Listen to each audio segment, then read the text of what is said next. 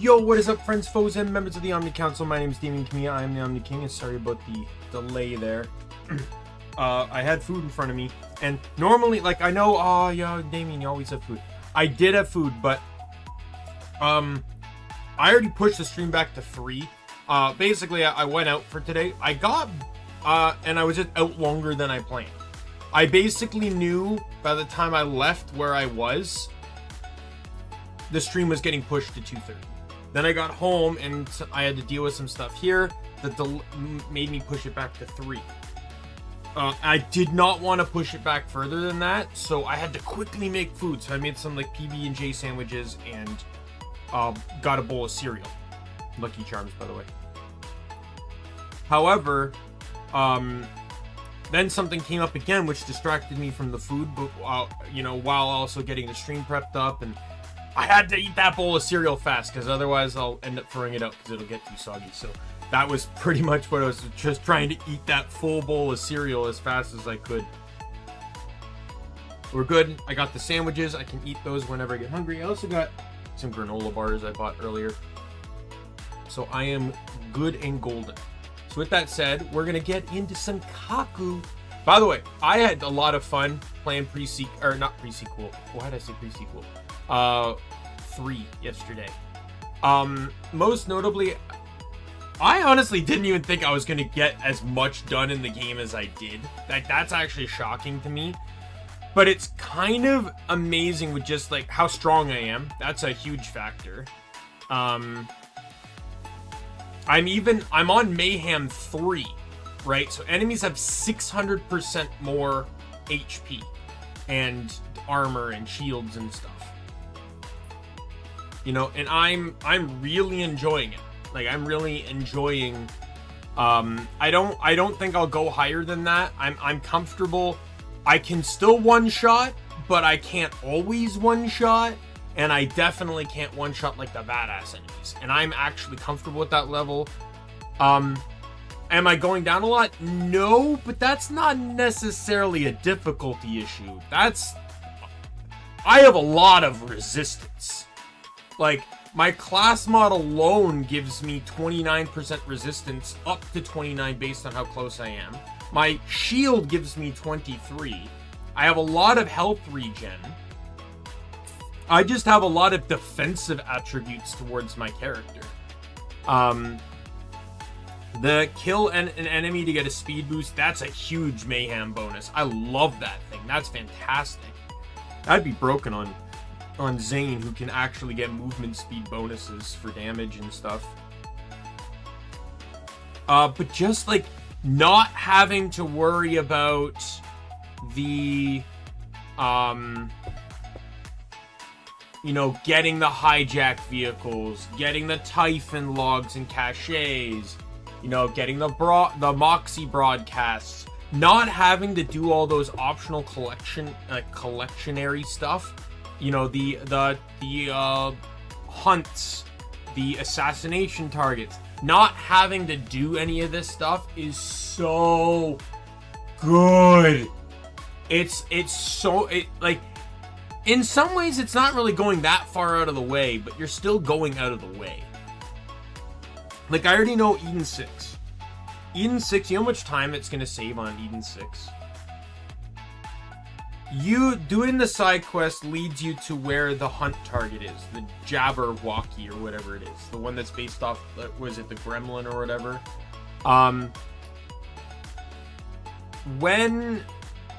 So I fight that thing, then I continue with the side quest, but the thing is, that's not the last Echo log you'll find, or Typhon log you'll find. It's on the ship, which is with the plot. So then you end up having to come back, or you do the ship first, and then there's different ways to go about it, but sometimes it's not always very optimal with how things are spread out on that map. And to be able to just, like, when I play, I can literally just ignore them both. I can literally just not care about the Typhon things, not care about the hunt thing. I can just follow the quest. It's so relaxing to just be able to follow the quest. Now that there's an actual, like, accurate editor, Do you know, if I ever play this game again, I will never not play on New Game Plus. I think. Like, just the idea, like, I can beat the game on this character, even on the characters I have. I can literally just copy and paste and then just re-edit the character. So, like, I can just, like... And I also went over my conversations yesterday about my opinions on Typhon de Leon's inclusion in the game. And I know a lot of people criticize the Calypso twins, and there is things to criticize about the Calypso twins. I'm not saying they're faultless, but what I'm saying is Typhon de Leon is the biggest problem with 3. The biggest problem, not within the role he has, a nameless character, like a new character introduced in the game that was not known prior to the game, could have served a very similar purpose to Typhon. Like, they could have come up with some other game internal reason as to traveling between the planets that didn't involve this first Vault Hunter bullshit. The problem is they hype Typhon up as such an important character to the franchise in the first game out of what is effectively 5 games in the franchise. He wasn't mentioned in 1. He wasn't mentioned in 2. He wasn't mentioned in pre-sequel. He wasn't mentioned in Tales of the Borderlands. And he wasn't mentioned until 3. The 5th game total in the Borderlands franchise is where he finally gets noticed.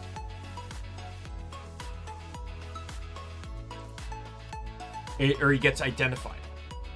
And that in and of itself is not necessarily a problem.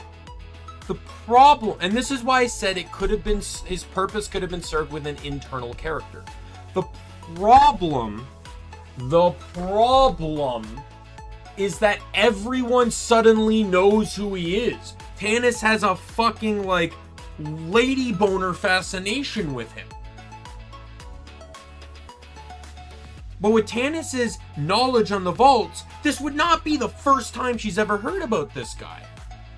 So to just have someone randomly thrown into a game franchise and suddenly everyone's supposed to know who he is really made me feel dumb as a player. No joke, like, first time I played through Borderlands 3, I kept saying, who the fuck is Typhon de Leon? Every single time. And they shove him down your fucking throat. Because of the goddamn Typhon logs that are on every single map. They really have to shove down your throats about Typhon de Leon. He wasn't needed.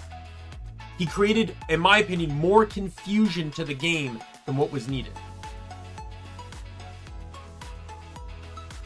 They could have added in a different plot for discovering certain things about the planets that didn't involve Typhon, but kept the origin story very similar. Instead, him and his wife could have just crash landed on Necrodefeo. And it's on Necrodefeo, the Iridian homeworld, where they learn about all this vault information. And then the twins they accidentally stumble across the key, they open it, somehow kill the vault monster, have kids, the Calypso twins are born. I don't have an issue with any of that, right? And it's through their knowledge of what they learn on Necrodefeo that allows the twins to know what they know, right? Guess what? It keeps everything internalized into Borderlands 3. Additionally, on top of that, I fucking hate that everyone knows Necrodefeo. I fucking hate it. Tannis brings it up. Oh, the Iridian homeworld, Necrodefeo. No, I don't. Because it's never been mentioned before. Because everyone just briefly goes over the Iridian homeworld. No one knows where it is. No one knows what it's called. All of a sudden now everyone knows it's called Necrodefeo. Fuck off.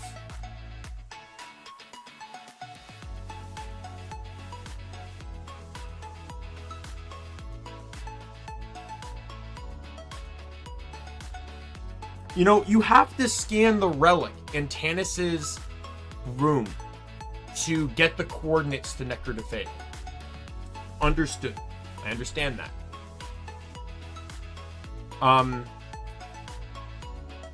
But could that also not be where they learn the name of the planet?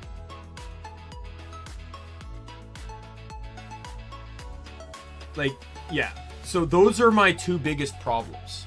And then my third problem, which is a writing problem, not a lore problem, which is that I truly think the Eden 6 part of the game is wasted. Because they build up this rivalry, this, you know, Troy no longer has to be the lesser sibling, and then it gets degraded into a side quest and nothing ever goes from there, which I think is horribly wrong. I think they should have kept building on it. The tensions are there, and then during the Pandora arc, there's evidence that Troy is going to backstab Tyreen, right? Basically, he doesn't need her anymore. He can leech, and he can phase lock, right? He doesn't need her, right? And then when it comes to opening the vault, instead of Tyreen, you know, Troy forces Tyreen to be the battery to the charge, rather than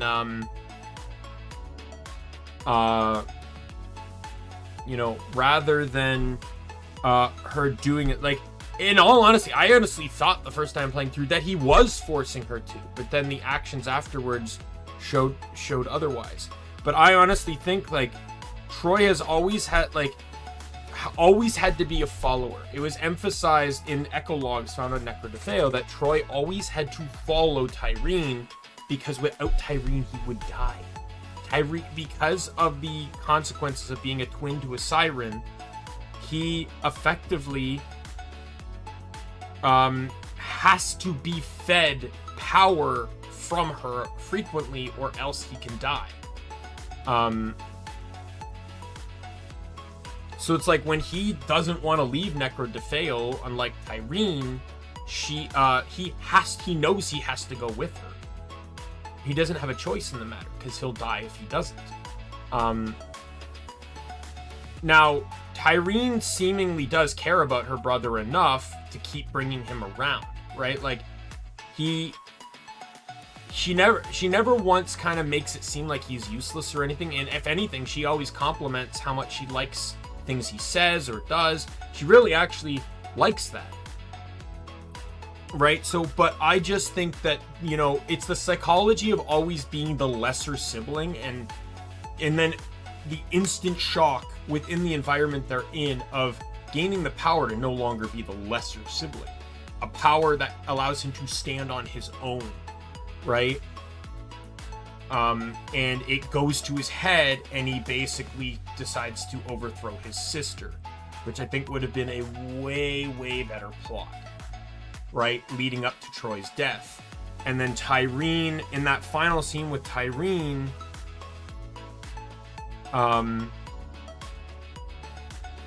she could have said, like, she kind of said what she said in the game already, but instead, she also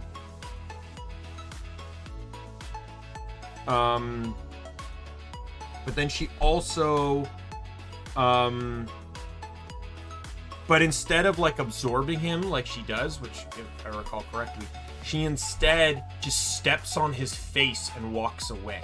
Like, just a blatant disrespect, but it's subtle. It's not a direct action like spitting on him or kicking him. She just steps on his face and walks away to kind of show how upset she is at the betrayal, right? How much she loved him as a brother, but is pissed off at the betrayal. And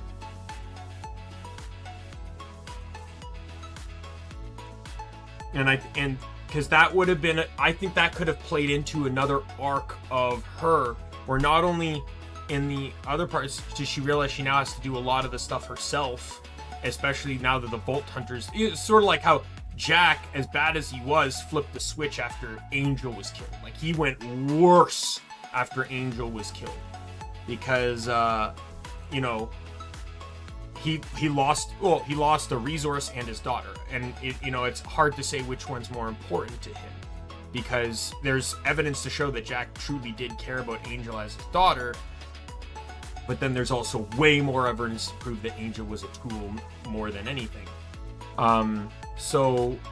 But he did flip after Angel was dead, and Tyreen could have had that same reaction, but worse, because she realized that not only are the people she's against just killed her brother, but her brother also betrayed her in his last moments too. Right? That could have put so much more depth on that, right? So I feel like there's a lot of like missing beat within Borderlands 3, right? After that, I think the game ends fine, excluding like, again, some aspects of the Necro de Feo Typhon de Leon stuff. And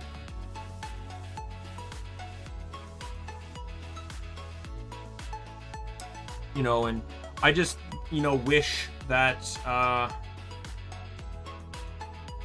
because the thing is, if someone was playing Borderlands 3 as their first game, they'd be like, oh, it's Typhon de Leon. But as, when you're building up to something, you can't include new information as if it's been known the whole time. You can't do that, because you make longtime fans feel dumb.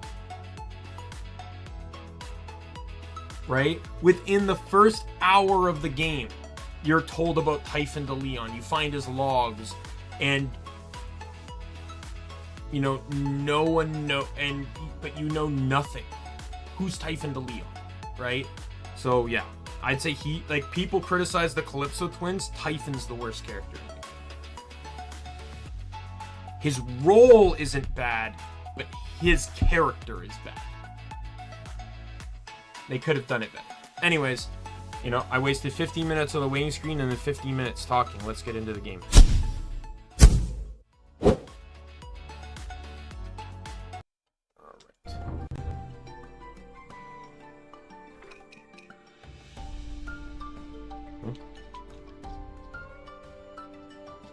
Game. Okay, there we go. Alright, the game like froze or something. Alright, so we're continuing in the Land of Water.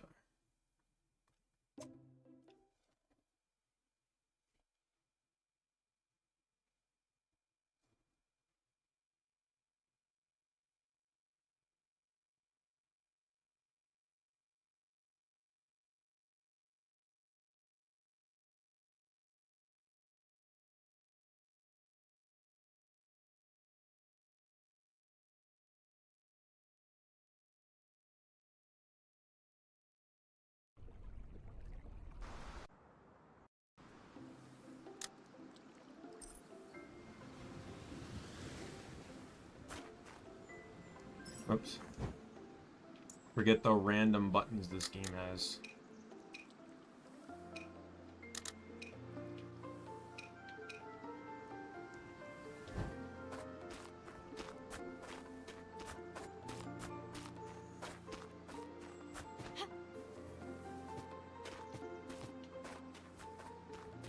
Oh, I already see a,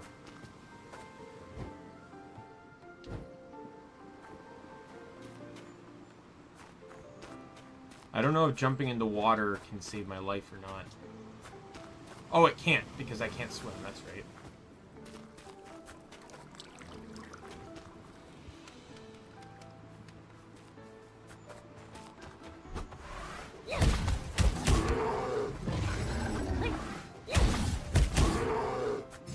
That's the move I still need, right?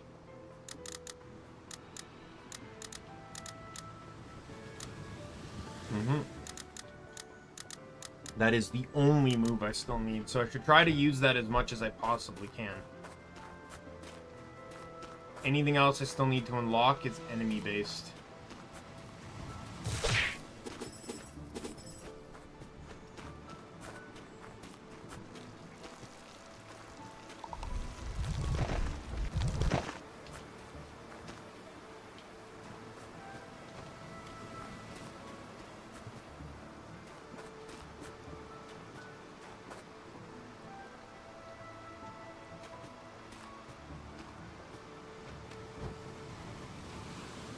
Yeah, maybe it might just be easier. Instead of trying to get to the other side, I just fast travel to the other side.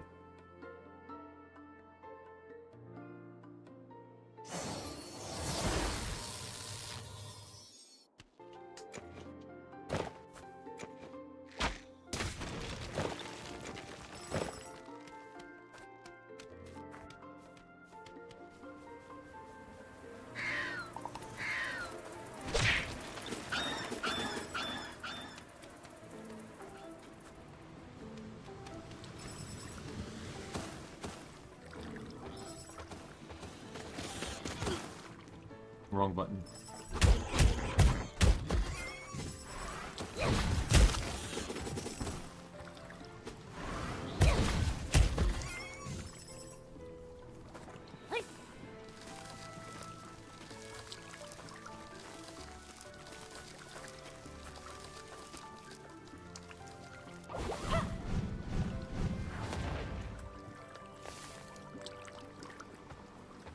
Oh, did I maybe already blow it up?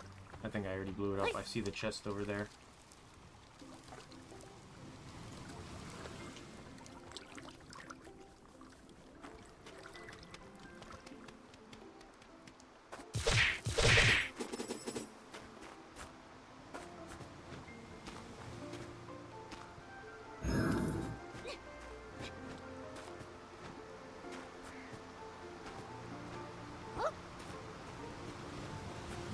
Gotta be very careful.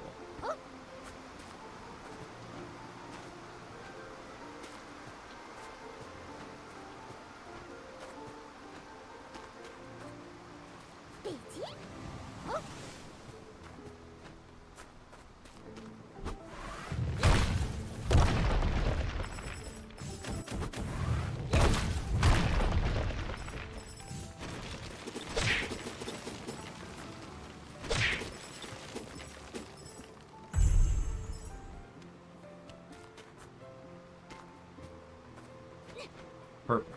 Alright, we got that rune.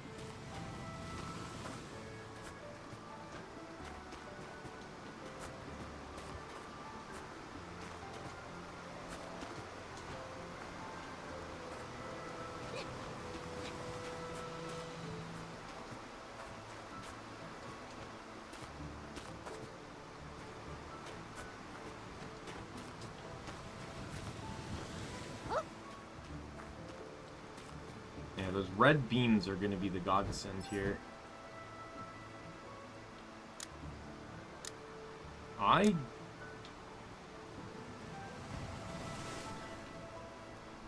Man, that is the only spot I have uncovered right now.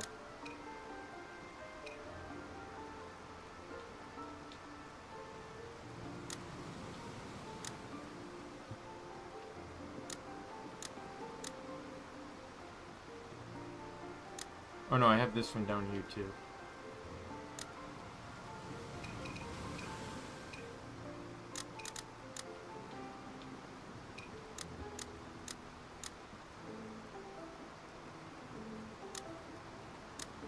Like, I have a lot of the map activated, even though I really probably shouldn't.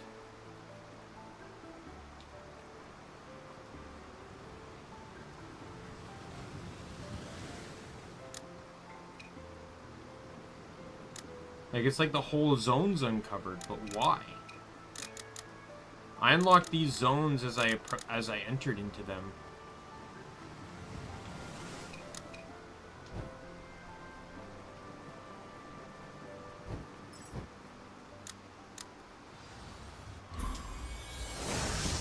Okay, we're gonna head to that oh, fuck.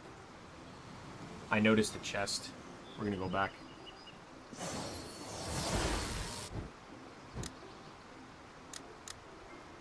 On this little island, there's a chest.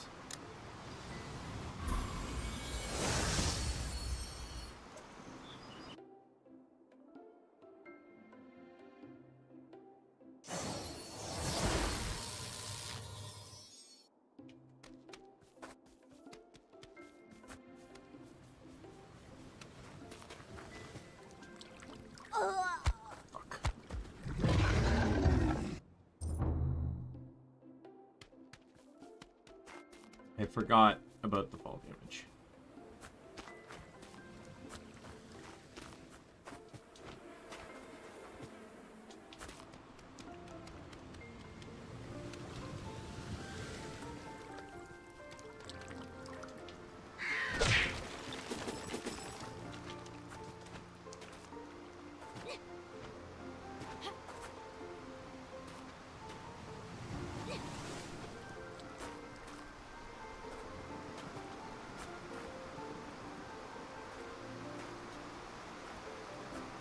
Oh, and I see another one there, too.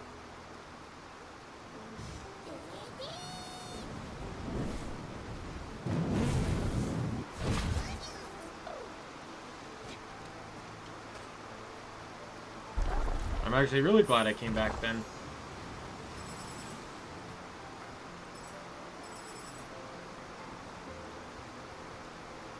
Oh, there's one over there, too.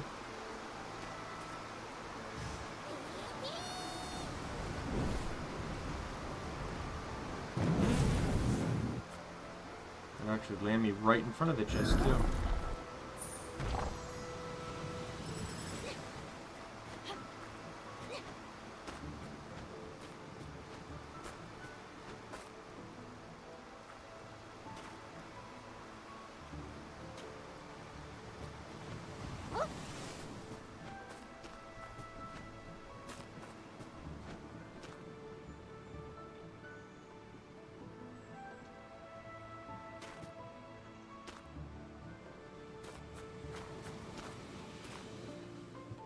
I'm gonna have to go to the other side, so I'm gonna need to walk on water.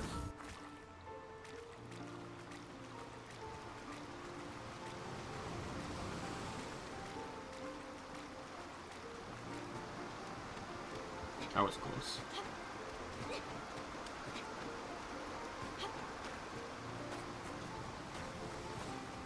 You know what's my favorite,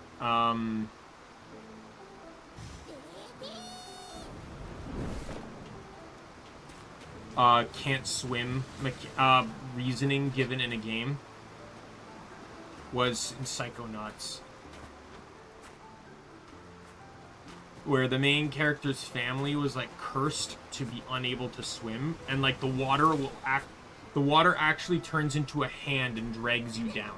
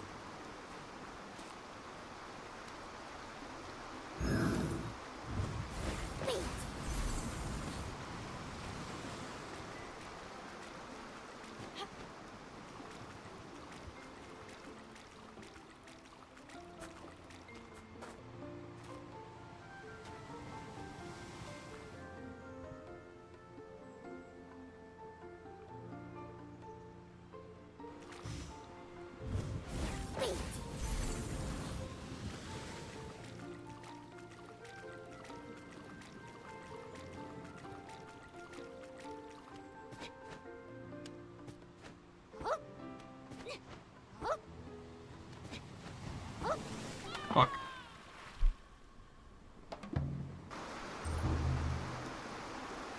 Oh, thank God.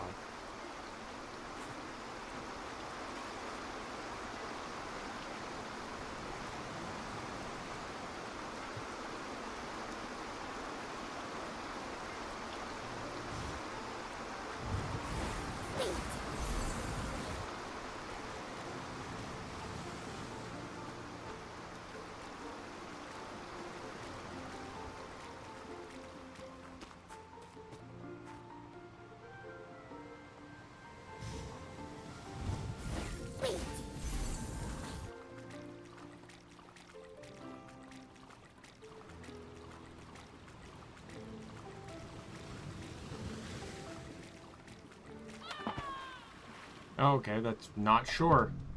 I thought that was a beach.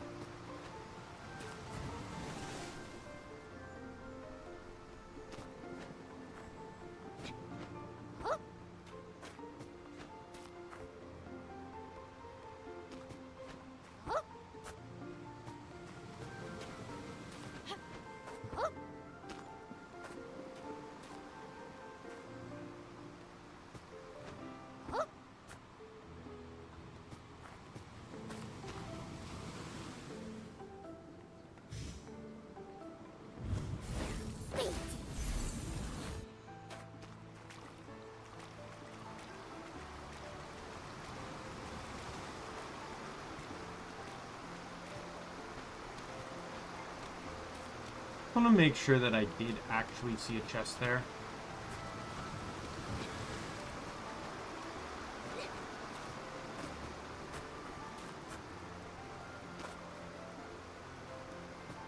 Because from my perspective, I'm on the side I saw the chest on, and I'm not seeing a chest.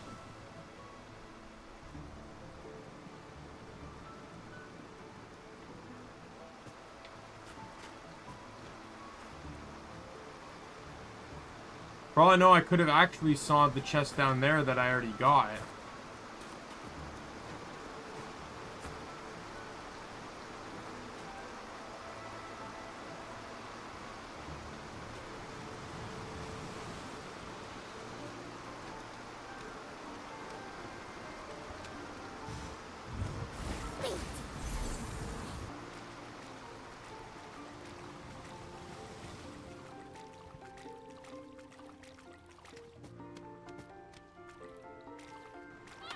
Wait, what?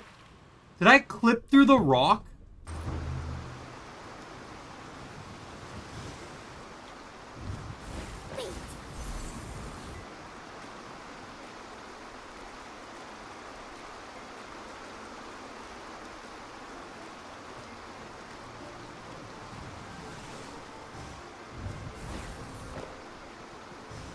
I just want to check along the path and just make sure I'm not missing anything else. Like, if I have to be down here, I would prefer to be down here once. Yeah, I stood on this rock, and then all of a sudden...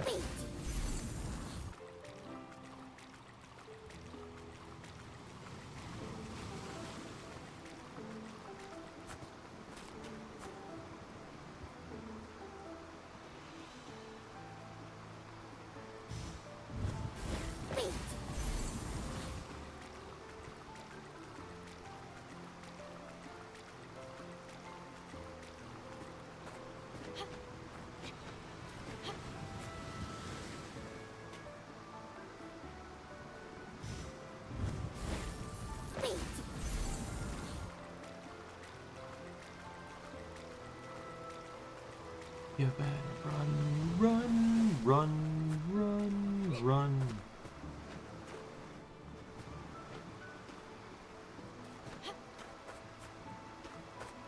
Alright. I'm not seeing anything yet.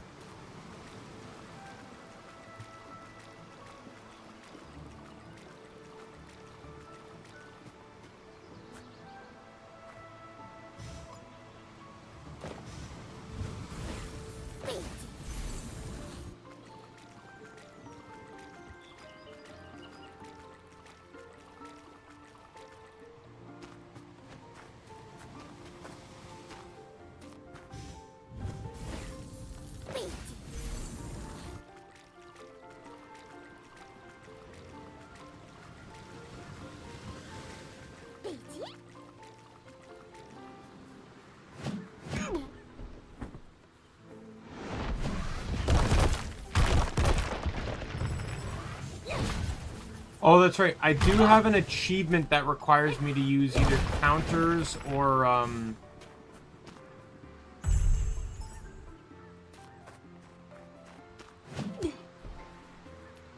the whirling ability, though, because I have to get barrier.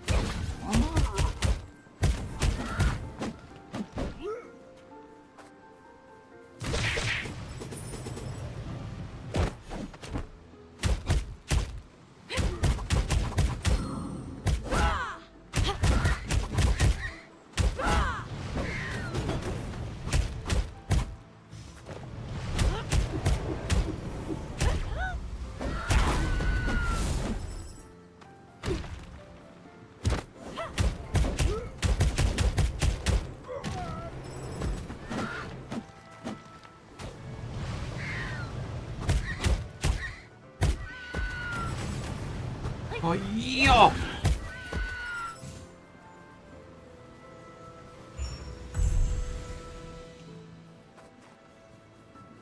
You know, I got really disappointed with this level. Because I was really hoping that it was going, like, with the whole zombie pom-pom plot, that the pom-poms of this level were actually going to be nice due to the circumstance. But, you know, I got disappointed when it turned out that wasn't the case.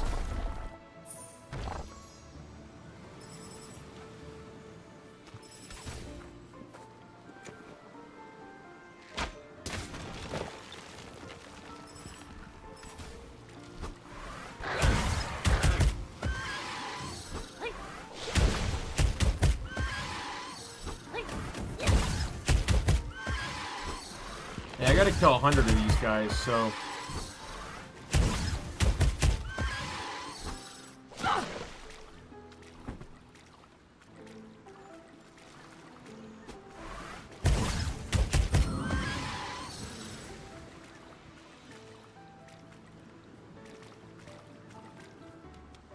There's 100 of a lot of things I need to kill.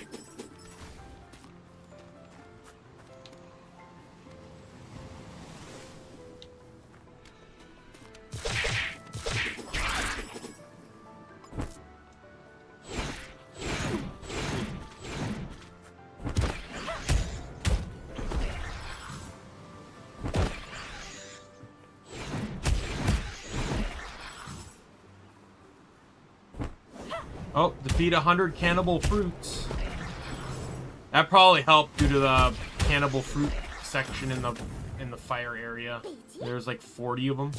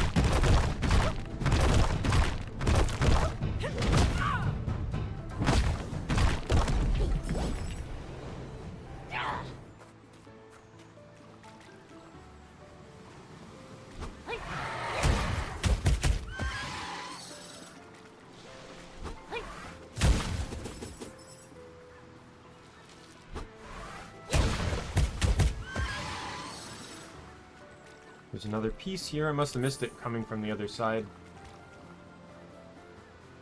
What do I need for the next one?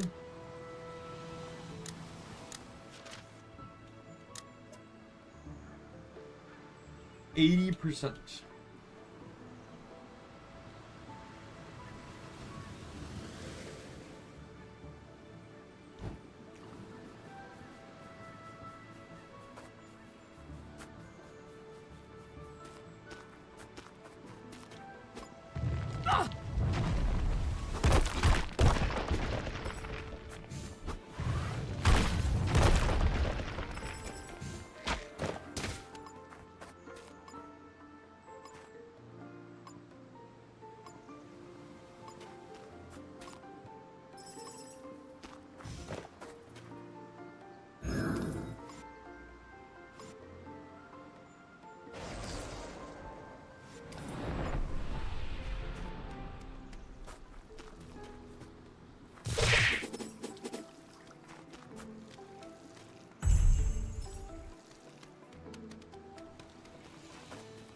More salamanders.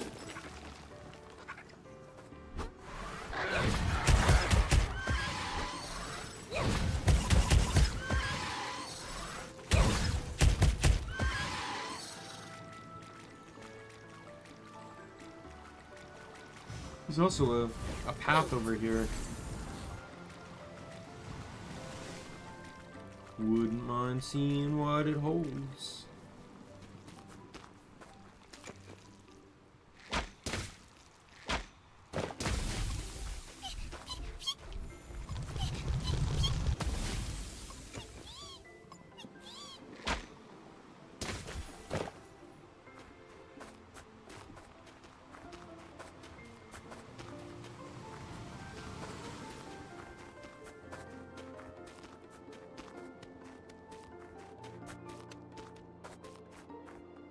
Just a single chest? That's it? Nothing else? I'm surprised it's not even like a gauntlet fight or something. Like, it just seems so, like, a big area for one item. Like, I feel like, well, I guess the map kind of gives the area away, huh?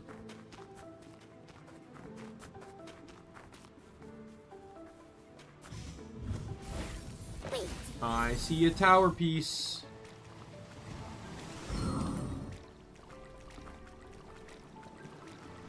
I also see the red beam of another rune spot.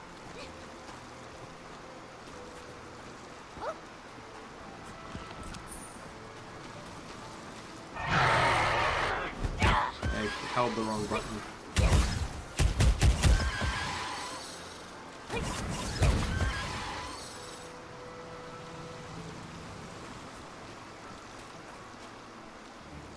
Yeah, personally, I think the primary issue with the dash attack is,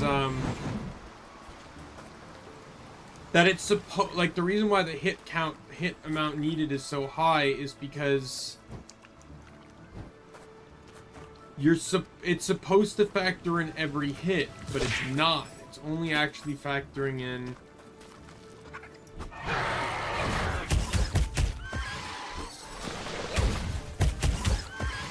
the first hit.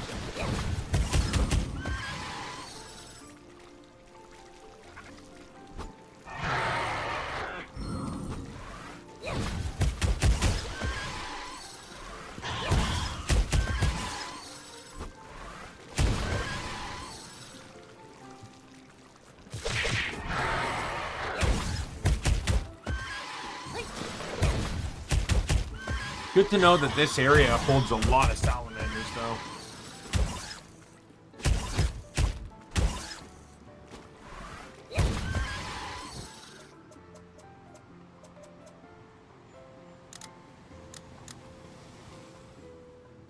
Oh, maybe it actually is registering more hits than I think.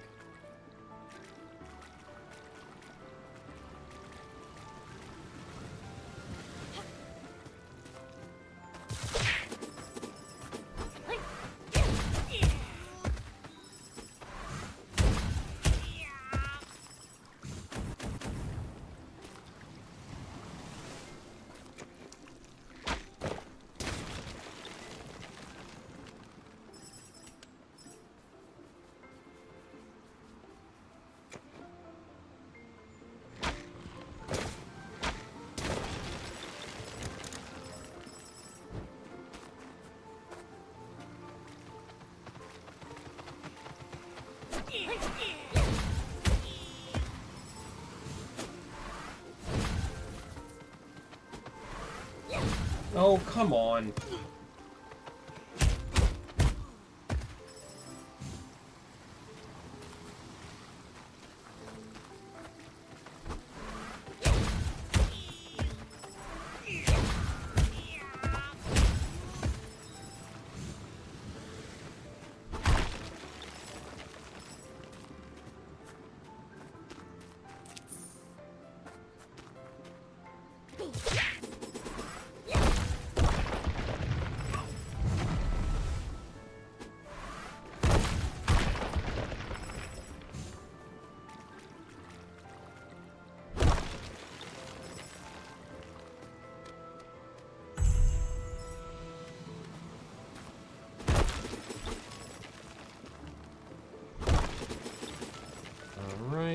This...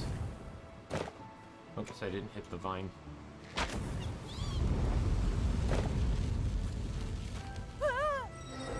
Almost burned the mushrooms too. The mushrooms turned pink when I picked it up. Amazing.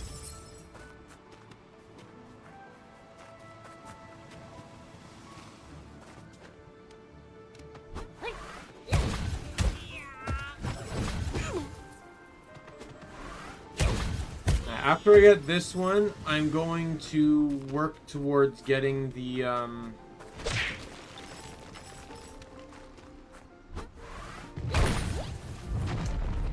barrier one, because I really want to change the guard power from the barrier to the ranged, but I don't want to eliminate my options in getting a barrier.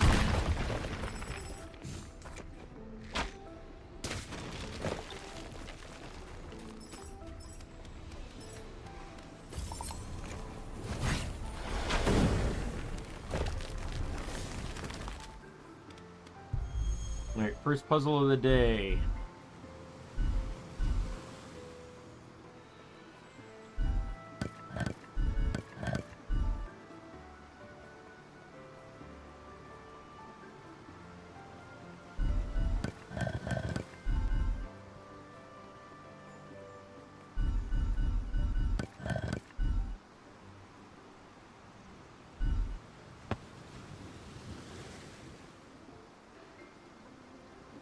Ooh, this one's actually a tricky one.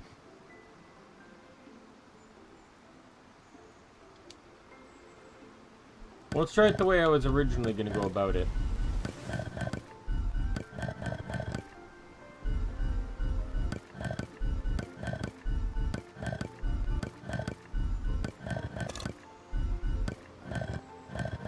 Got it. Alright. It seemed tricky at first. Trifold waterfall. Ooh.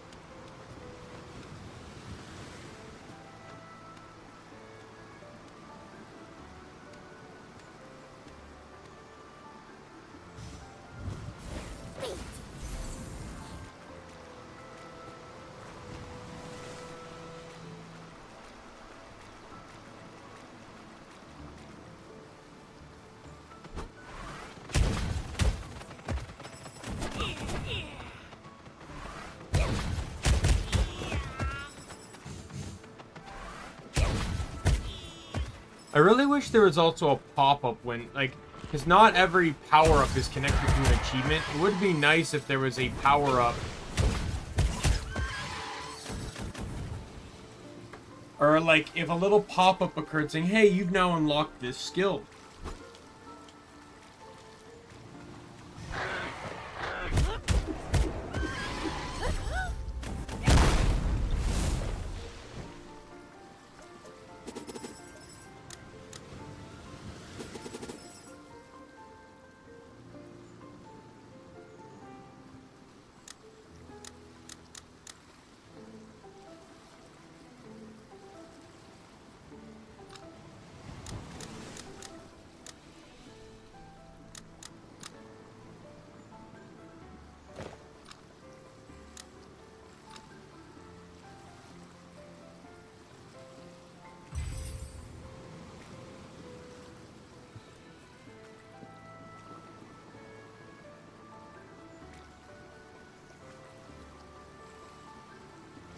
I'm gonna equip this one.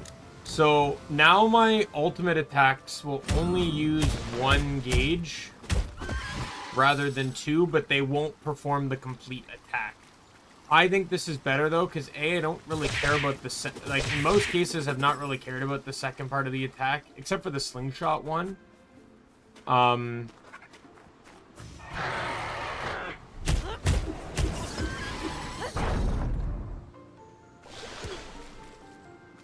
Right, like it didn't leave the fire trail. But this might actually get me to want to use awakening attacks more, because I don't have to wait as long to use them.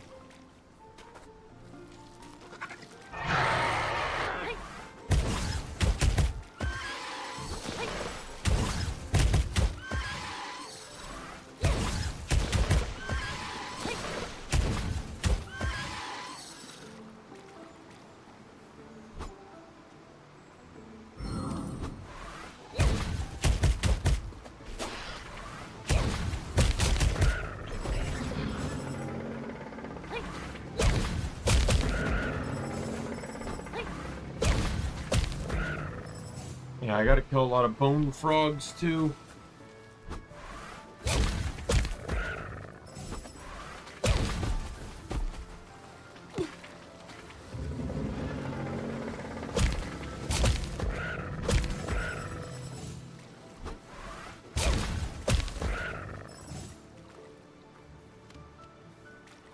Bone frogs, as someone that likes to sometimes understand the logistics behind why creatures exist, bone frogs are fascinating to me.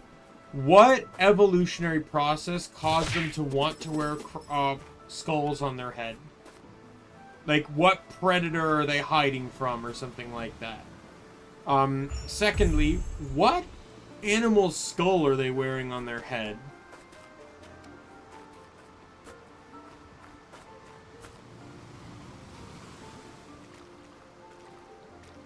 And how is there enough of that animal to, you know, facilitate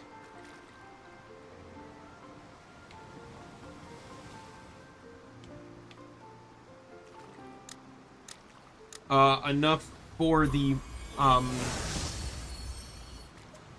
population of frogs? Because generally smaller creatures will always have a higher population than larger ones. So if that skull is the size of its head,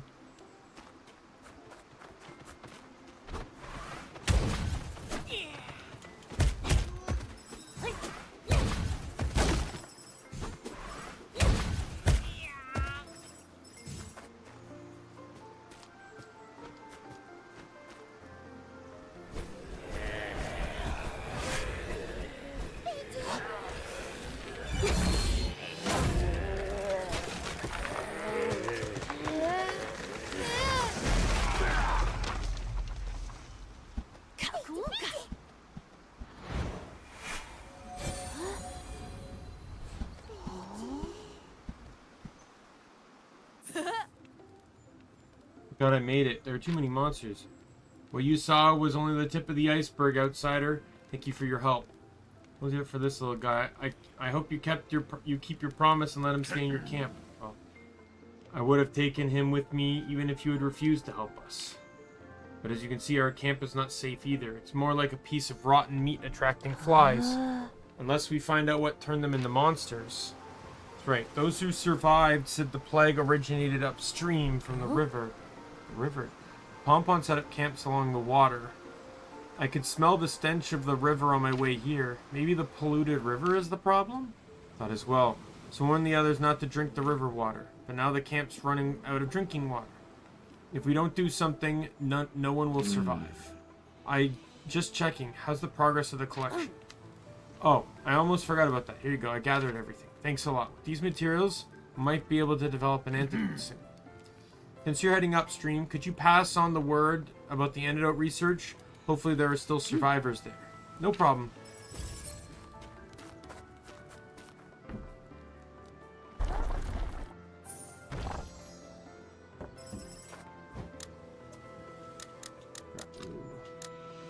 Increase the amount of wood and ore gathered. See, that would have been a great piece of equipment to have if you did water first. See, that's one of those pieces of equipment that should be given at a fixed point, regardless of what region you start in. So it doesn't matter, like, that should be like one of the first armor sets you get, regardless of where you choose to go first.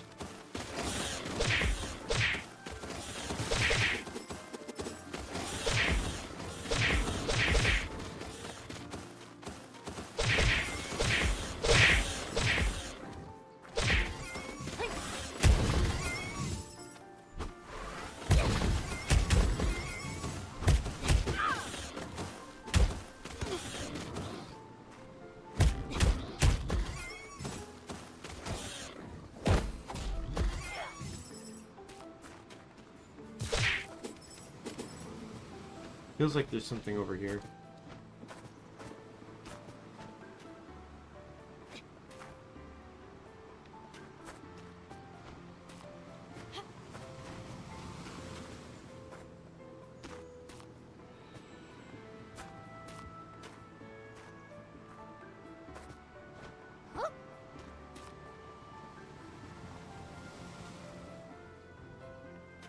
I'm wrong.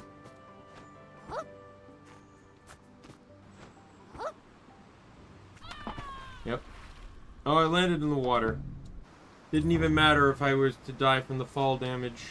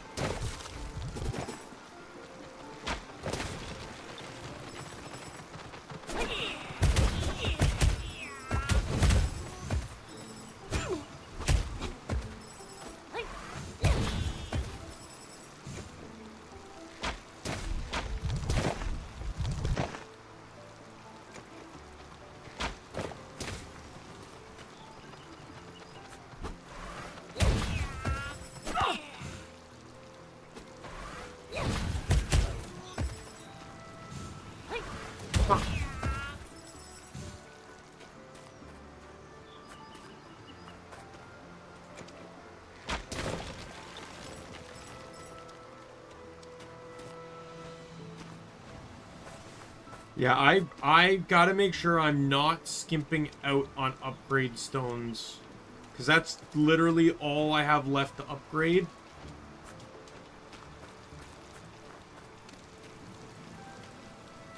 Like, I see some earth winds here. I gotta make sure I get those. I see some wind winds over there. I've really been skimping on the wind ones. That's mostly because I can't sprint through them because they're usually hanging on walls.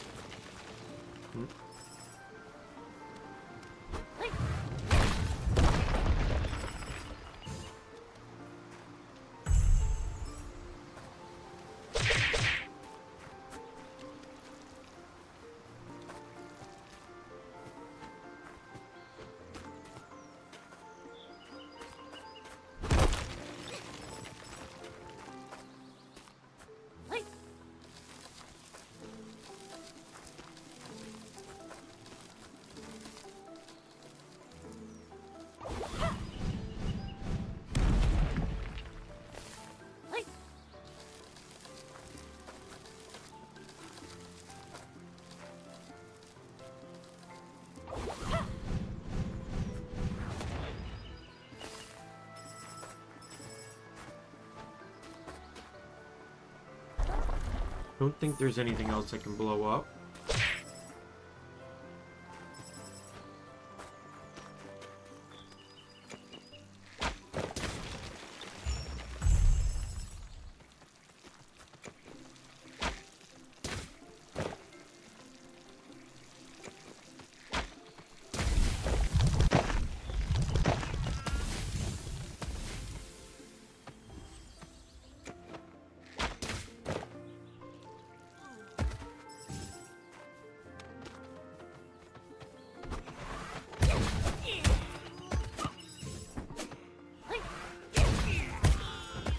How am I doing on abilities? Oh, I got it!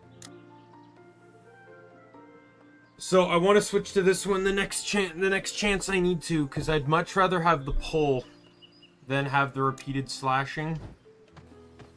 If I want to use a repeated move, there are better options. Alright.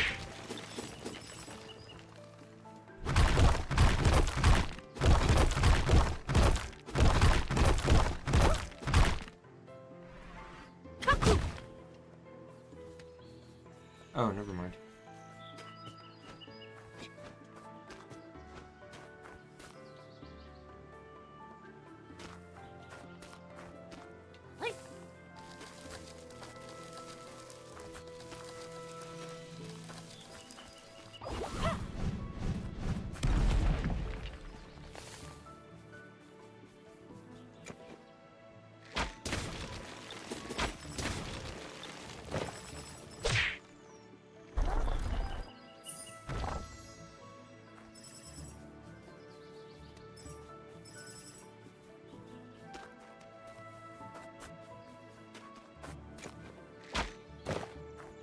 I missed. Got it.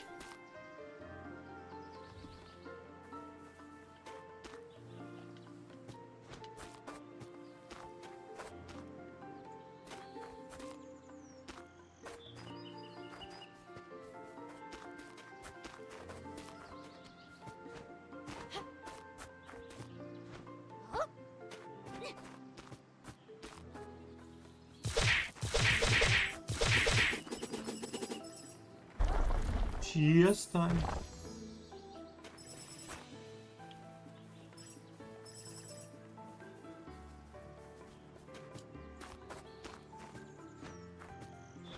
Now, thankfully, the wind crystals are really only good for slingshot, which I have been using, but I use it more for the poison than the actual damage of the slingshot.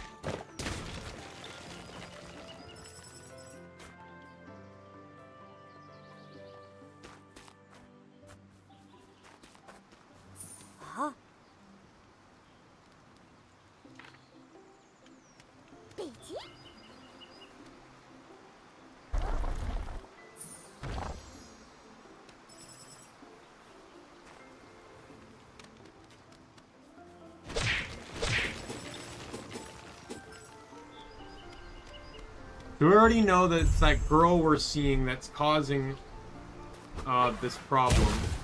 She's either trying to cure it and no one's listening to her, or she's causing it because they did something to her that she doesn't like.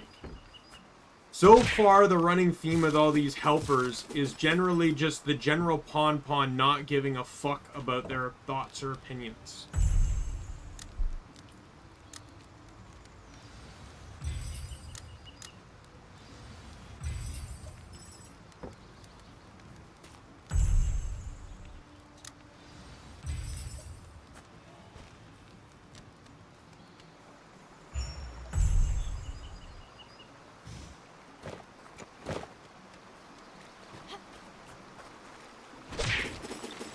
So let me go do that thing there. Then I'm going to go grab those crystals over there. No, you know what? Let's go grab them first since I'm already here. I want this one, and then I want the red ones.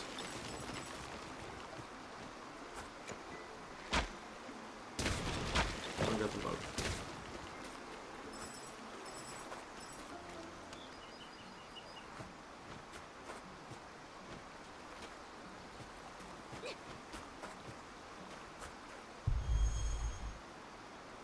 So I can't move that one.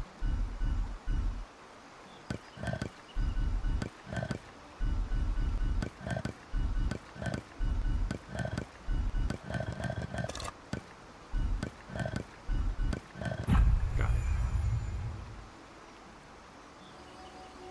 I like that these puzzles kind of make me think a little bit. Again, it's better than Biomutant.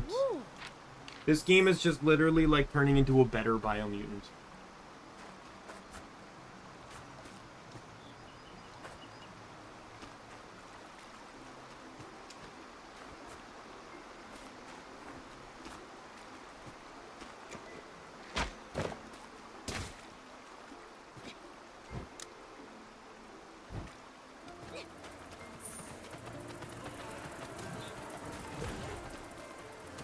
These are still hanging.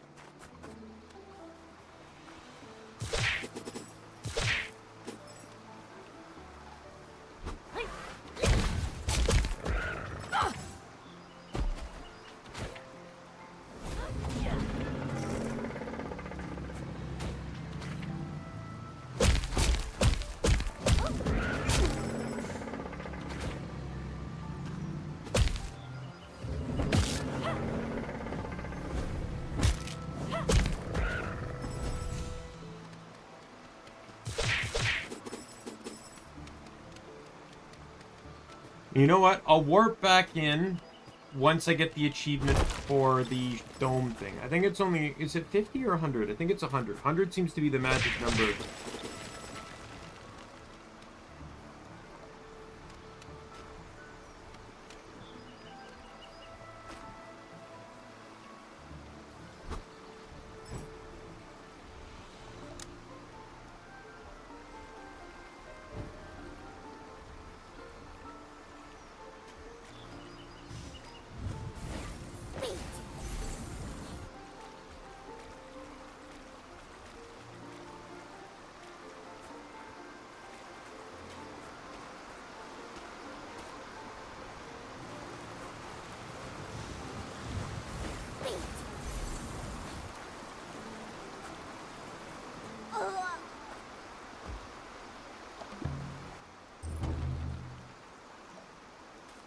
Of course.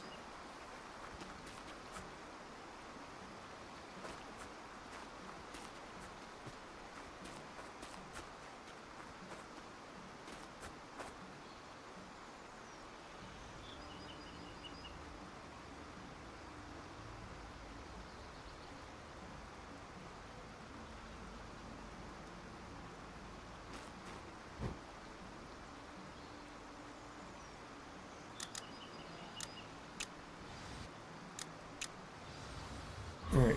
I need to hit to the bottom, because the passageway for that hidden chest is actually underneath. The map shows this, like, dotted line.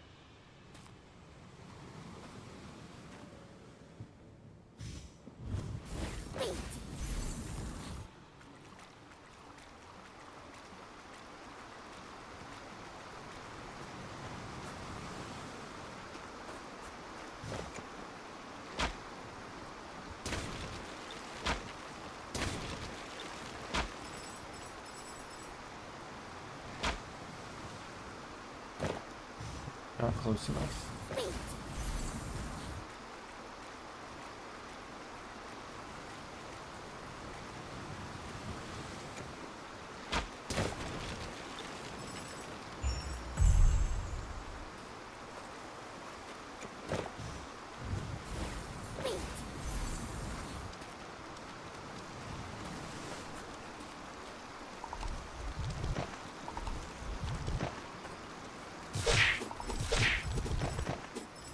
Hidden chest.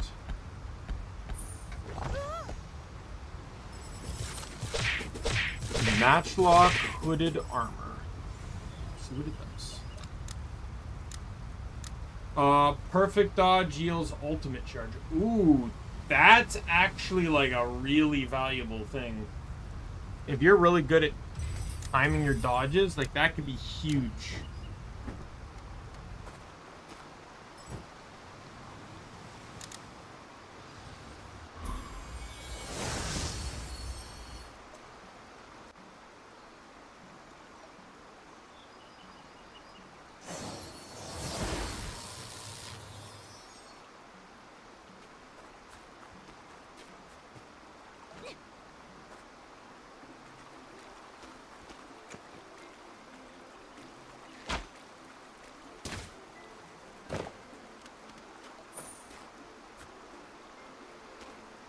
Wait, it's giving me the bio of an enemy that I already killed?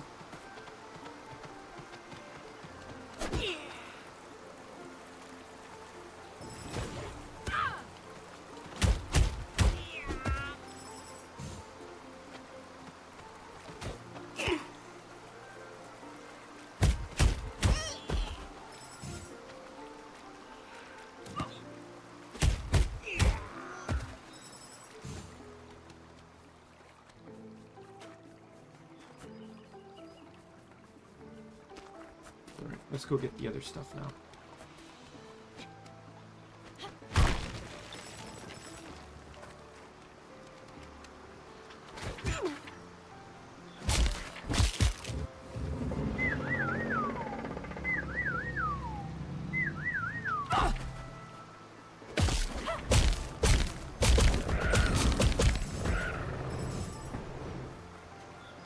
I wonder if dying resets, like, if I got a couple shields and then I die, does that reset the charge on those shields?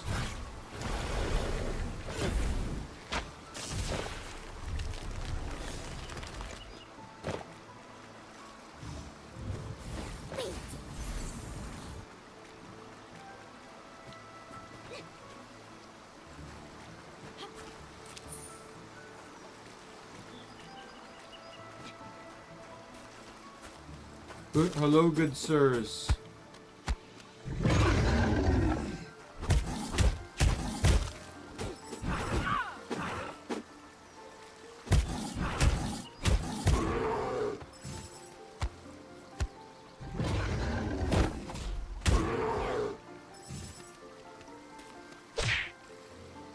Oh, come on.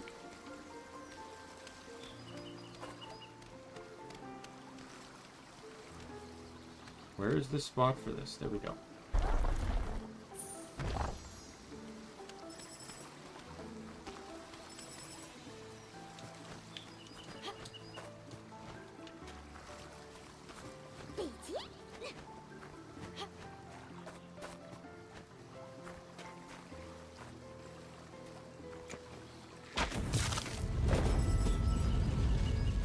Makes me wonder if these chests appear before... I don't think they do, because why else would you... Like, I think this area is sealed off until you get it. Anyways. Dodging grants, slight awakening charge. Okay. I feel like that's not as useful as the ultimate charge one. Oh wait, no, was that dodging or perfect dodging? Oh, just dodging. Okay, that's actually better then.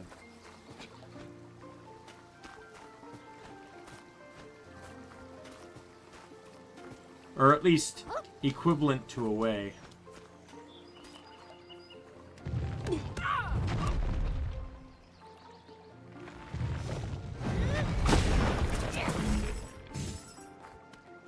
Yeah, so it doesn't do the final impact move.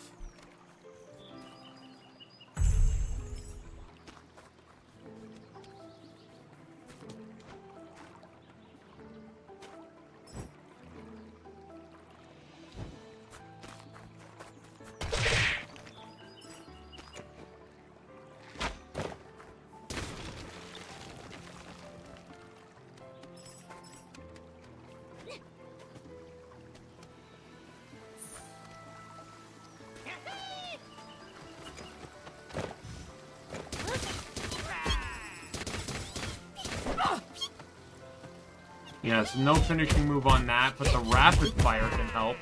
Especially if you do what I did, and if you install a mod that changes the element of your primary weapon, because like those poison clouds can do a lot of damage.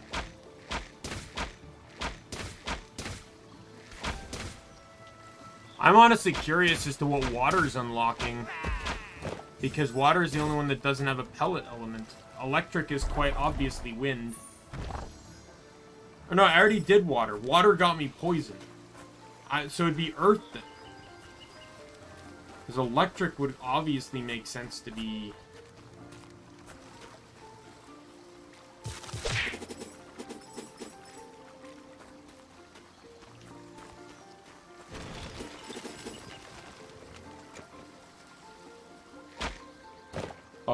wind would make sense to be electric, so I wonder what earth unlocks.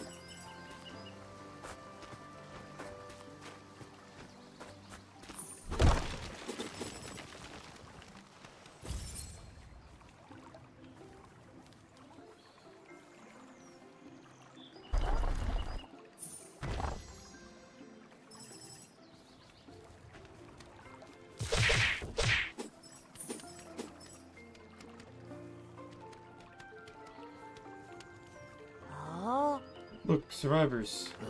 Who are you? Wait, you're not infected. Yeah, I came from the main camp down the river that's currently in the middle of the crisis. It's the same everywhere. I don't remember how many sieges we've withstood. All of us are exhausted, and I'm afraid we can't hold out much longer. Water.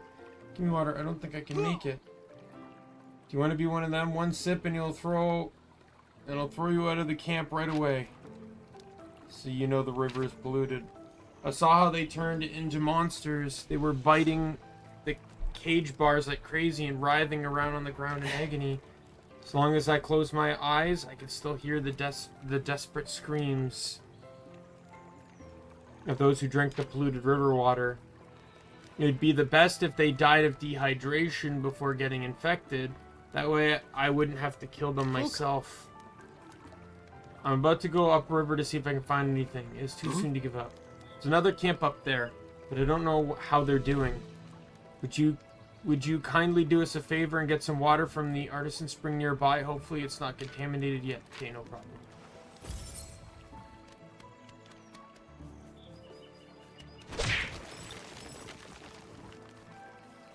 No one seems to know that that witch lady is around, so...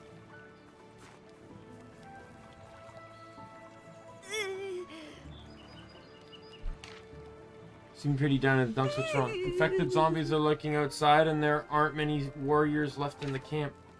Gotta go take care of the zombies pom-pom. These zombie pom-pom for you. Really? It's so kind. Best of luck to you.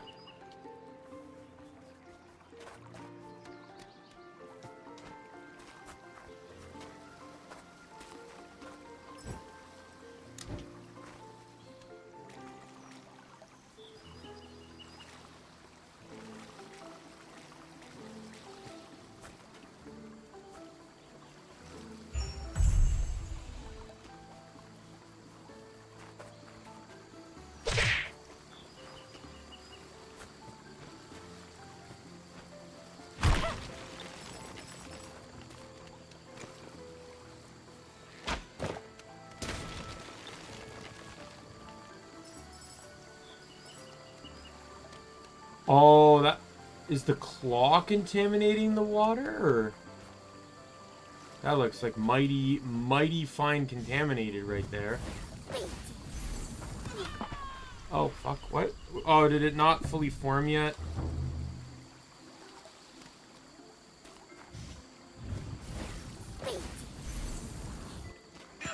No, I can't actually walk on it.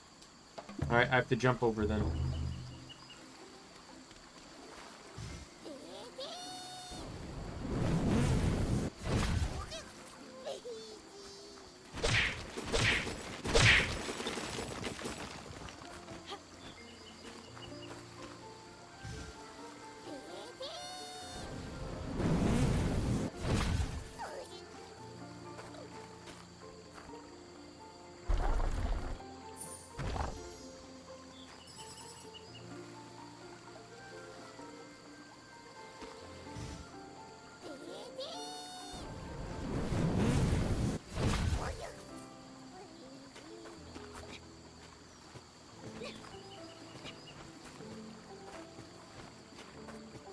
But she's disappearing into pink butterflies, this woman.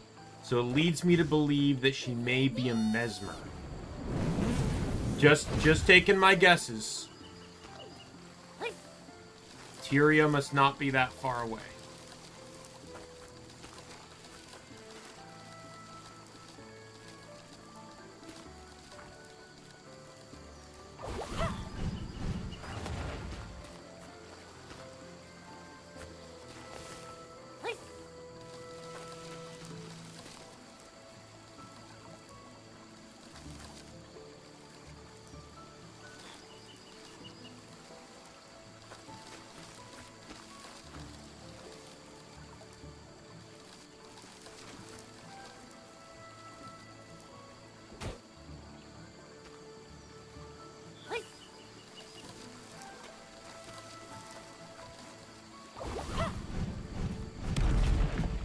Hey Nick, long time no see. It's been a bit. How you doing?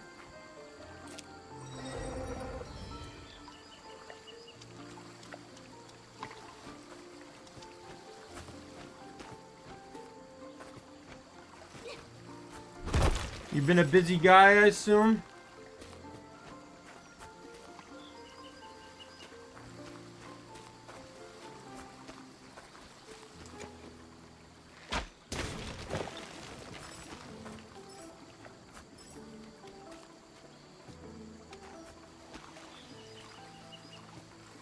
What's Digimon Liberator? Is that a new Digimon manga?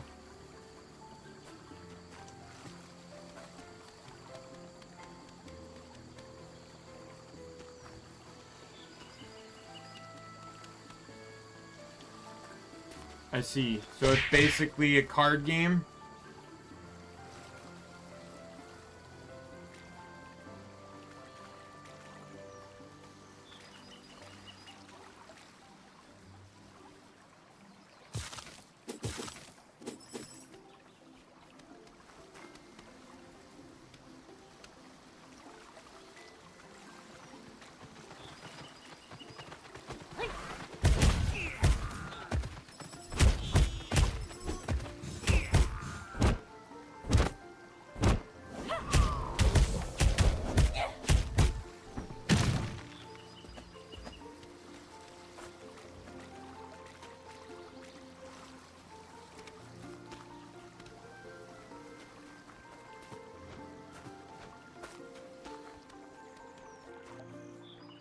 Kaku.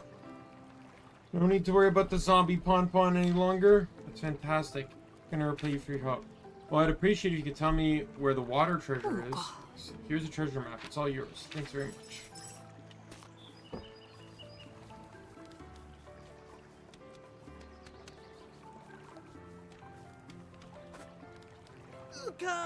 Come over here. Now we got water. Thank you so much, my friend.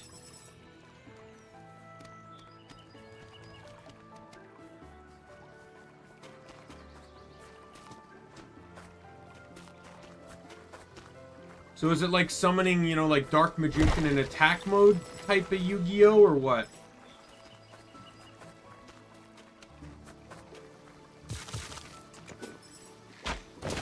Or is it like a twisted variation of what Digimon 3 is?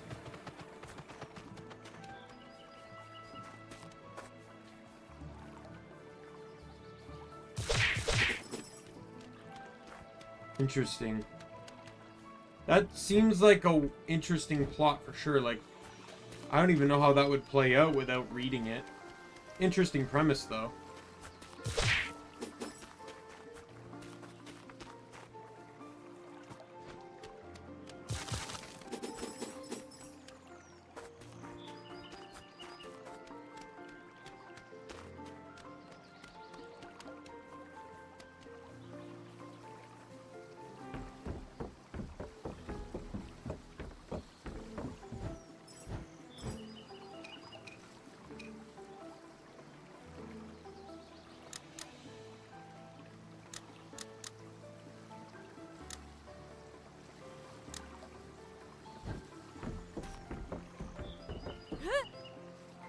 They're getting stronger. Something must have happened upstream. Halt, stranger. You don't belong here. So I guess it's just a way to kind of... So, like, just as Tamers was designed to push the trading card game back then, this is, I guess, to try and push the trading card game now. Because it's a different trading card game. So they're just trying to tie in their stuff. Oh, it's you. Up ahead has been infected by evil forces. Only disaster awaits you that way. Get out of here or you'll pay for your stubbornness.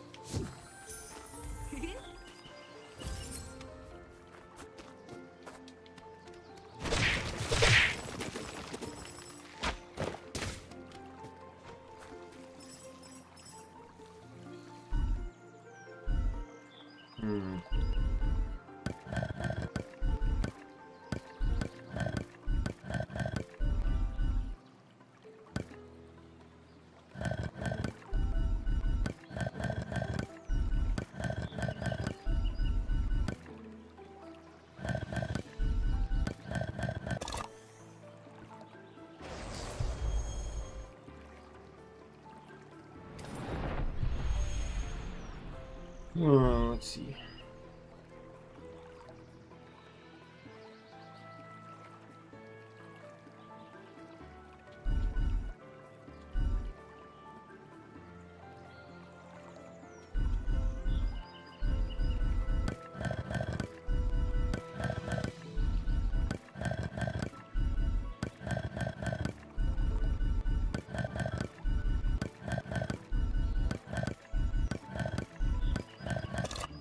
at it. I was just going the wrong way in a circle.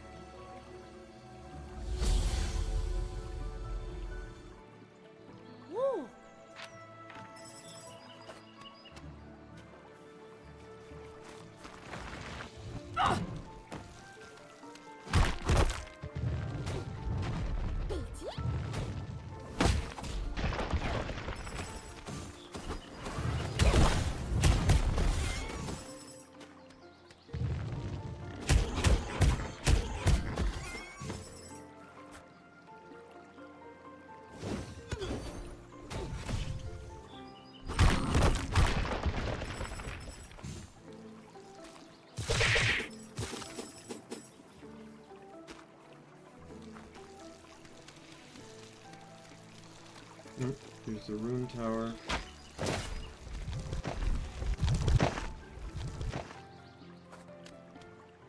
Yeah, makes sense.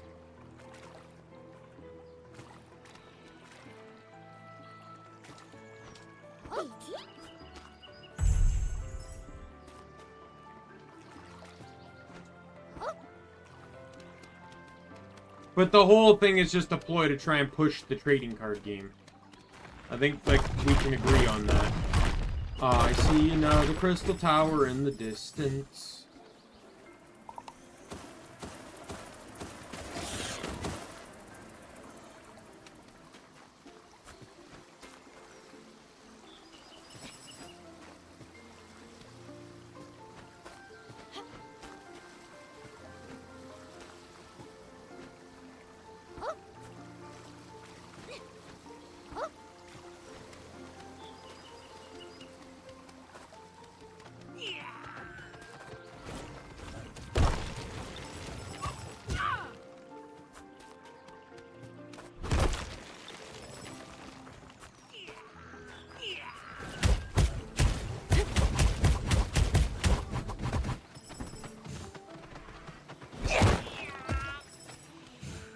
Dumon.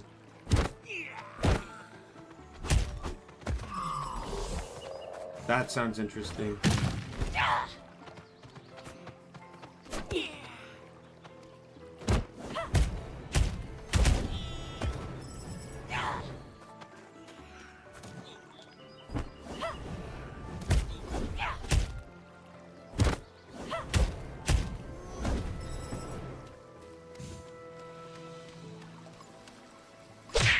I'm curious as to how that evolutionary line goes.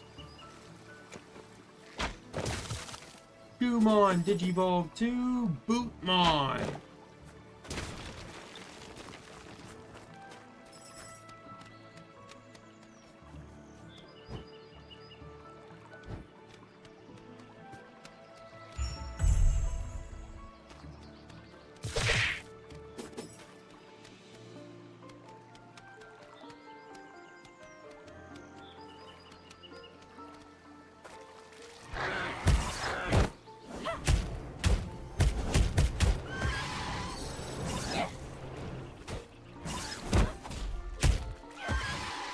Puppet or what? Of course, because it's Digimon.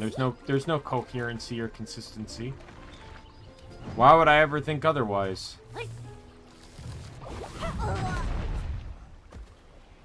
What? Was I that low on health? Really?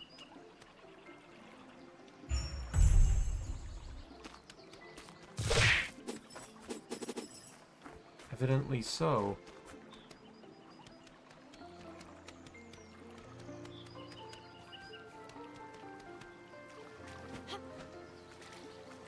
Remember, this is the same franchise in which a flower turned into a flightless bird. As well as many other evolutionary situations that don't make any sense. That's just one of them.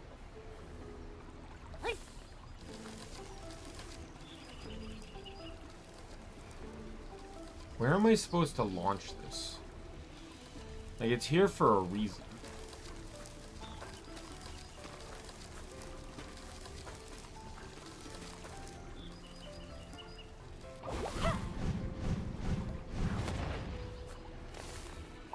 Alright, your element? Fire.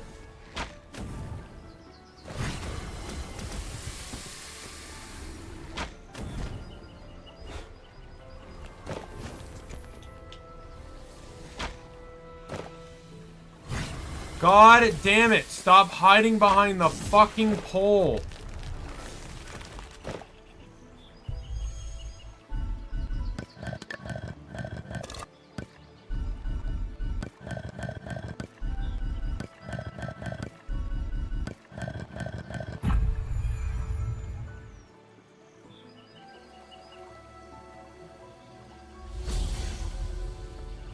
Yeah, I could believe that.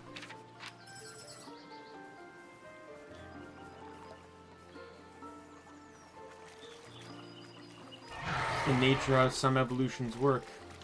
Salamander.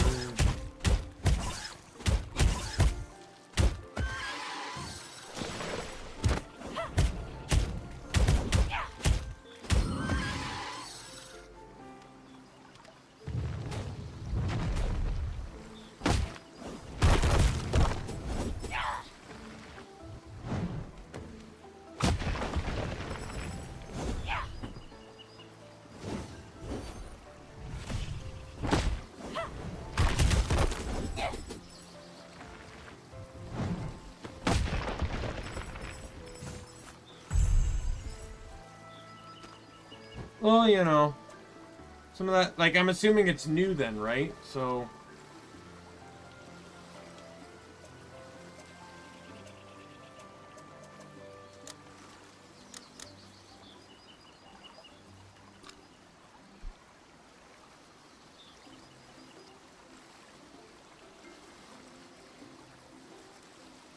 I don't know which one I got. Was it this one? Because that's not really a good one.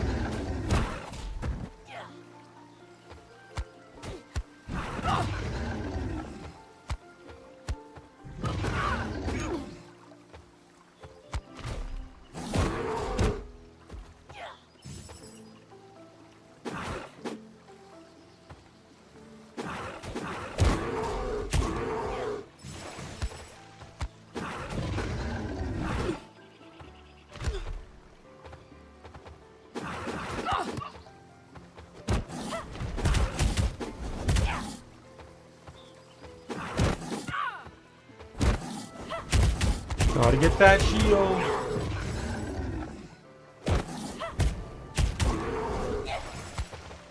Break the shield, break the shield, break the shield, break the shield.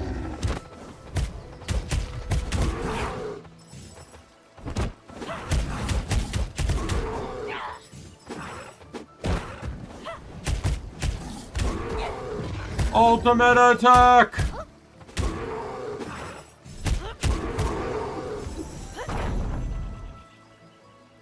Alright, what body armor did I get? Yeah, I read the new chapter of My Dress Up Darling. The newest chapters are actually kind of interesting. Have you read them at all, Nick?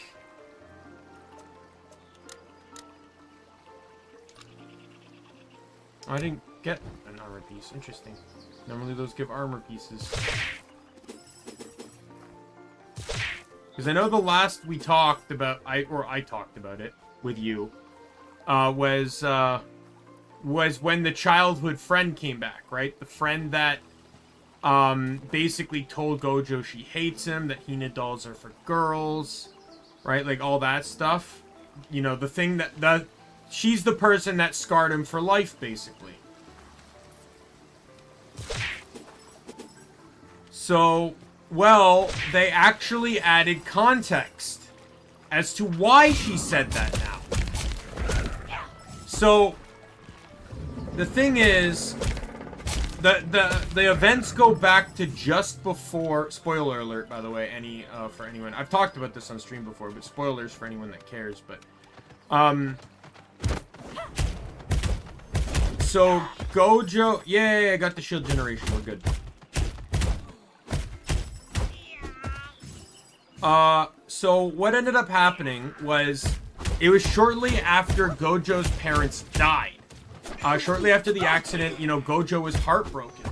He was staying with, I don't know if it was his cousin or his aunt at the time, who's, you know, his cousin's mother. I'm still not 100% clear on that.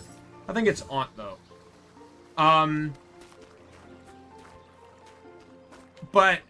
His aunt was friends with, Nono-chan's, parents.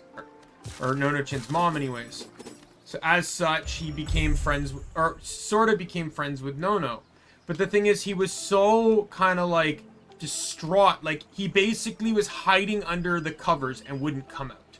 Like, that was basically his life. He was just so sad that he lost both his parents. So what Nono would do is she would just get a book, go to the room, sit beside him, and just read to him. She would just basically do stuff like that. You know, keep him company, make him not feel alone, you know, be happy to be around him.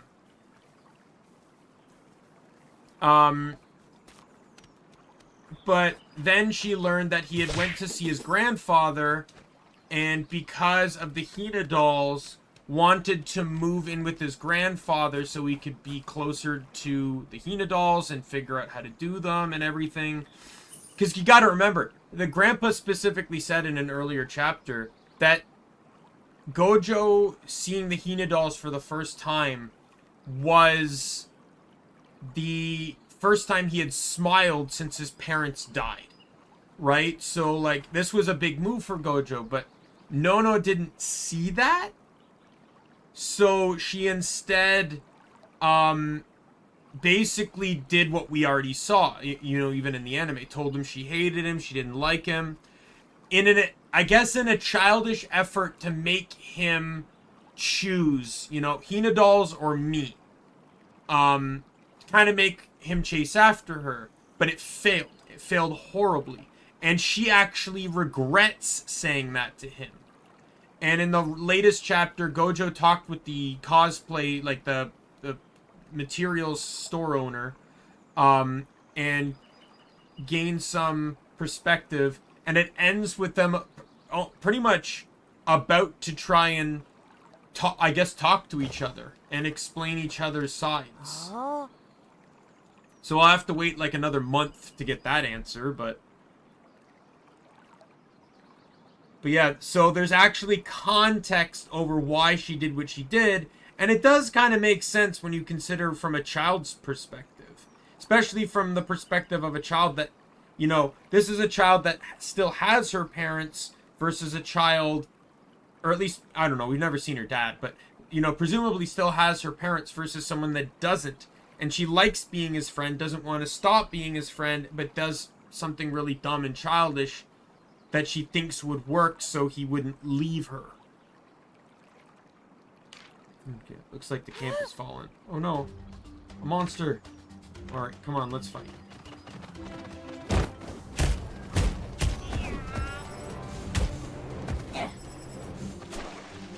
Alright, group together, group together, group together, group together. Spin to win! The OP spin to win. Guess what? Guess what? Shots fired!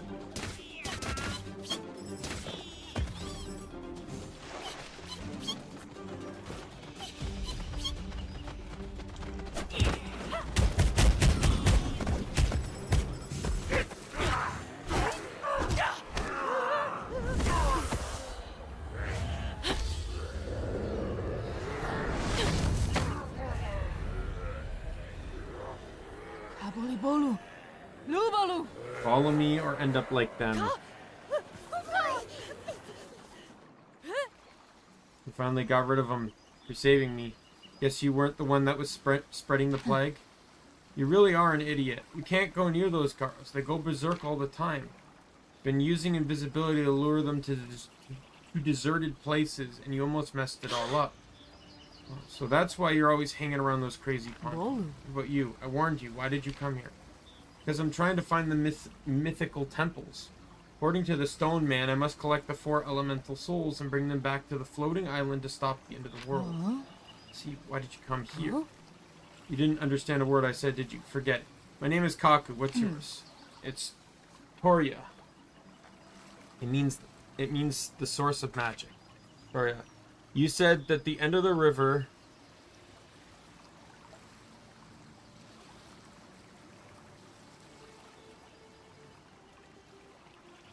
I'm assuming those are all like Western Digimon, or at least gun related.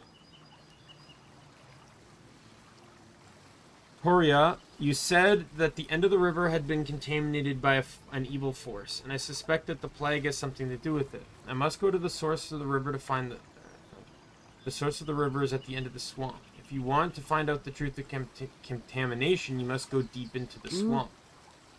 Swamp, the Pompon guard warned me not to enter the swamp and said no one comes out alive. Pompon guard? He's not a good guy. I strongly advise you not go near those pompons again. However, the swamp is full of threats and danger. I've never been inside. Now that I've come this far, I don't want to give up halfway. What about you? I guess we should go there. It's getting late. Let's go. I'll meet up with you after I lure the pompon back into the cave. Thanks a lot. What's that pompon doing over there? Buddy, did you come from downstream? Yeah, why?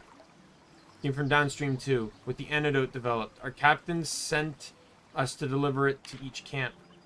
We were ambushed on the way and my partner sacrificed themselves to save me. Now I'm infected too. I hope you can help me fulfill my last wish. Just tell me. There's not much antidote left. Take these outside and give them to any survivors who remain unaffected. Okay, give it to me. Thank you so much. No, go. I don't think I can hold on much longer. Yeah, it's so sad. Better deliver these antidotes first.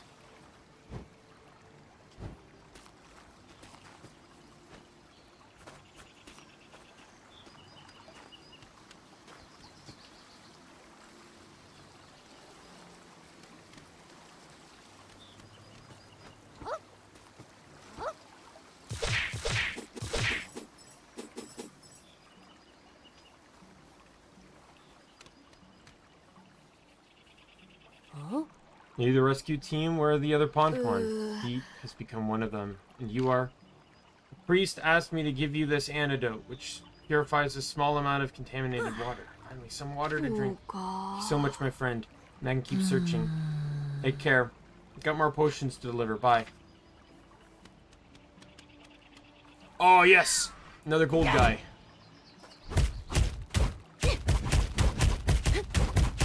Slice and dice! Slice and dice!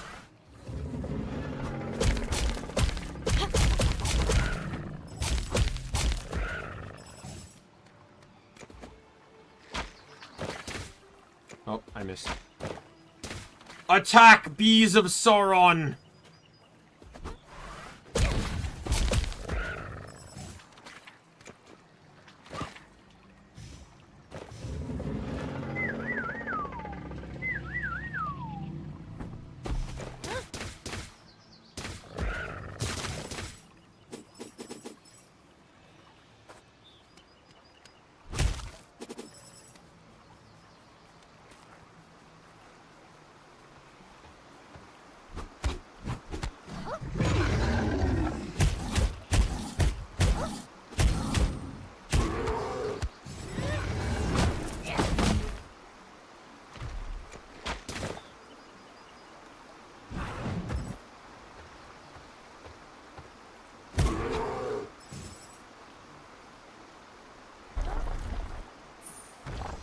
Well, as long as the Digimon game is like, to be fair, Tamers wasn't really about the card game. In all honesty, the cards kind of fell through. Like, there's so much interesting concept to do with Tamers that they kind of wasted.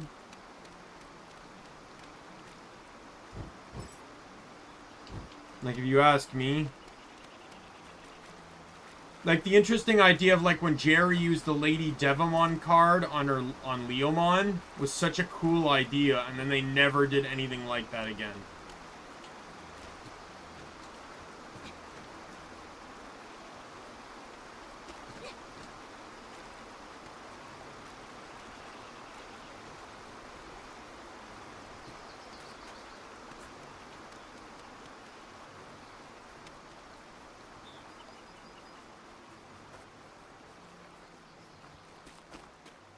Eventually, they just stopped using the upgrade cards and pretty much only used the Digivolution cards. Which is crazy because not even everyone Digivolved. Even people like Kazu wasn't using cards. And Gardramon never Digivolved.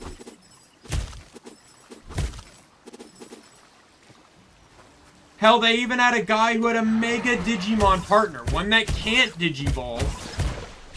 And even still, he didn't use any cards.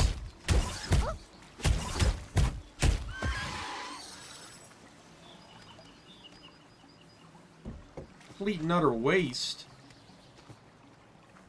And then once the Biomerge kicked in, no one gave a fuck about the cards anymore because they couldn't use them. They're already a Digimon.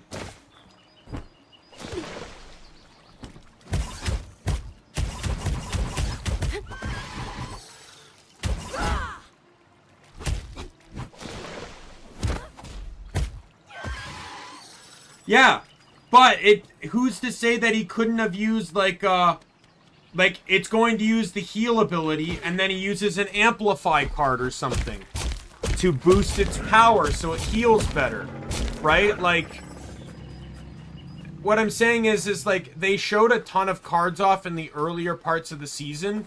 The card interaction with the season was good at the beginning, and then it just all fell to the wayside in the latter half. They didn't stick with the card mechanic all the way through. Like, I feel like every season does have its faults. One of my biggest faults, as much as I love Frontier, one of my biggest faults is that they spent this entire time building up all the people and the characters and the Digimon they turn into, and then 4 of them just stop Digivolving pretty much. Because to get the 2 Megas they need, they have to sacrifice their ability to Digivolve. And to me, that always kind of felt dumb.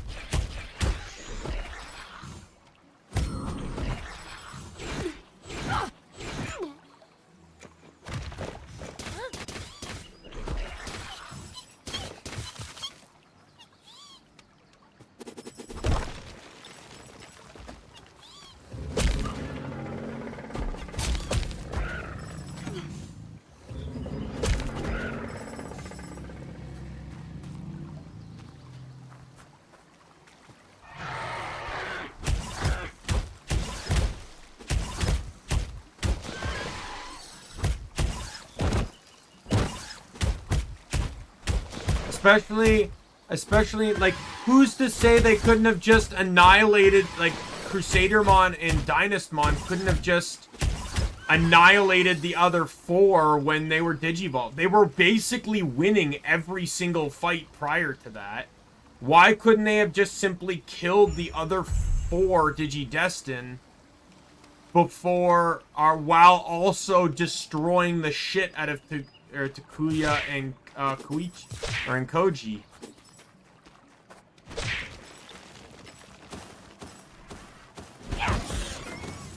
So I can now fight the way I want, which I'm happy with.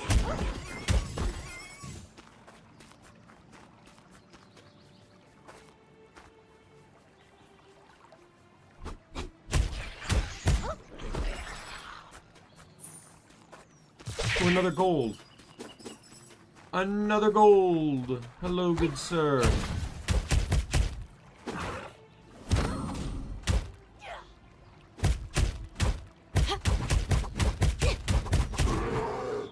I will take your treasure map.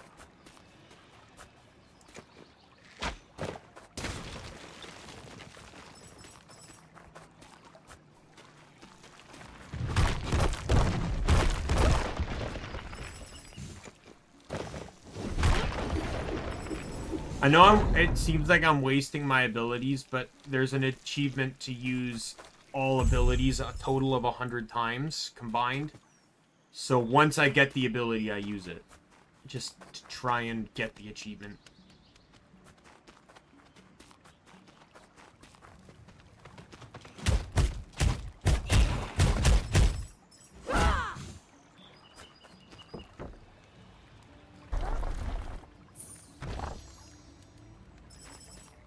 So I just hope that with this new Digimon season that, you know, they're using the card game and they keep using the card game.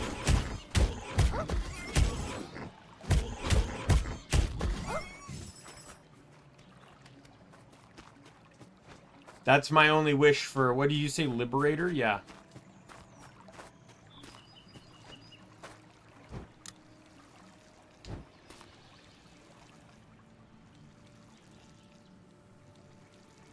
What the fuck? Forgot about this.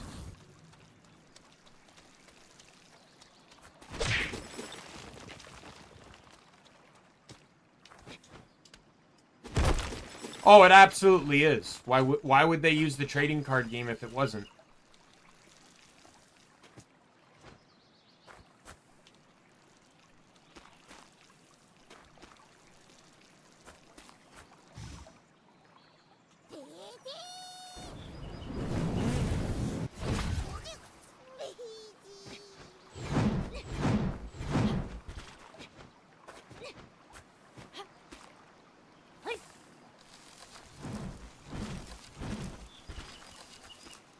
That's exactly what Tamers was for, too. It was to promote the trading card game. Oh, crap.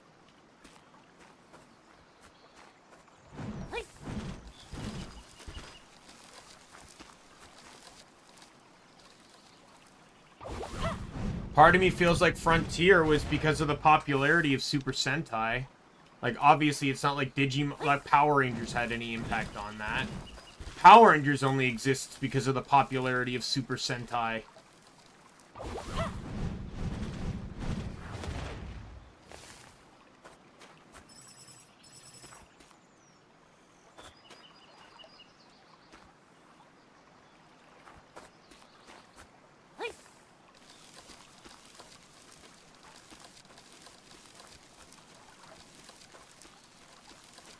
Because, like, let's be real here. Digimon Frontier is literally Digimon Power Rangers.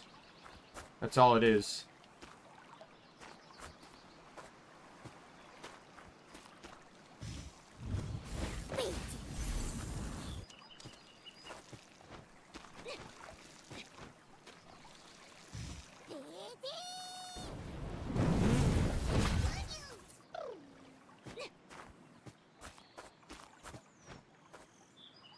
And sometimes I feel like it was... I also always felt like Digimon was getting too ahead of themselves.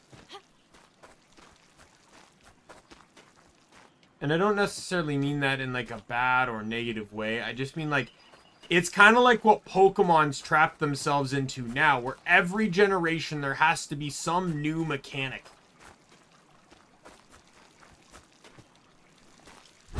Right? Like, they can't really rely on the old tried and true. They have to keep sticking with new mechanics. Like, you know, like the first season was normal Digivolution. The second season was Armor and DNA. Oh, fuck off. The third season was Bio Merge. The fourth season was, as well as pushing the trading card game. The fourth season was turning into Digimon, so Spirit Evolution. I didn't watch Data Squad or anything beyond that, but like I remember, like, what was it? Cross Warriors was taking the aspect of DNA and just like making it like, I don't know if worse is the correct term, but just like going like into hyperdrive.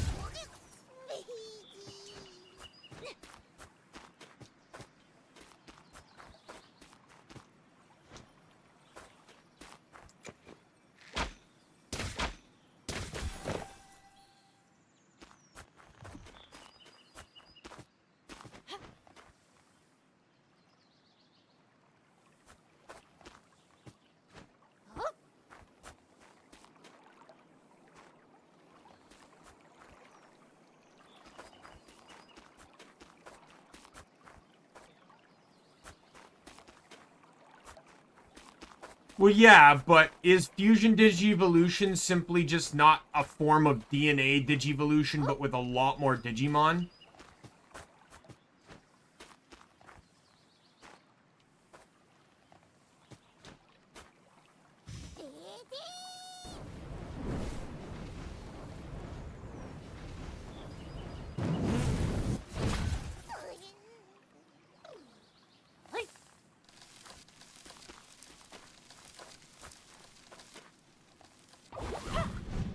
I'm sure logistically it's different, but from my perspective, you know, someone that's not seen the season, mind you, it's literally them just combining Digimon, which is exactly what DNA Digivolution was. Is just multiple Digimon combining into one. It doesn't just have to be two. What's the Digimon that is all of the dark seven demon lords DNA'd into one, right? Like it's like all seven of them, or at least two, or it's like at least four of them or something is required for it.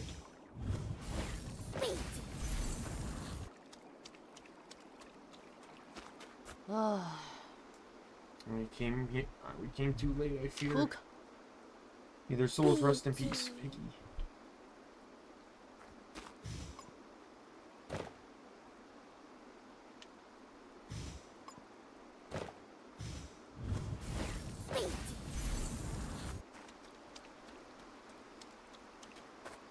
Yeah.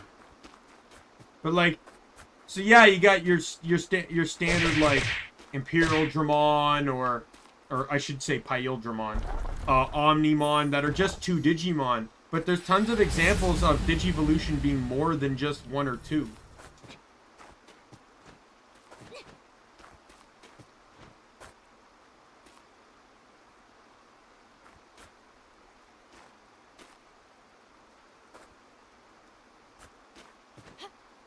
So but like I know Fusion sometimes uses like a shit ton, and that's the metric measurement. But I just feel like Fusion is more the gimmick than it being any actually different than DNA. And I think it just comes down to the Digivolution, like the Digivice, basically.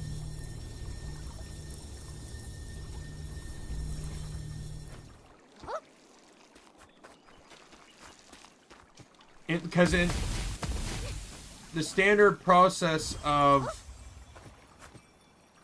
normal DNA digivolution required basically both Digidestined to be as one almost in terms of ambition. Like their goals had to be centered together. Hearts connected kind of thing. But Fusion is, you know, sort of like just a machine configuration.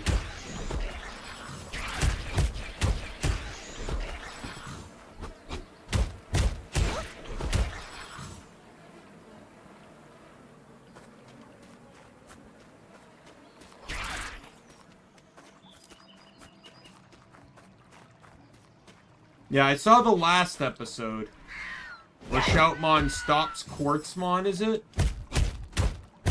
Is that the Digimon correctly? Quartzmon?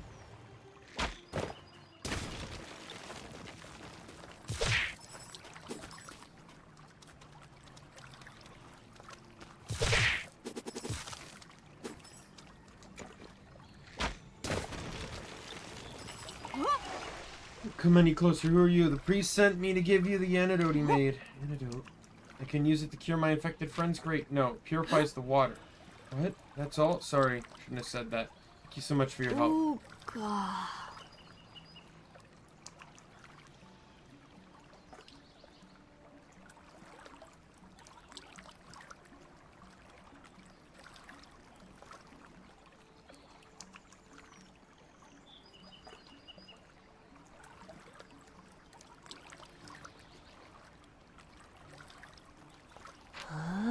You haven't completed your mission. Are you going to give up?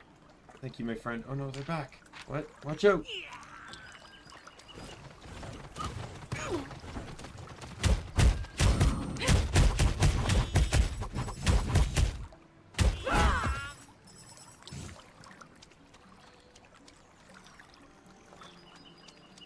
Oh wow, that was a delayed achievement, huh?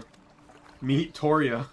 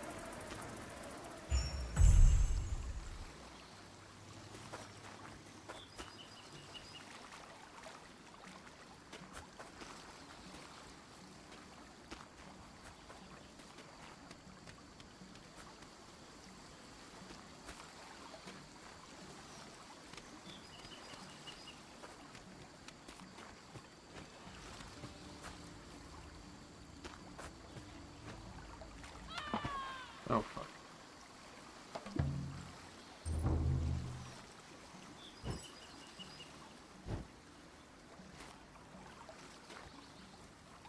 I think I was trying to get up to an area I've actually already been to.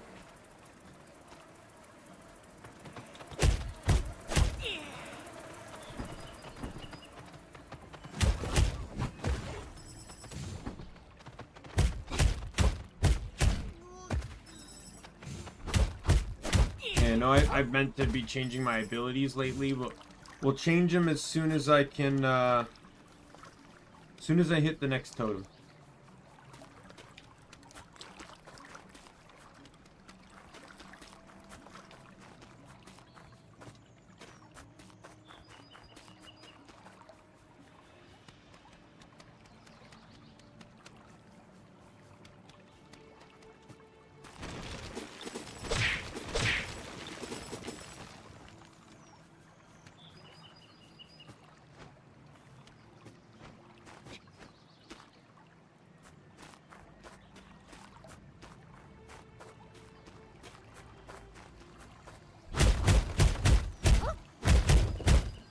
Well, this is the easiest one.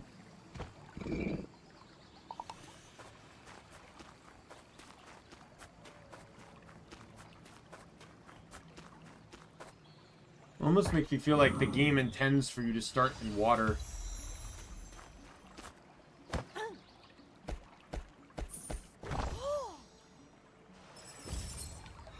Mallet of Roaring Wind. Increases the damage of weapon ability Aerial Strike by 15%. No thank you.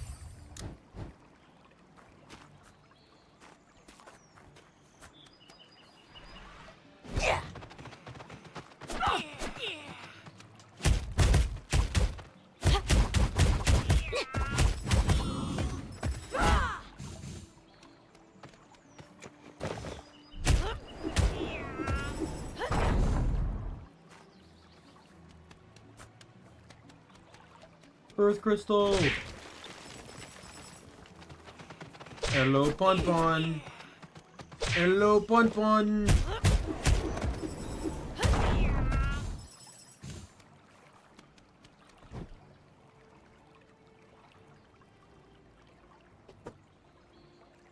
We made his home.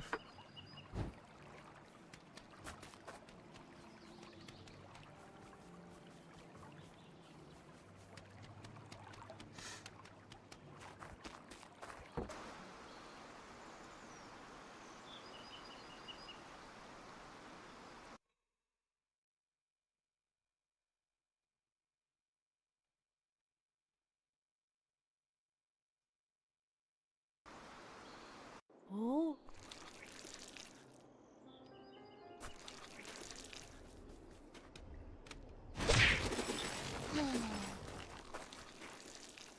So, you hear the whispering wind, eulogies, creatures lost in the swamp.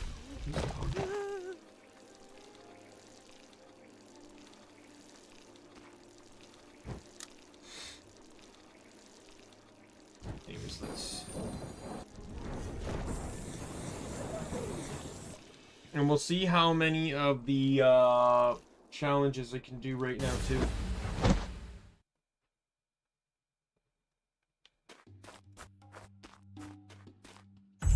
First things first, we'll cook everything here.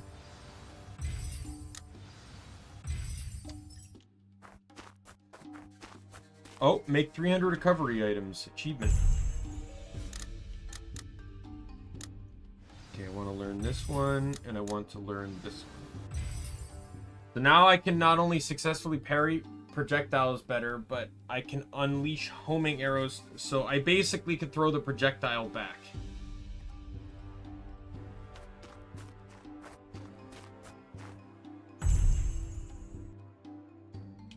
Nothing.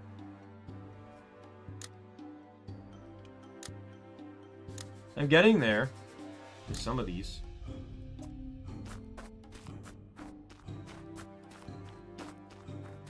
Alright, time for wind.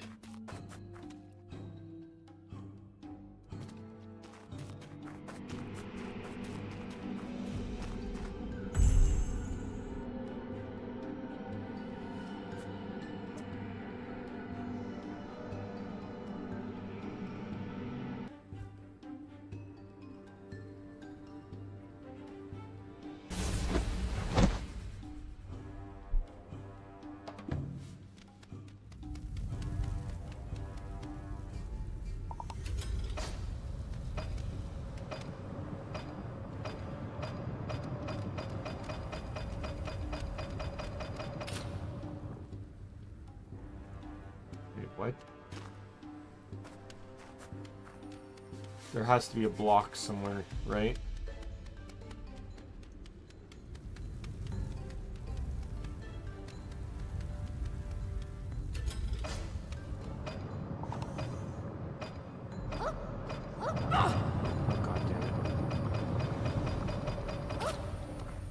Alright, got it.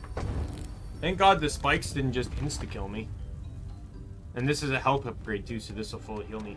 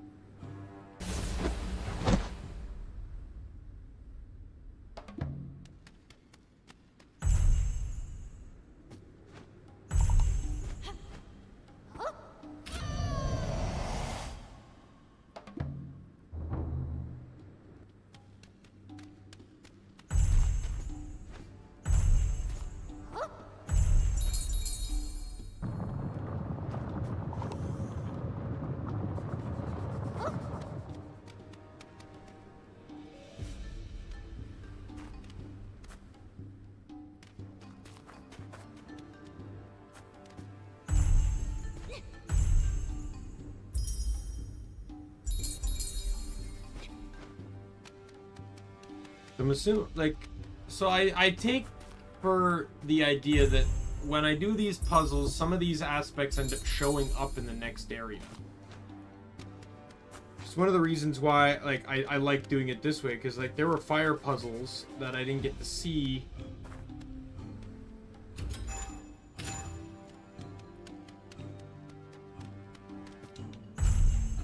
Oh, God.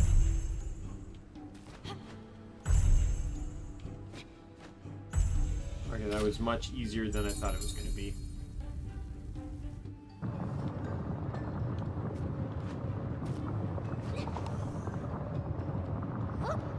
But knowing that air dodge is going to be like super important for the air zone when I head there next is actually really nice.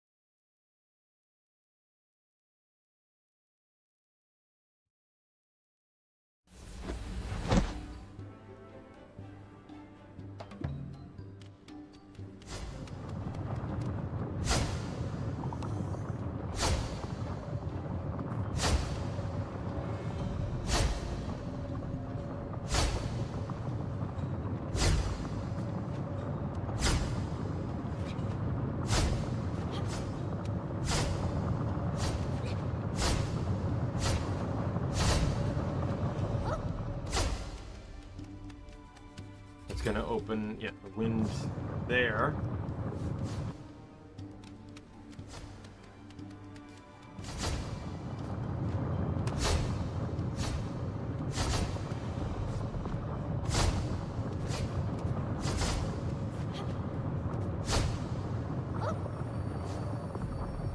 Got it.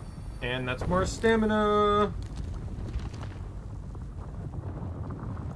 Health and stamina that they expect you to have in this game. Like, this health bar's not even... Like, I still got, like, most of the wind and some of the, and all of the earth left.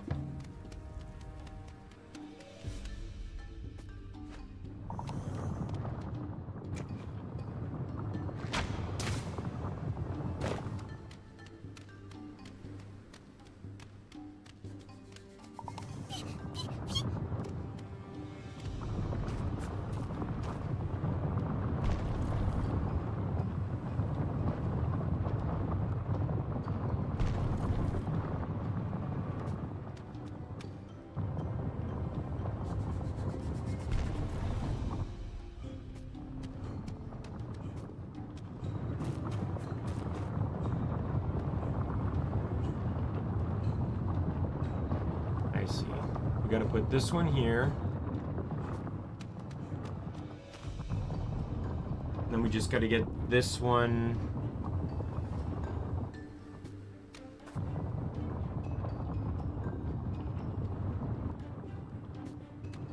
To this one.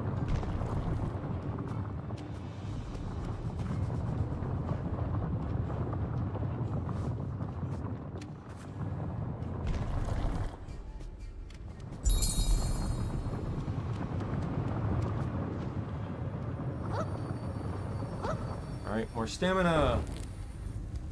I also wonder if some regions give, like, if they're split. So it's like, I wonder if earth and wind give more stamina than health, because, well, I can't really say too much about the fire zone. I feel like the water zone gave a lot of health. Like, I felt like I was getting, the odds are that the reward was more health than stamina. And if wind has a lot of aerial dodging, it would probably make sense that it would have stamina.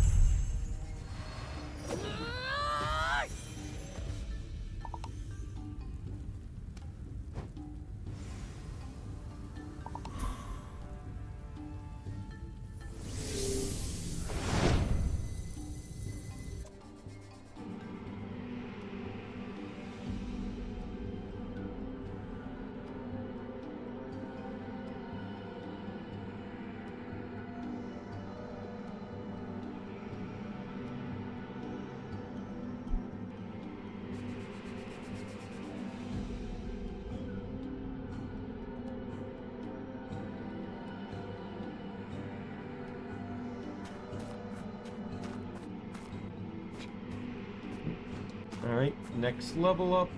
Next level up.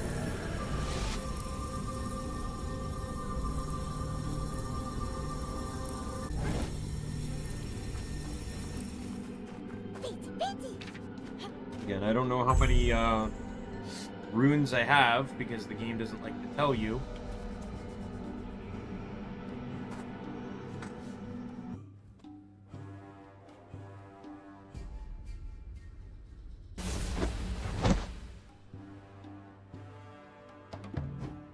Just wanna, you're not gonna be able to see this, but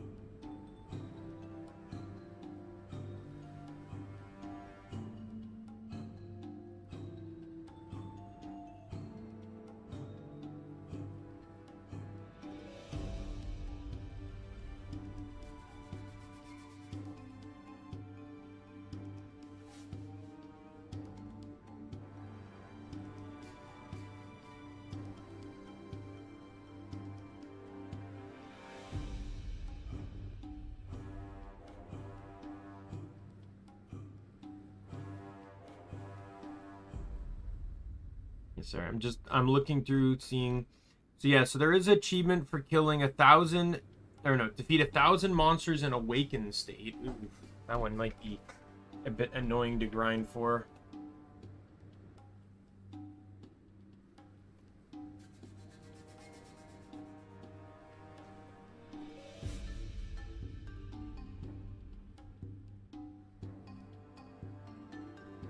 Defeat 2,000 monsters in total.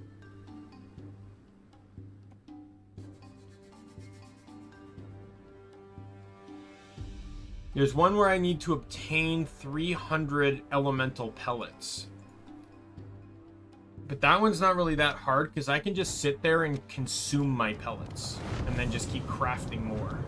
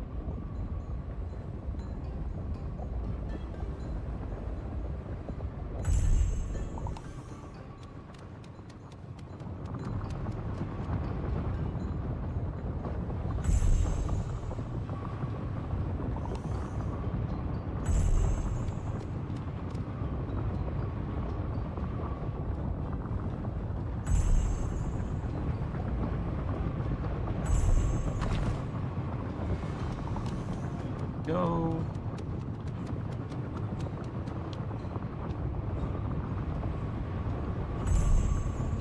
I'm too used to games having wind like this blowing you away, so it was kind of concerning when I had to walk through it.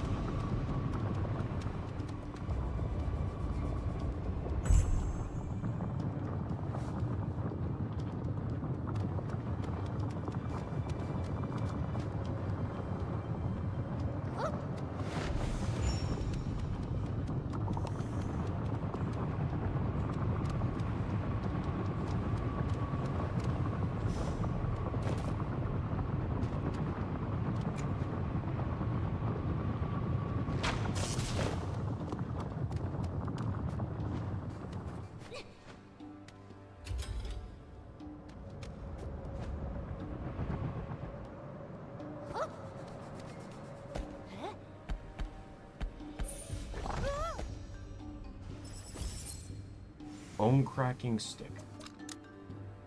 Increase the damage of weapon attacks by 10%.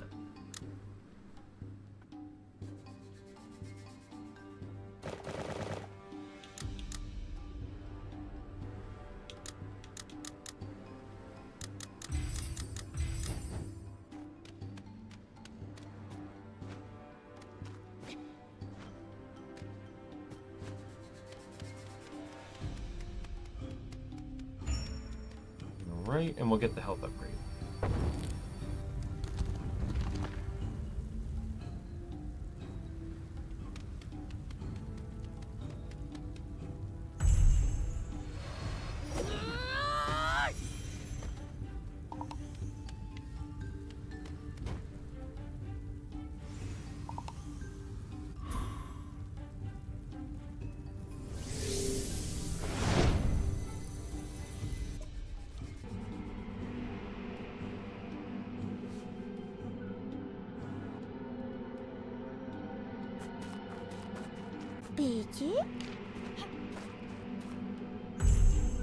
I think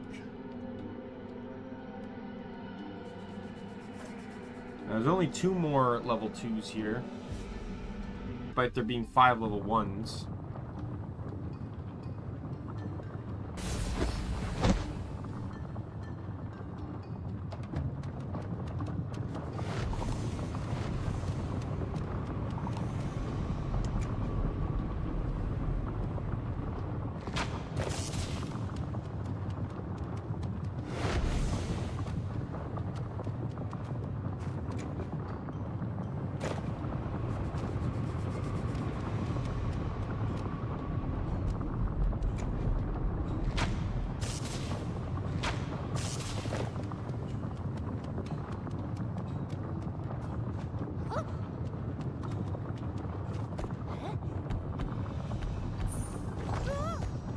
That was easy.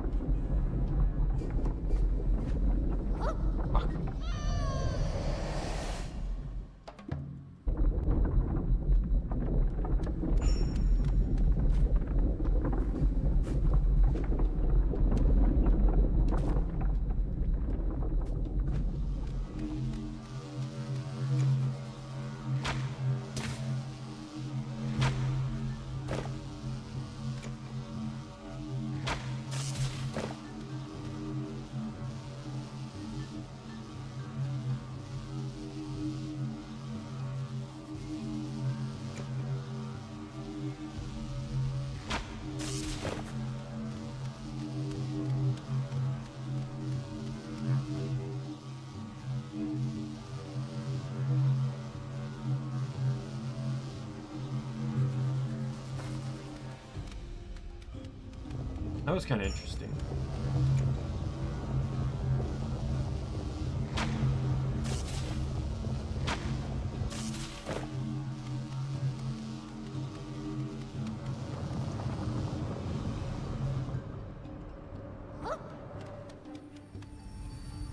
Using more electric. I find an electric pellet is the most used pellet in the puzzles here, but the fire one is the most used in the open world.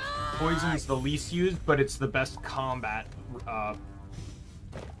It's the best combat pellet.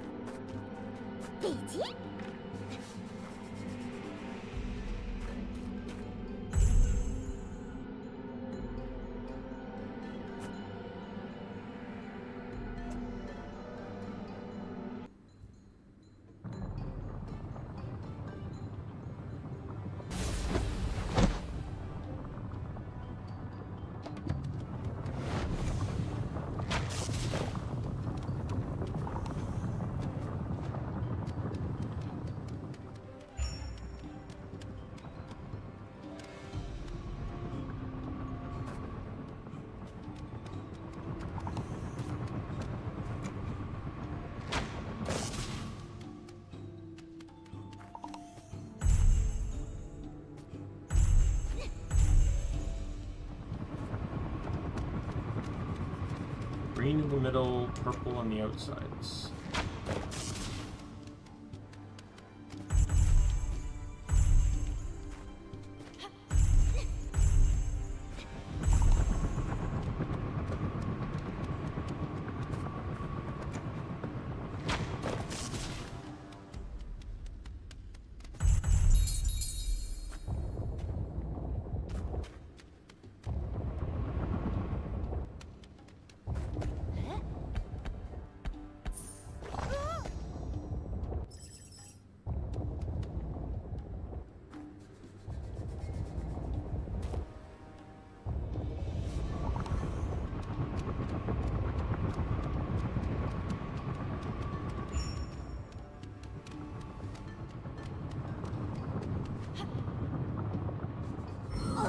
Fuck you.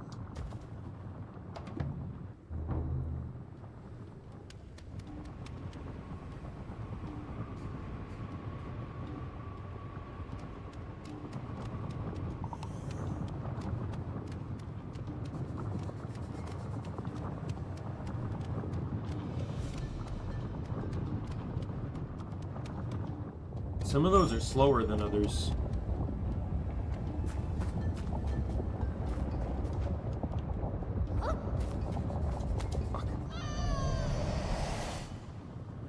I got a bit greedy on that one.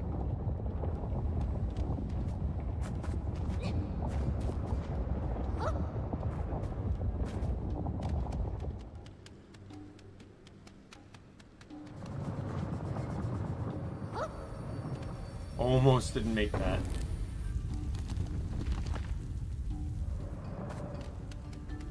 Alright, stamina time.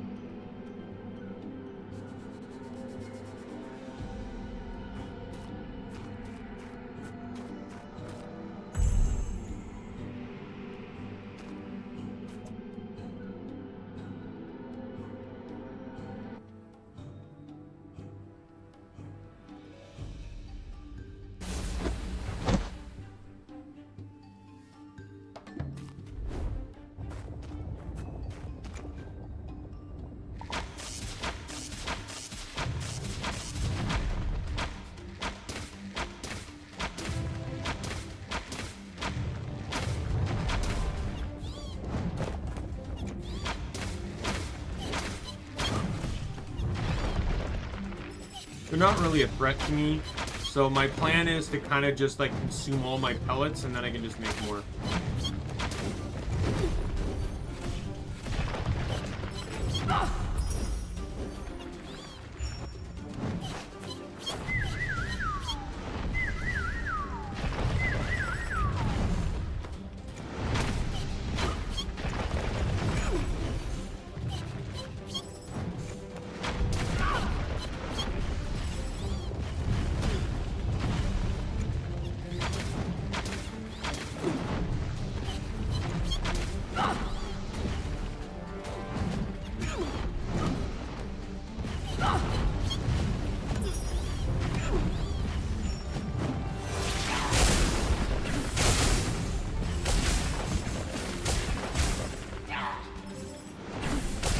In all honesty, if I can redo all these trials, these types of trials would actually probably be pretty great to,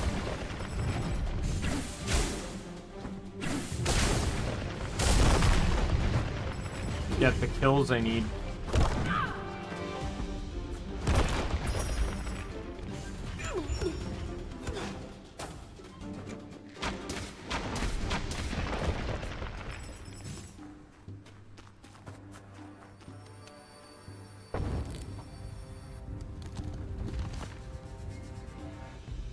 I'm gonna do one thing though.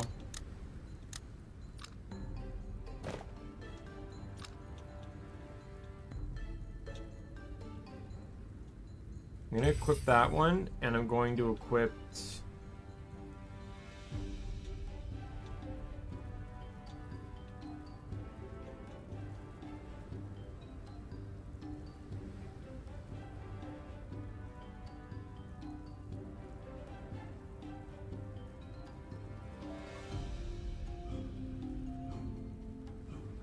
Okay, never mind. Which one is it?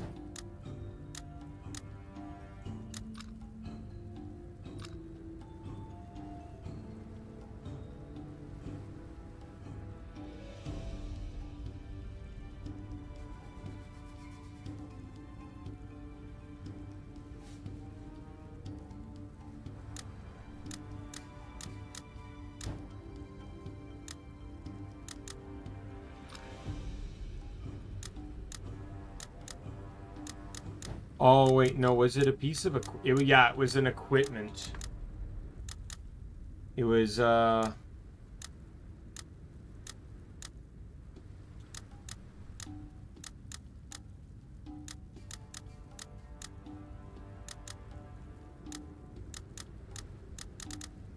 this one. Dodge and grant slight awakening charge.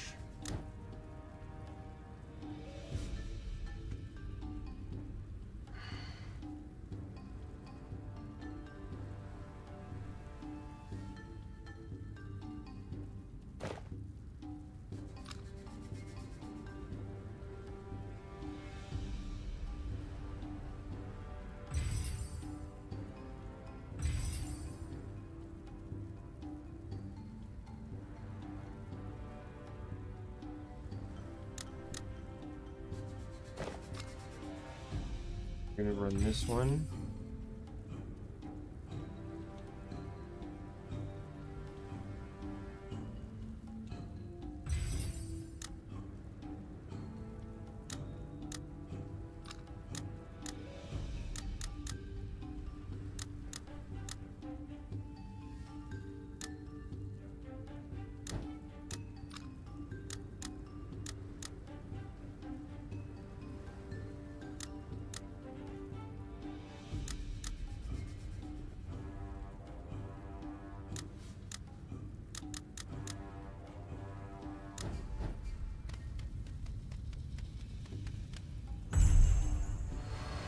I need to put, if I need to get 1,000 kills into Awakening, I need to put more focus in on,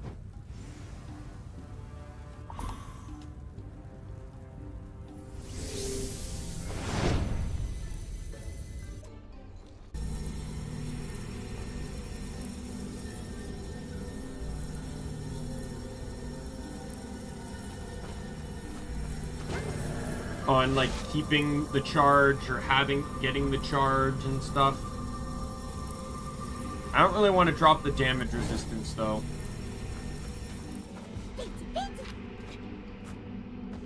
Nope, not enough. Alright, so I need maximum 12 more.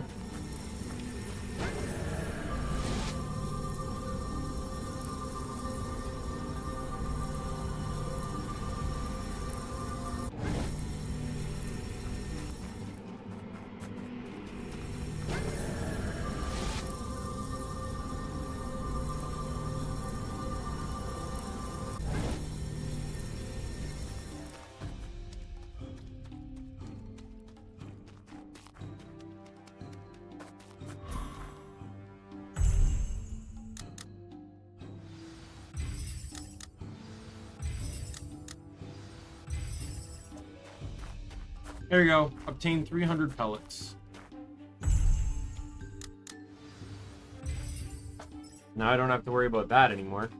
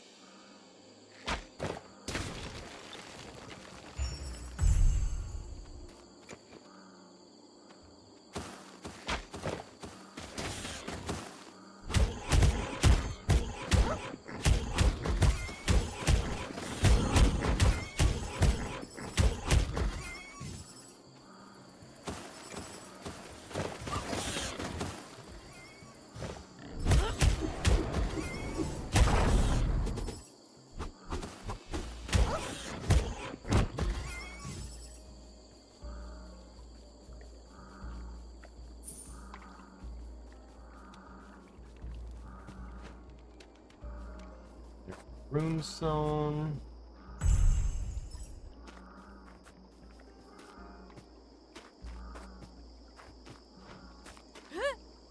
Oh, was you talking? Young man, any last words? Last words. Is it true no one has ever come back from the swamp? Yes, this place is haunted by the suffering souls. Here? Give me like that. There's a reason I have to go in there. Well, in that case, you might as well do me a favor. Can't keep up. 1 minute you're talking about ghosts and whispers, and all of a sudden we're back to reality. I just say mysterious things to dissuade people from going in. There's always someone like looking for a missed loved one. Let's see. Can I help? Some pom-pom got lost in the swamp. If you really think you can make it back, can you find the bodies and also retrieve 4 relics? Maybe then the living can stop searching for the dead and get on with their lives. These are the rewards. What do you say? Wow, my eyes open.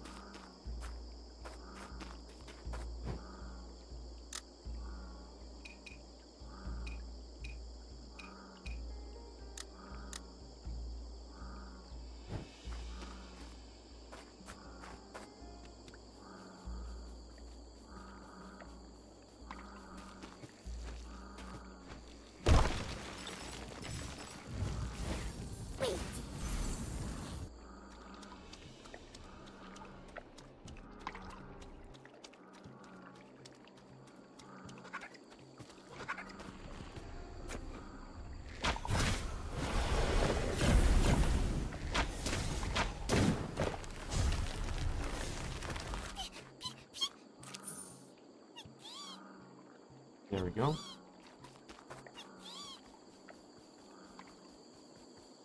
Wow, these trees really make it easy to see things.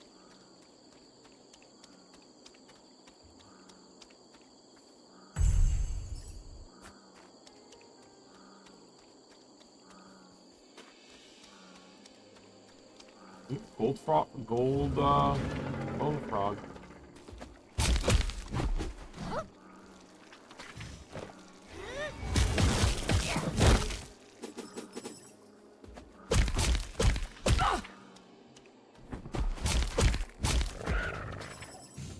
Where to go? To take.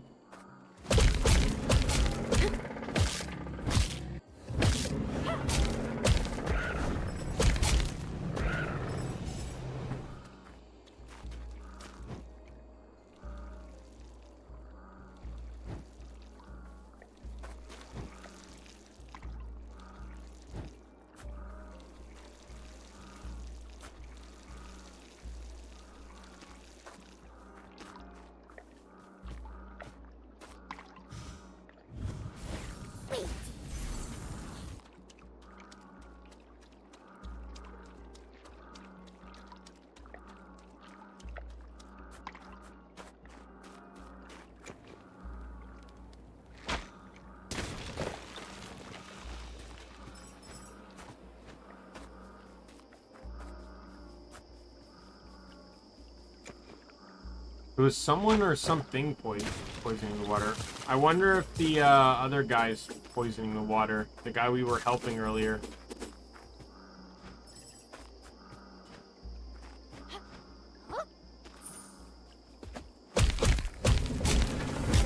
I don't know, there's not too many characters, so it's either something random, like a monster, or it's,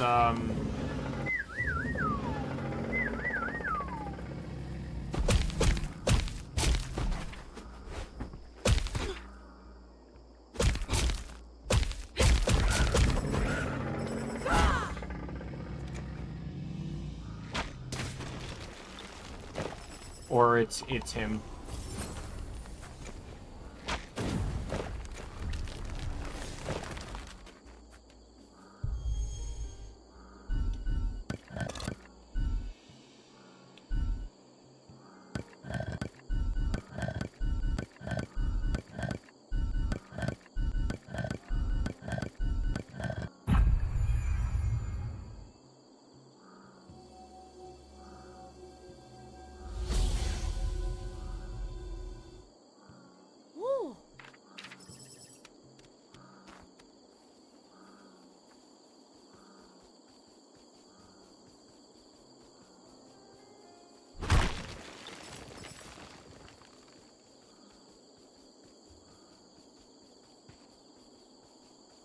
Really easy to see materials here.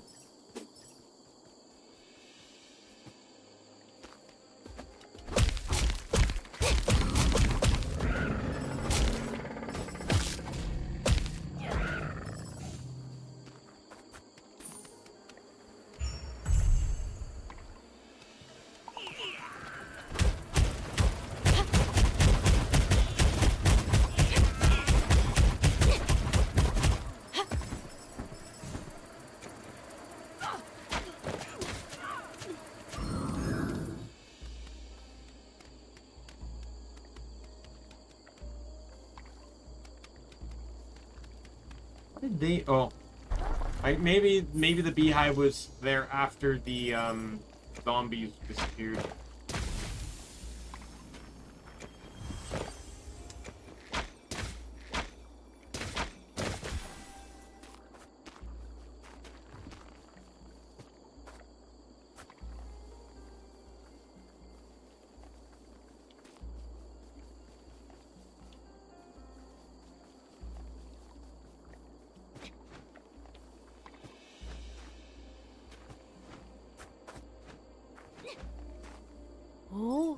And when the body is completely decomposed, this is a necklace of monster teeth that should take it to the guard. I've also noticed no elemental guardians. Normally they're all around the crystal towers and runes and rune pillars, but there's none. So whatever this is, it's likely something that might affect them too.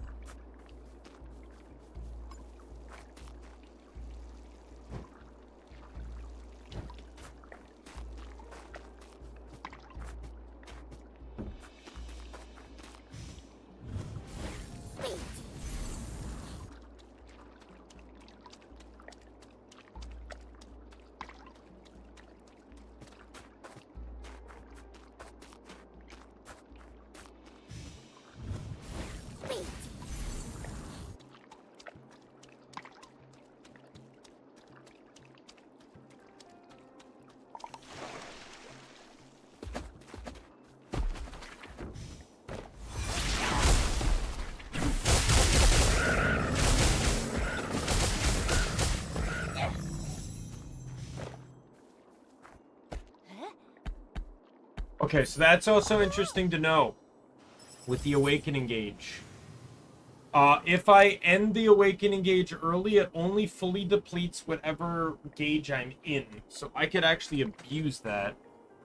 Melee attacks deal 20% extra damage to slowed and stunned enemies.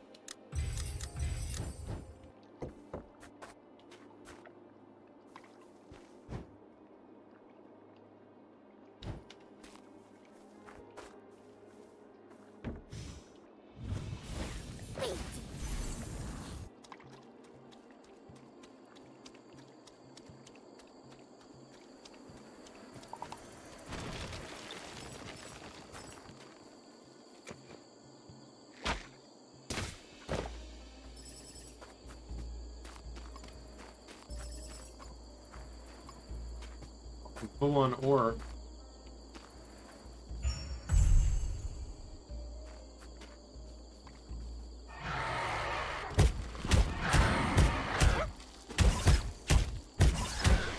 There's likely ways to abuse the enemy count, though.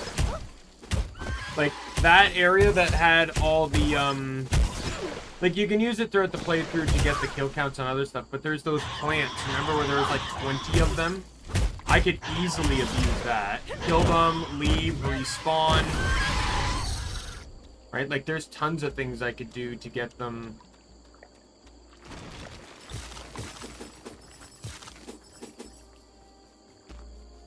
get the kills I need.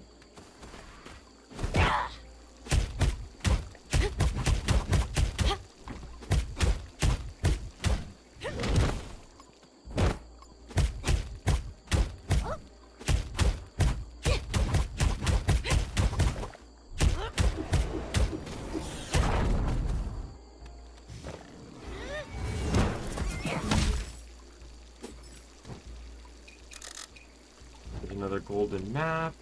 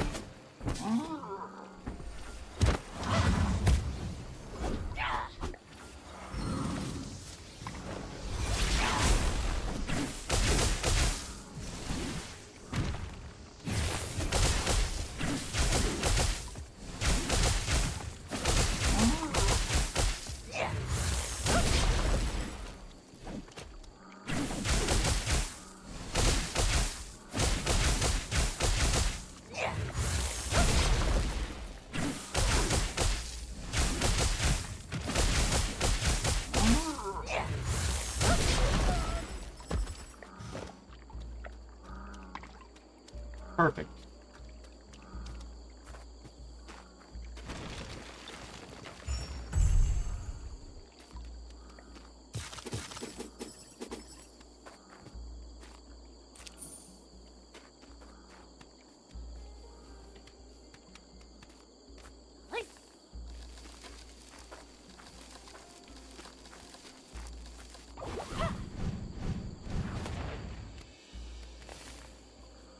I think I was supposed to maybe shoot that at them.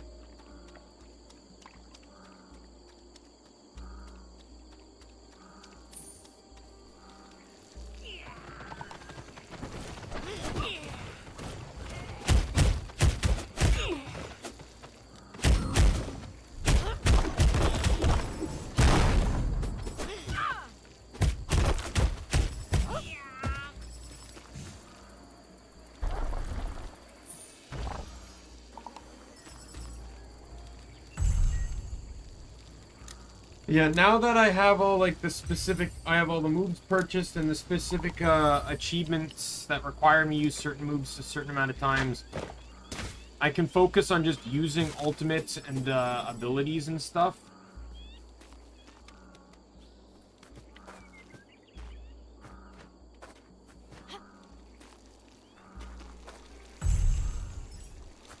I want to go back and fight the worm boss. Because, like I said, there's an achievement for beating him without consuming items, and he felt like the closest I was going to be able to get through, like, just awakening and stuff. Tell you what, I'll go back and fight him immediately as soon as I get, all my bars filled back up.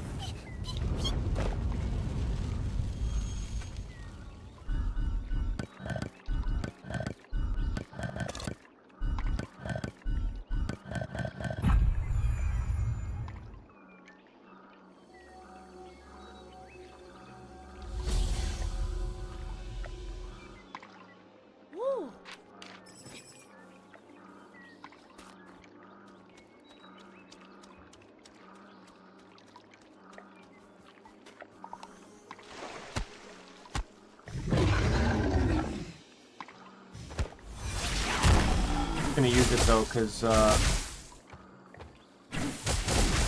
it's a very good situation to use this in.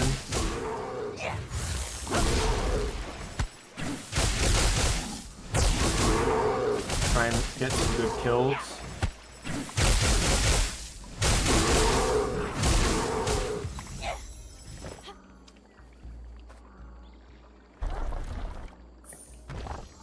Oh, there's some golems. Red conch.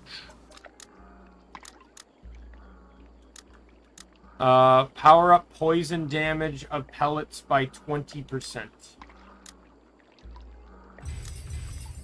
So now I got the damage version of this. Like, that's the thing, is I just don't know what's more damage.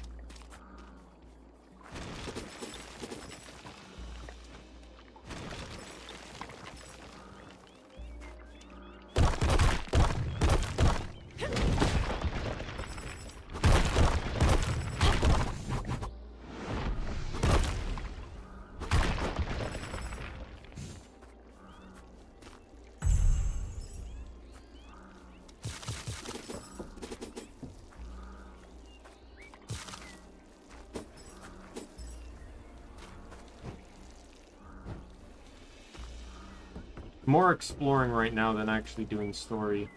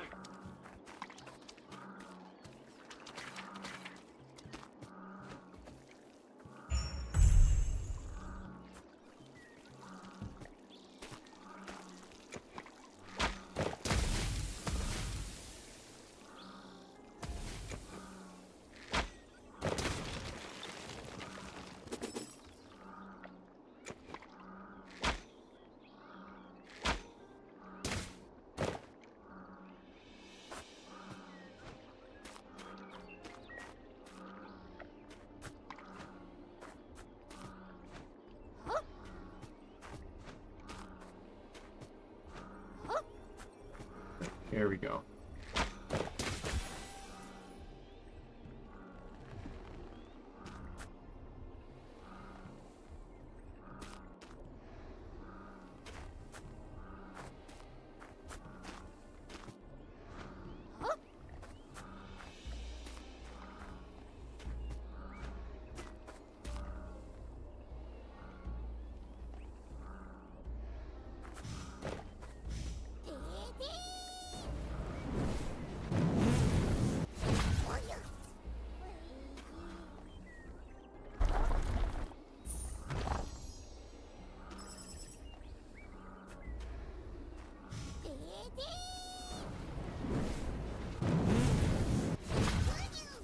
And I need to figure out how...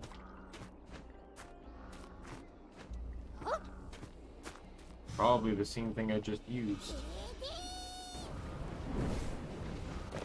Not close enough. There we go.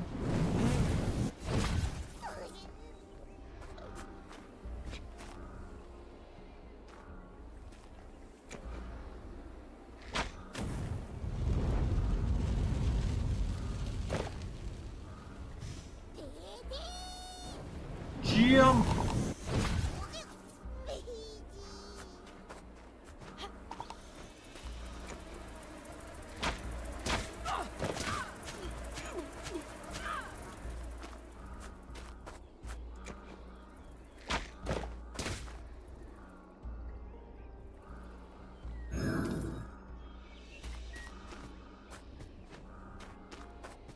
There. Stupid bees.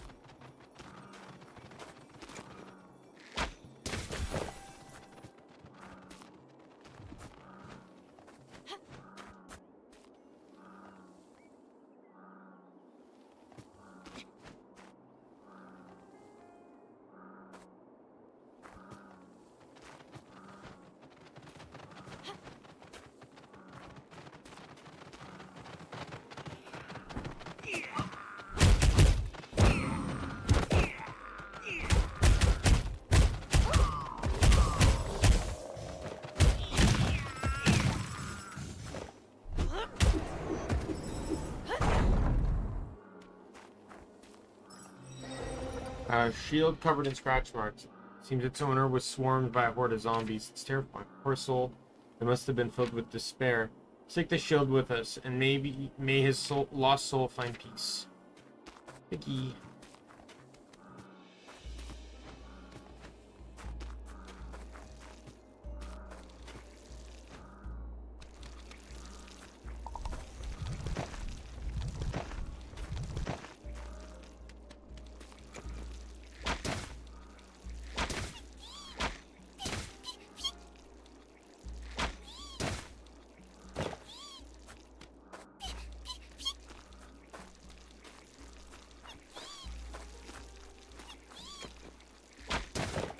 Very nerve-wracking using my own poison pellets.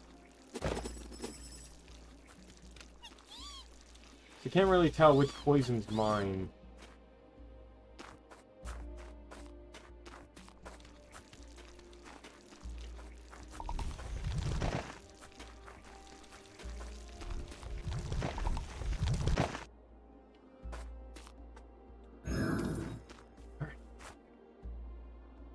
Nope.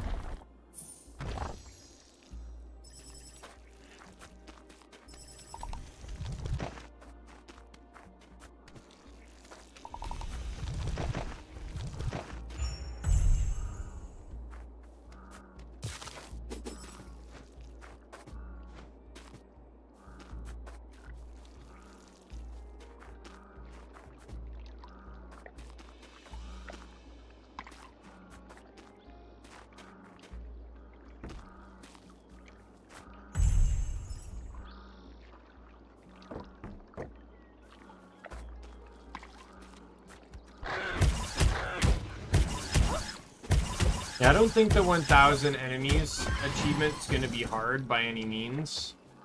Because I just got to find the right situation. Those plants in the fire area will probably be perfect. What was it? They were right here.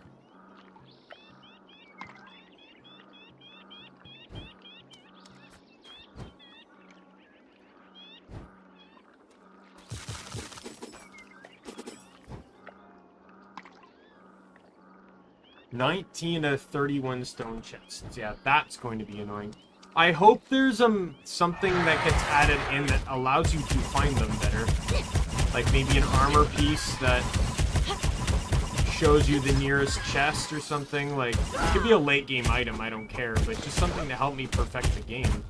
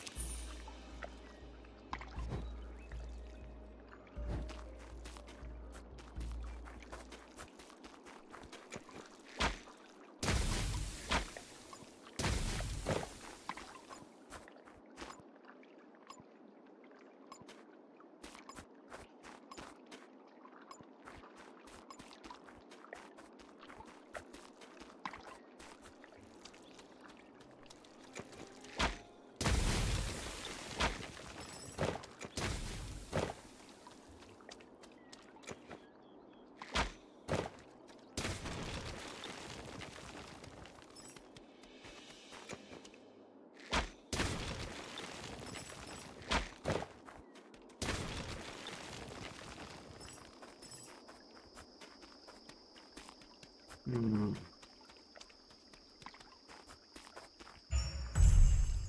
This where like the boss is? The Lord?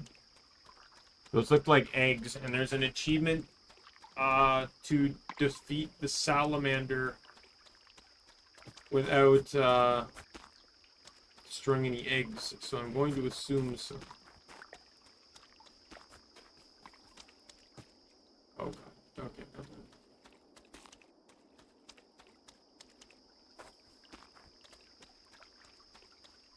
I'm surprised though. It's like if I can get here, maybe the poison's having an effect on it. The poison's why it's not there.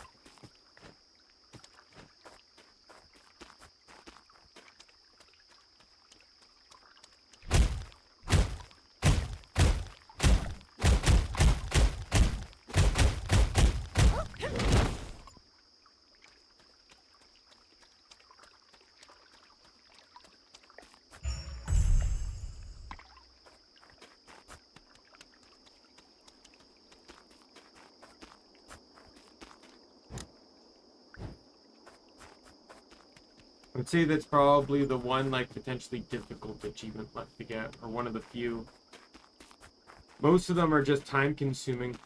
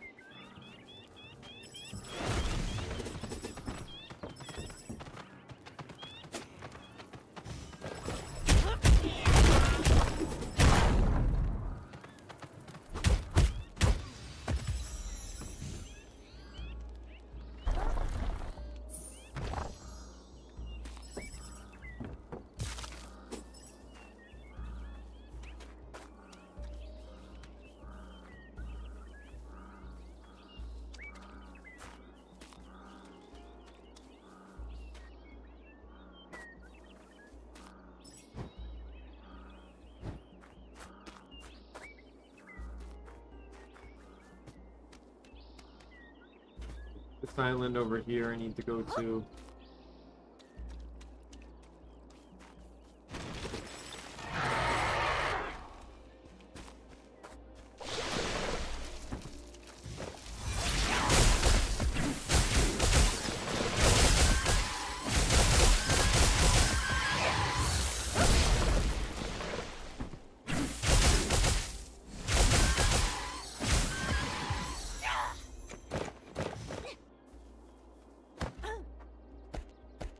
The gold chest. White scale armor. Running glance, slight awakening charge. Ooh.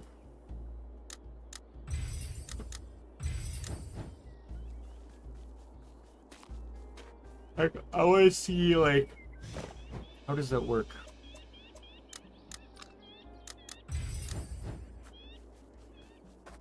Oh my god, that's actually, like, really broken. Oh my god, that's, like, ridiculously broken. Look at that.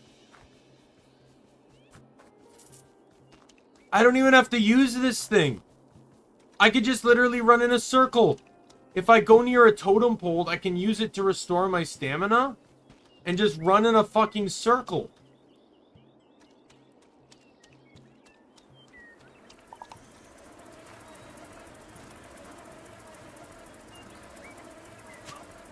What are you doing? What are you doing? I'm nowhere near your fucking beehive.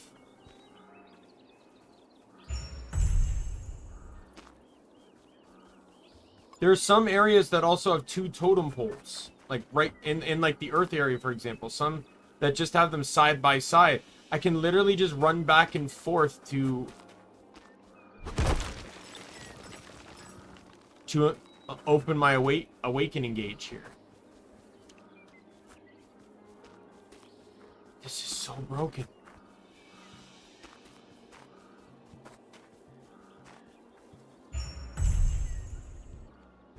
Like, when it said slight, I wasn't expecting that. Like, I can go try and kill the, desert dude now.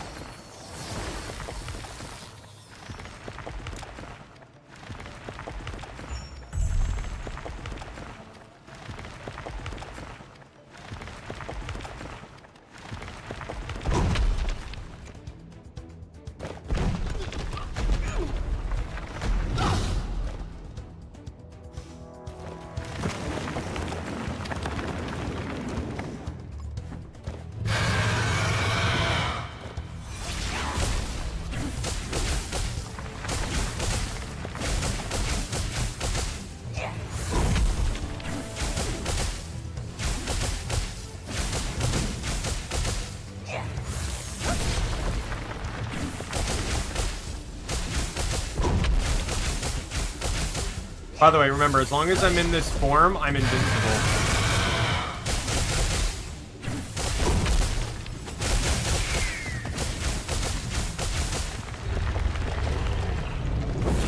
Defeat any boss without using consumables. Got it.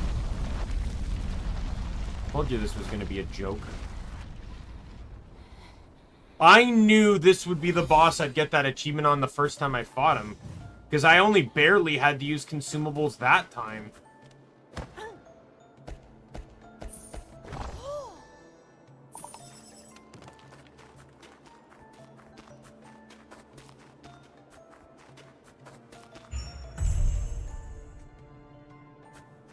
And I'll tell you, the two items I have on me right now...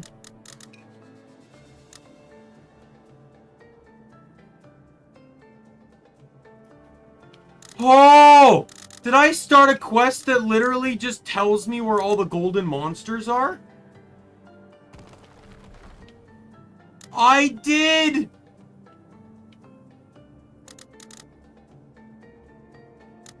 That's so good!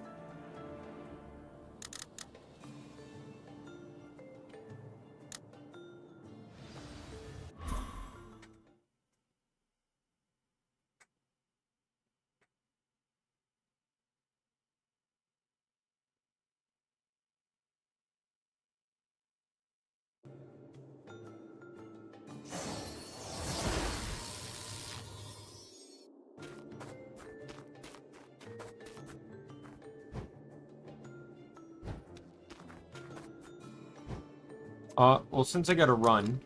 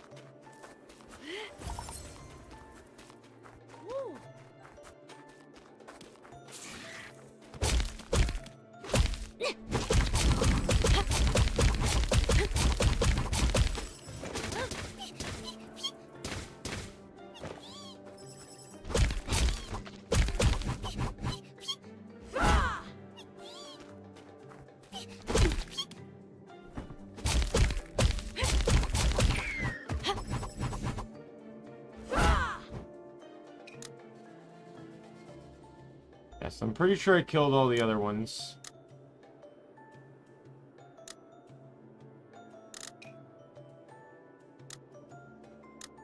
Alright, we'll go get this one over here that I apparently also missed.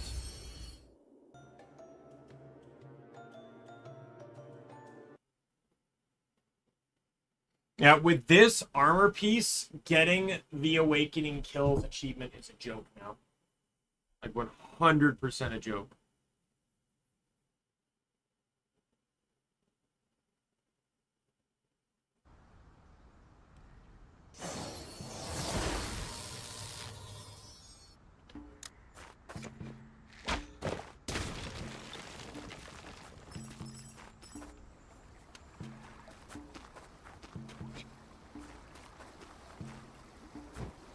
Because especially with how the gauges work, so I can basically spawn here, run here, awaken, kill these guys, run all the way around, or whatever, catch a totem to get my stamina back, and just run around to get the gauge back, and by then they'll probably have respawned. And then you just rinse and repeat.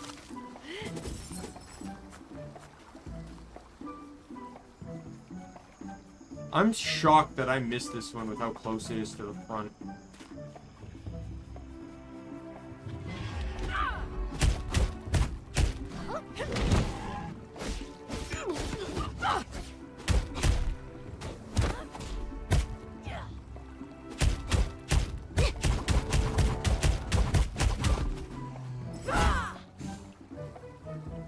No, I must... Oh, no, I have killed that one.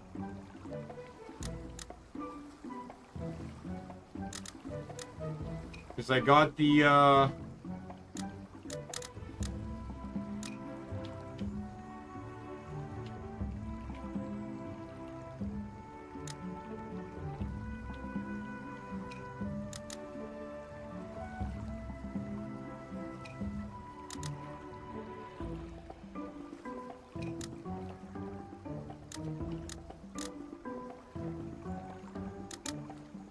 You know what? I think the quest just wanted me to kill a golden monster of each element. And I guess there's some on each zone, maybe?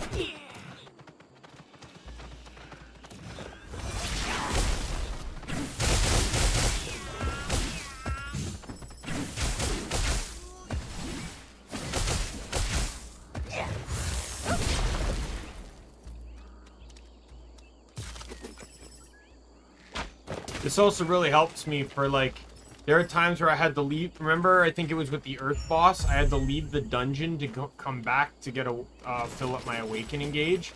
Now I don't technically have to leave the dungeon.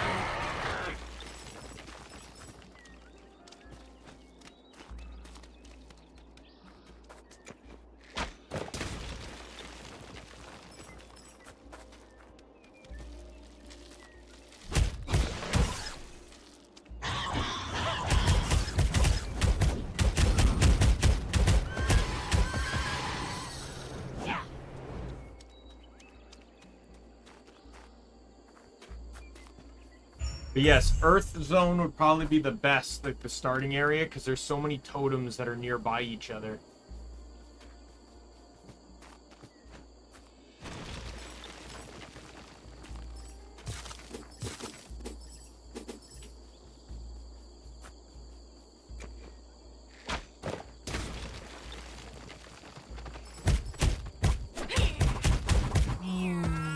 Doesn't seem to have anything. Is this a letter? Your brother. No, this is a dangerous journey. But as an honorable warrior, I must go. I know you've always wanted a weapon of your own. For a long time, I've commissioned the blacksmith to forge one. It should be done by now. Take care of yourself. Hope this weapon can take my place and protect you. Farewell, brother. Such a touching story.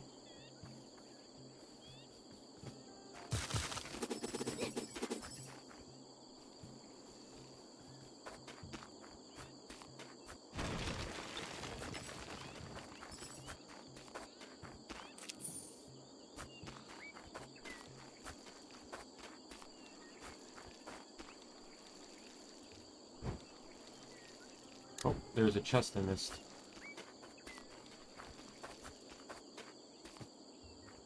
If not a power-up that lets you know where chests are, I wouldn't mind one that increases the radar in which to locate things like chests.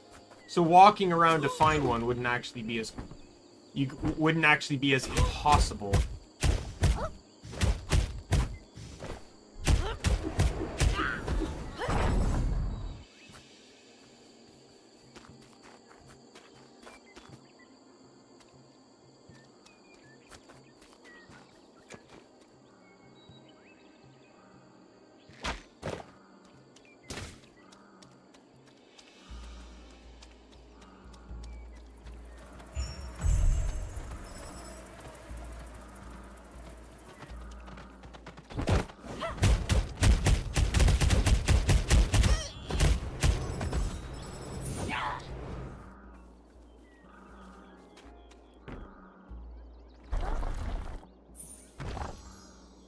Let me cook some stuff.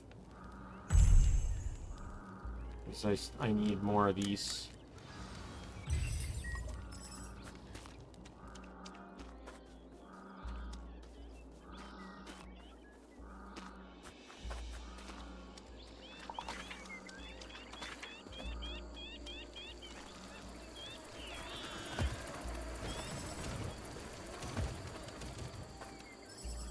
Thank you, Pon Pon, for being my, target.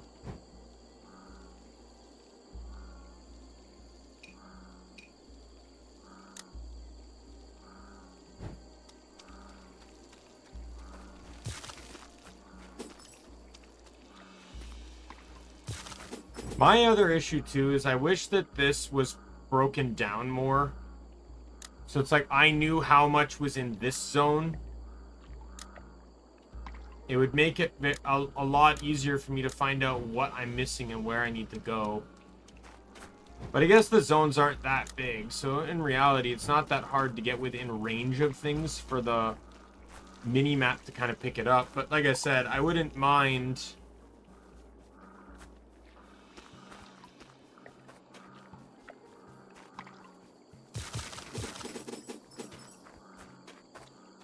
if there's just an armor that detected things better.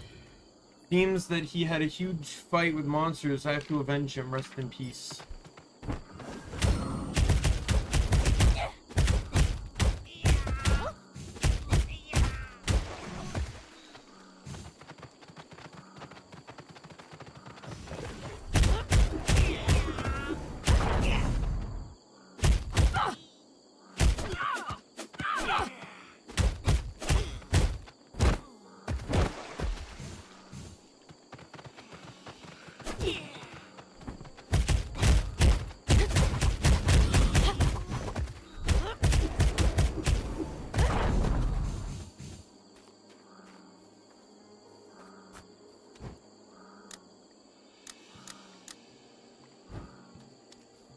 Alright, next location.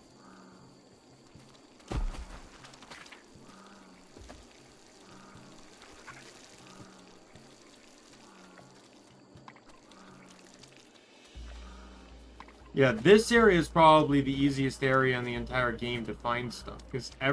Because of the lighting, like the misty effect, it makes all the glowy stuff stand out better. Which is what you're paying attention to when you're trying to locate things.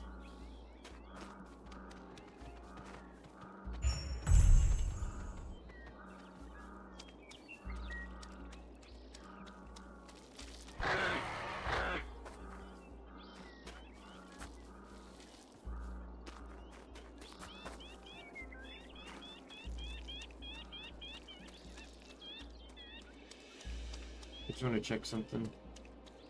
Aha, I'm glad it came back. I saw this map on the mini-map, but I didn't come to check it. It has a tower piece, as well as a fucking claw. Yeah, it is electric.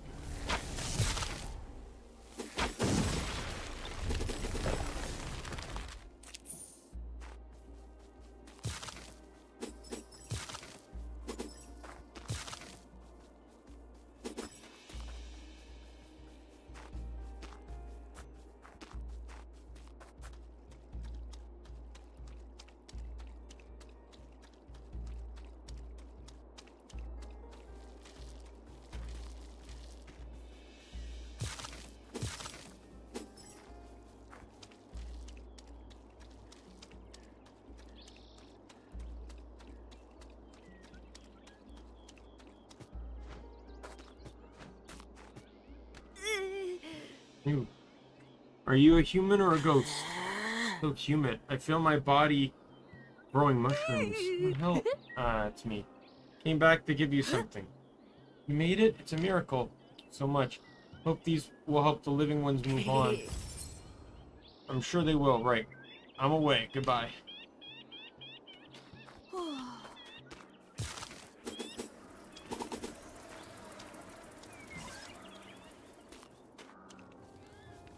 Yeah, by the time I don't think the kill 2,000 enemies achievement is difficult. Am I full on both of these? There's no way I'm full on this. I don't think that 2,000 enemies is hard because, you know, looking at all the other,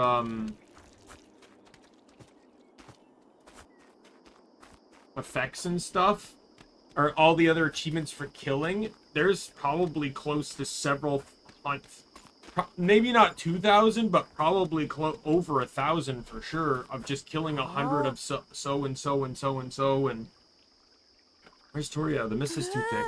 Who's there? It's me. What took you so long? I had to look around, and guess what I found? Okay, thank God. Yeah, fine. The hidden valley, shrouded in a weird green mist. Let's go and check it. Oh. Let me use my magic. Yeah, the salamander. The mist that's polluting, that mist is polluting the river.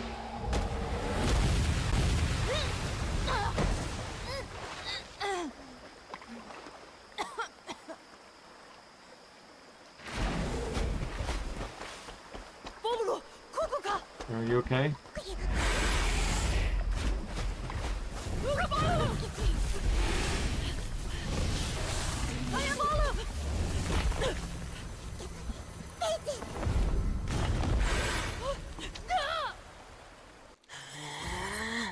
King Salamander's lair is a source of pollution. I have to do something. So I can practically feel the strong energy coming from it. It's probably the lord of this area. Since it's the source of the contamination, there's no reason to let it go.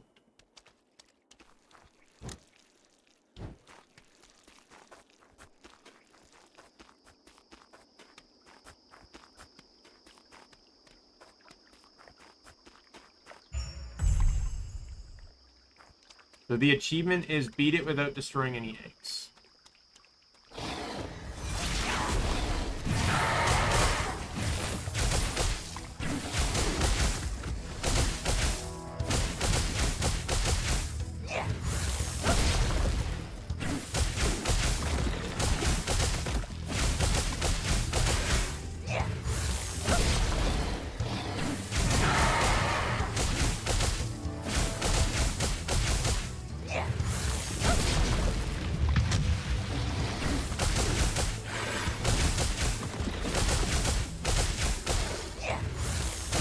I think it's telling me to destroy the eggs before, like, ads show up.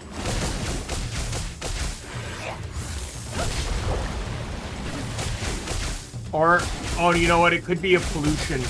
The eggs are adding to the pollution in the air. But since I'm invincible, as long as I'm in awakening mode, I can't actually, yeah, double achievement. First time, defeat King Salamander. Defeat the Salamander King without breaking any eggs.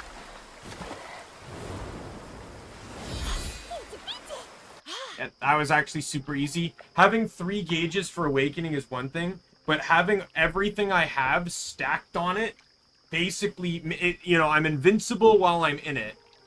And it drains super slow because of the other 2 runes I'm running. Stop the water contamination too. Right. I've heard that there are other lords out there. Come on. Yeah. So I am now out of that. So we should probably switch back to this.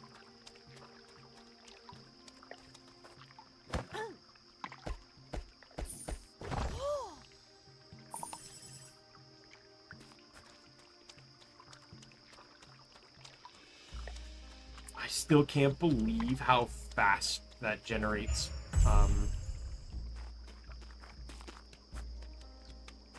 gauge. Like, that's absurd to me.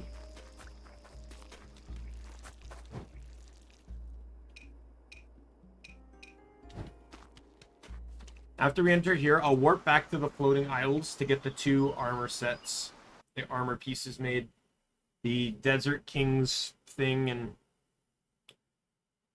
I'm just gonna wait, because like I already said before that like that dungeon boss, the dungeon boss isn't gonna hold to like the last possible minute to refight them, because like that earth one was a piece of shit. This is where the salamanders get pure water from. Look, the giant glowing mushroom, it seems like they're dancing. What's wrong with you? Look on the cloud above the mushrooms. Temple. Temple, wow. There really is. Wait, Tora, what's wrong? What? I might have inhaled too much green mist. Dude, do you need a potion or something? No, I'm a witch. Get rid of the toxin with my magic, but it'll take some time. I remember you said you were looking for a temple, and that you had to defeat the stone. You had to defeat the stone man to take back. I think that's a typo there. What are you talking about? Just heal yourself. Probably gonna take a while. In the meantime, I can get into the temple.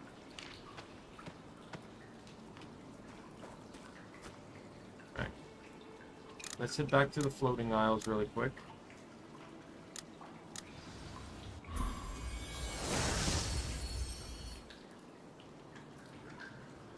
And then once I beat this boss, it'll give me a 4th gauge.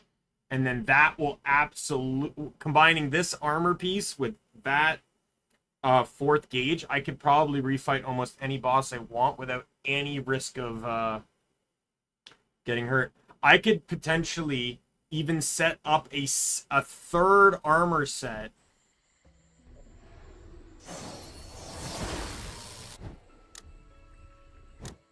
Because, gotta keep in mind, like, I can change these mid-fight, too. But this, if I'm invincible when I'm in Awakening form, I don't need damage reduction. So it's actually more valuable to run one of these, any of these other ones, like this one here. Oops. This one here, which has 2 slots, and it's 15% melee damage bonus, which... Considering how much melee damage you do in Awakening form.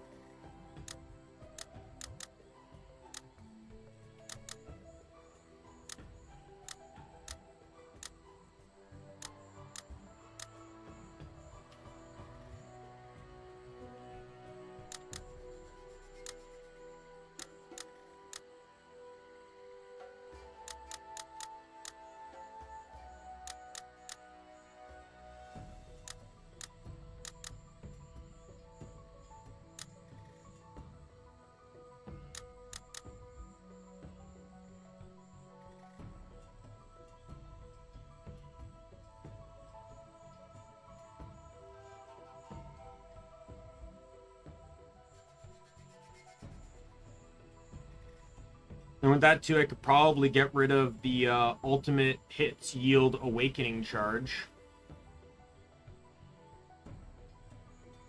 Reduced consumption should go on this one.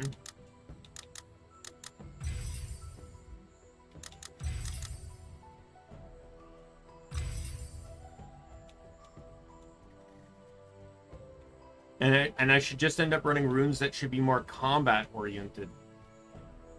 Like this one doesn't hurt.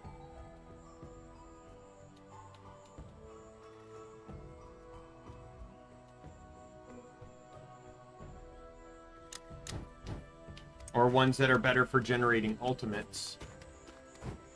I didn't even check weapons.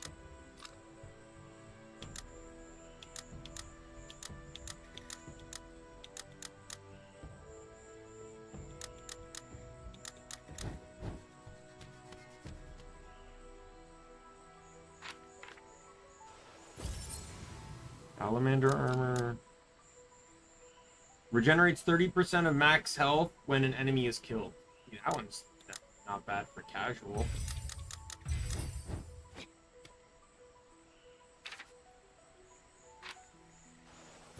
There's the headpiece. Yeah, we already have the bottom part there.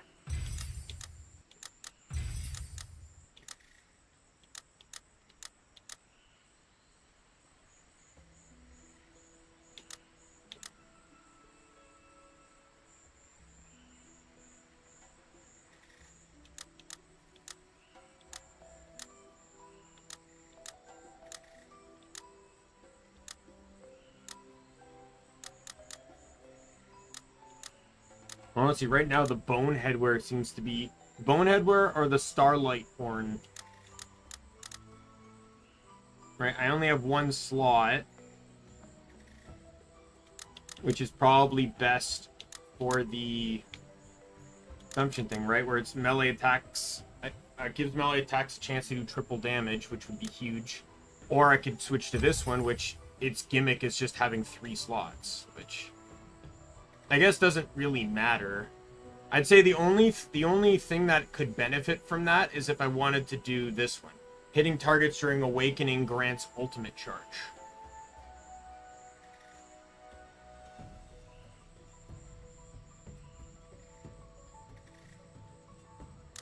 Right, and I'd want something with 2 slots. Minimum. So I could run that plus reduced energy consumption during Awakening.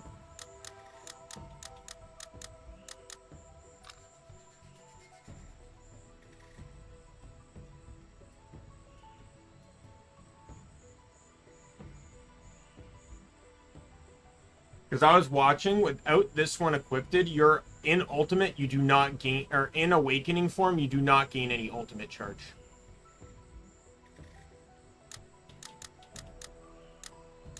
But once again, having defense means nothing.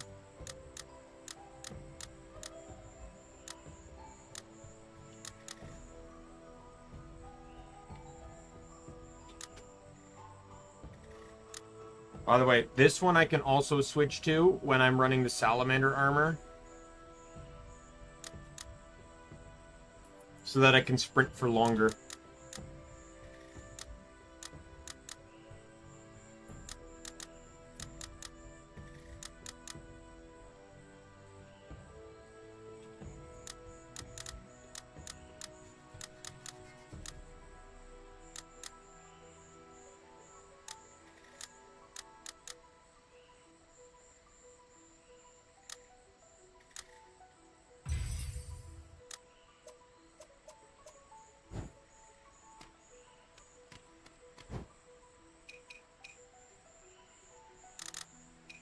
Yeah, so the only bosses I need to fight a second time right now are the dungeon bosses and the Salamander, which needs to respawn.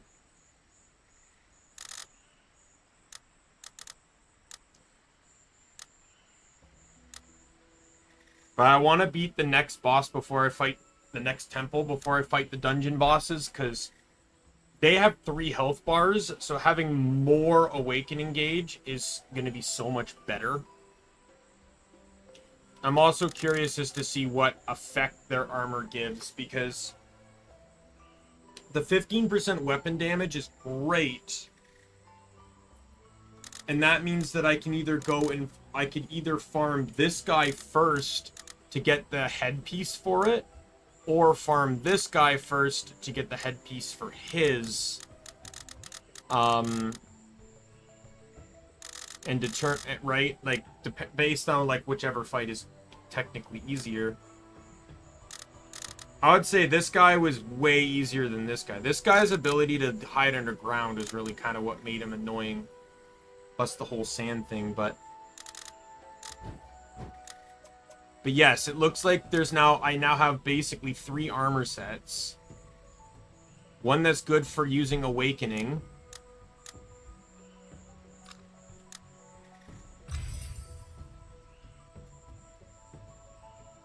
In all honesty, none of these really mean much. That says I need to run anything different.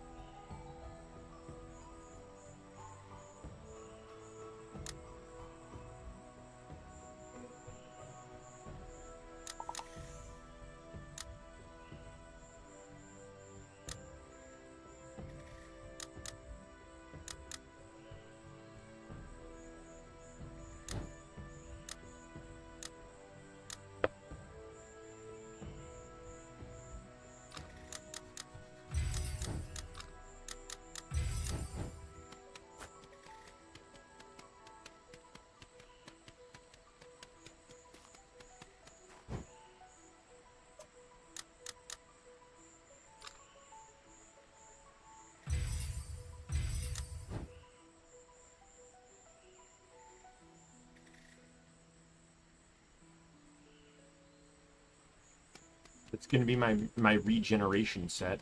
Obviously, 30% more stamina is going to really help.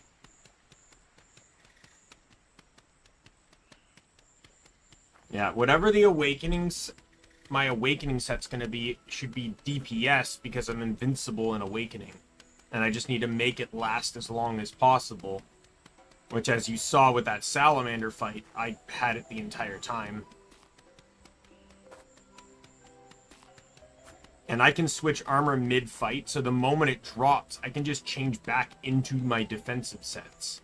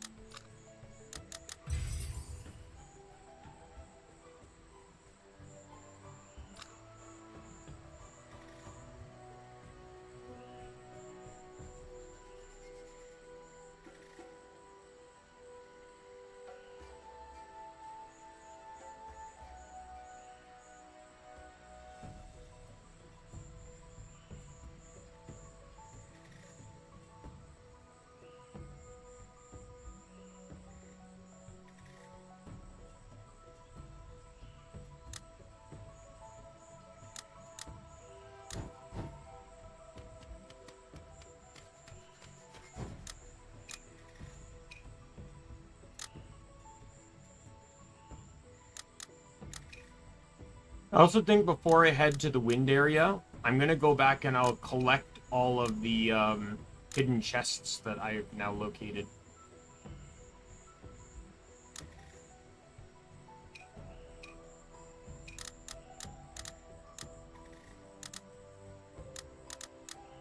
I'm dumb.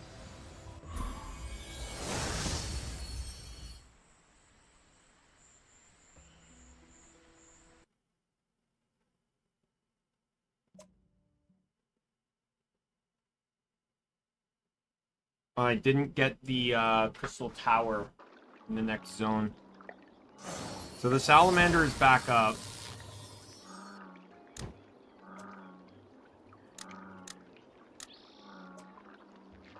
But I did say I didn't want him right now, right?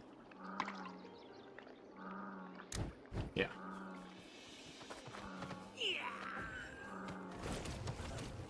Yeah, let's just head to the next map.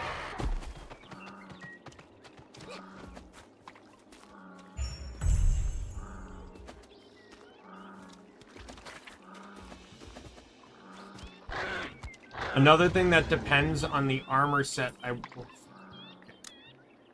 that depends on the armor set I want to run for headpiece. Not only can I get a headpiece that does more damage, like right now it's the headpiece that either A, does more damage,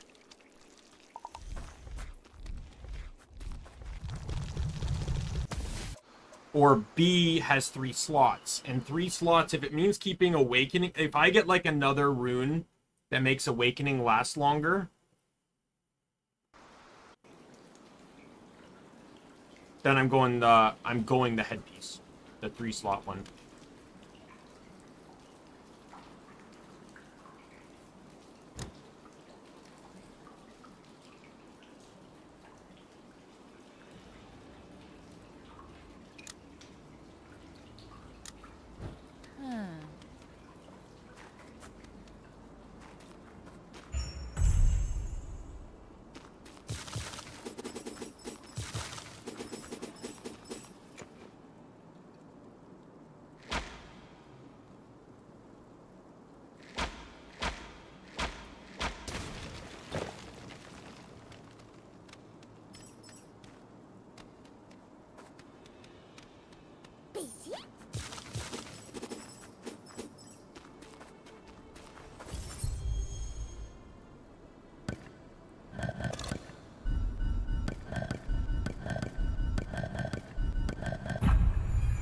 Gotcha.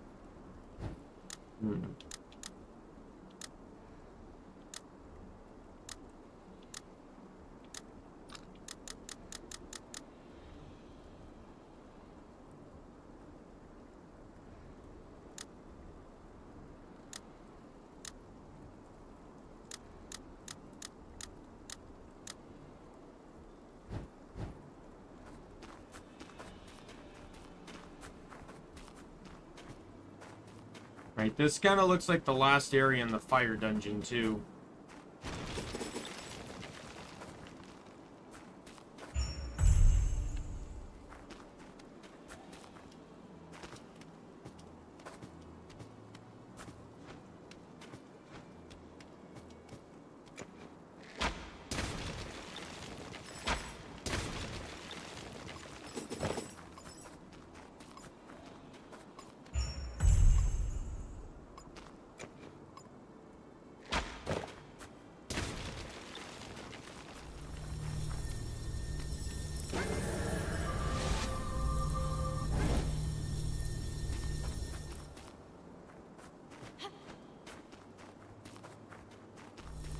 I'm really not gonna like this room, am I?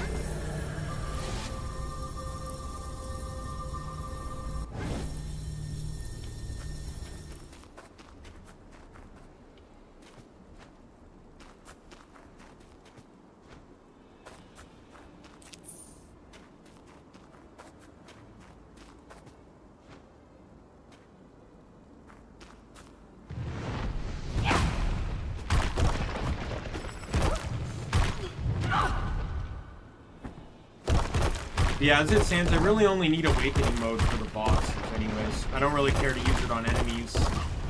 I can figure out ways to find it later. Because on normal enemies, it's kind of a joke to use anyways.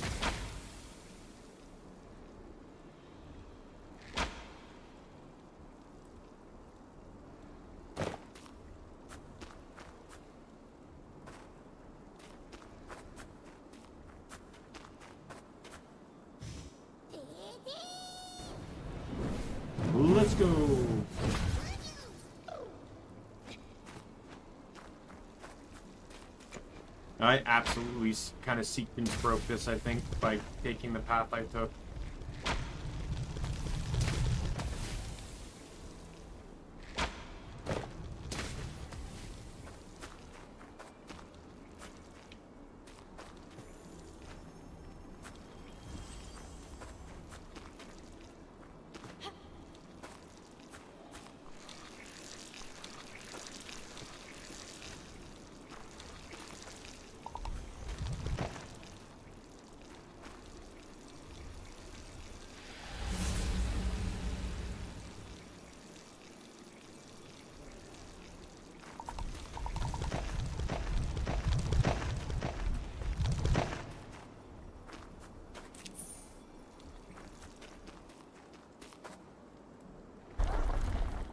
Not really sure what the point of that is, but...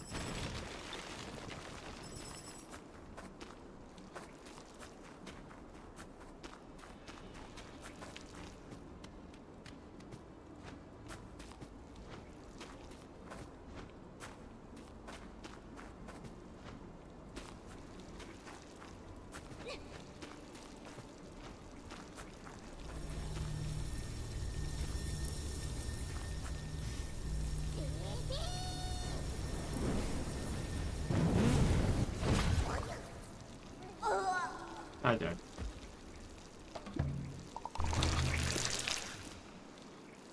Oh no. Into the abyss! I missed.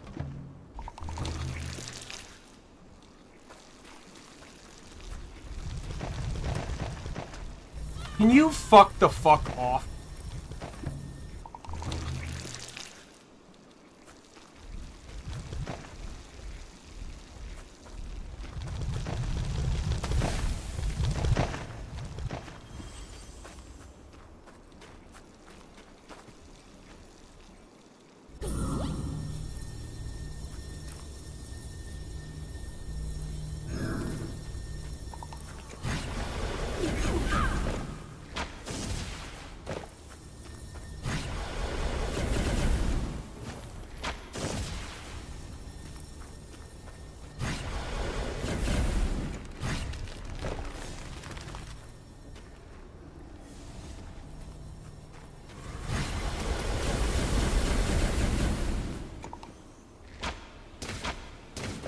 Gotcha, piece of shit.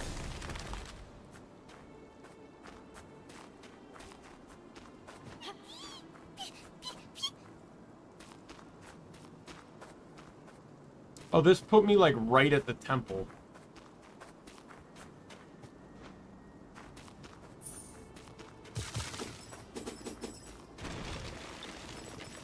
Well, at least it allows me to get the crystal tower.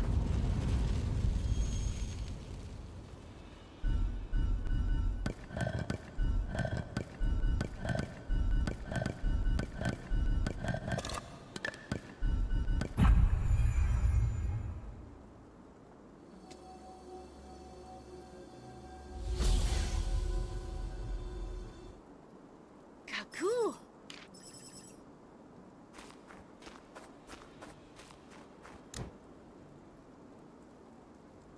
Yeah, I sequence broke that so fucking hard.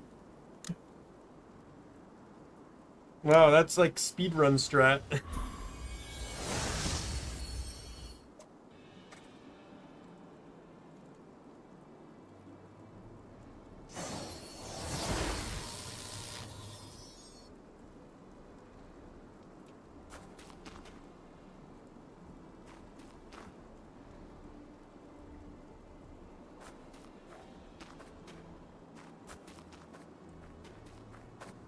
Alright, let's try to do this the legit way.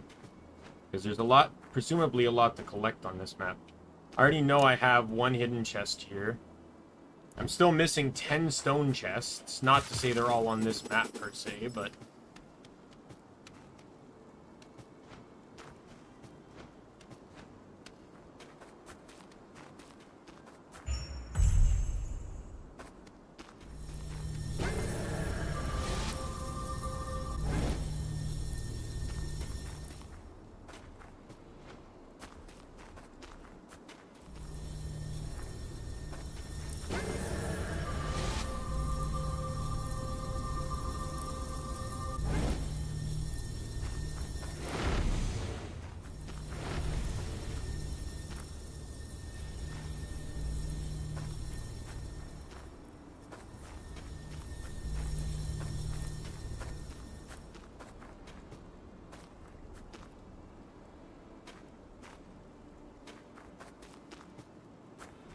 I find it really weird, though, that a salamander caused people to turn into zombies.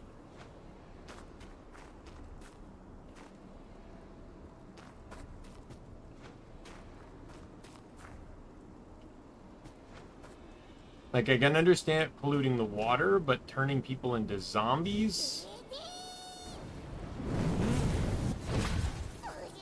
A bit far-fetched for me.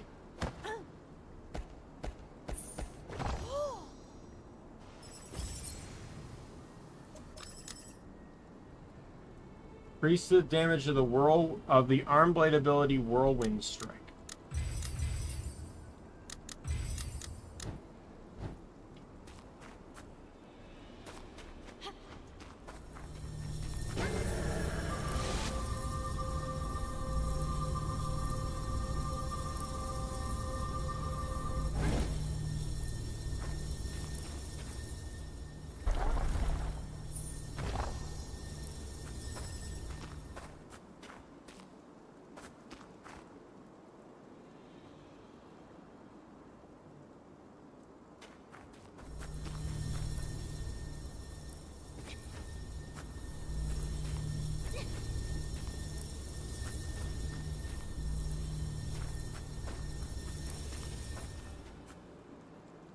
Like, I see a lot of chests and things just from, like, there's a chest over there.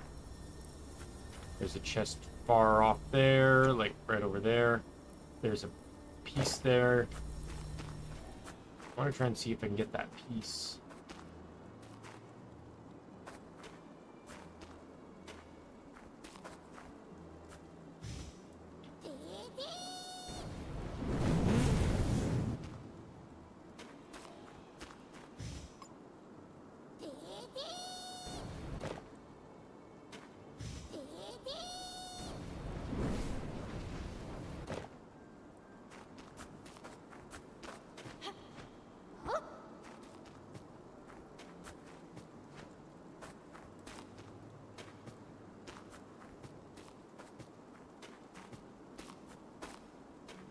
Part of me just feels like there's no clean way forward here.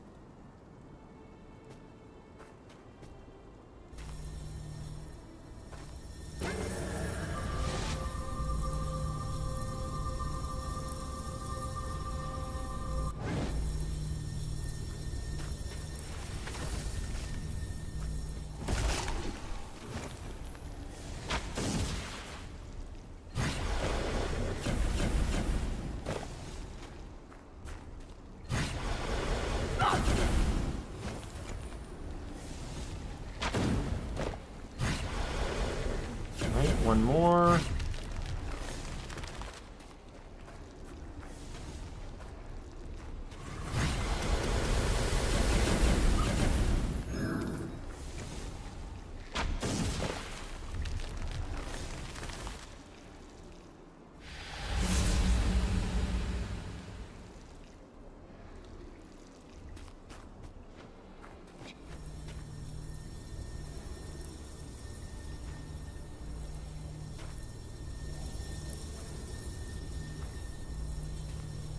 Like, I don't even know where I just came from. I feel like I came out of this one.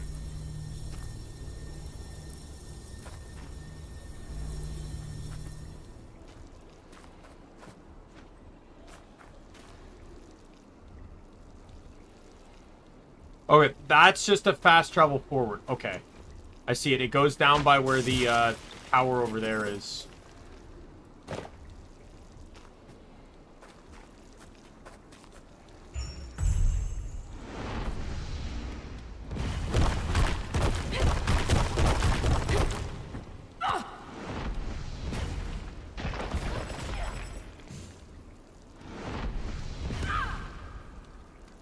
Revenge. We're gonna have some revenge. Oh. Come on, dude.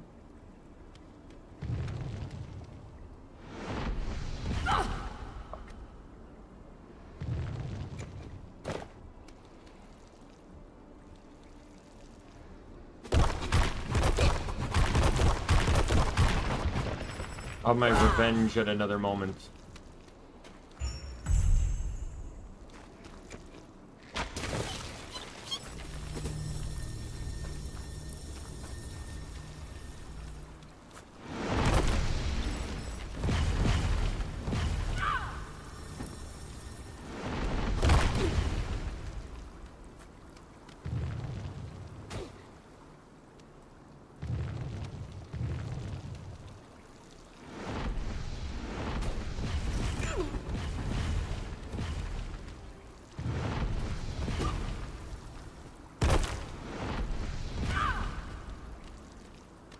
On time the projectiles better.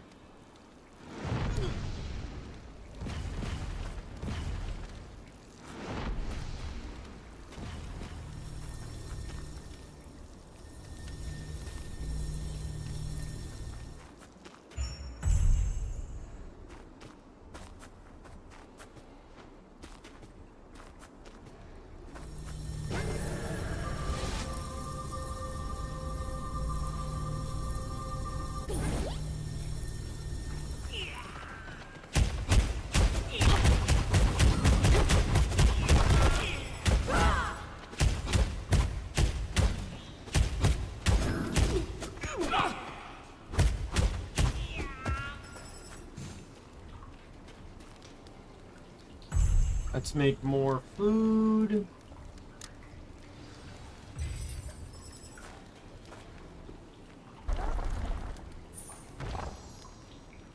Oh, I see a rune. Oh, there it is. Alright, well, I need more of this stuff, I guess.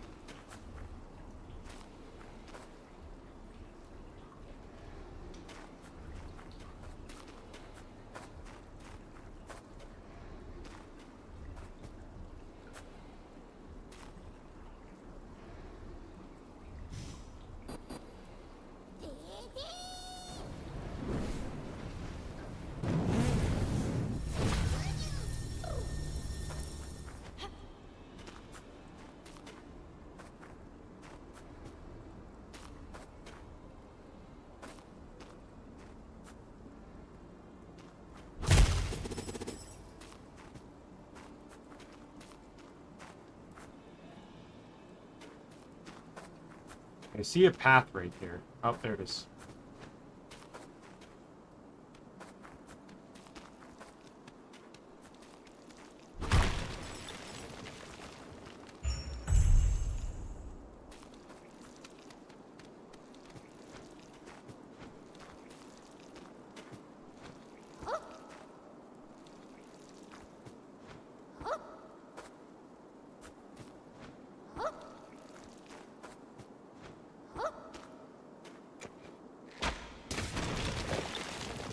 I didn't want to break the red one because it's right near the thing I don't.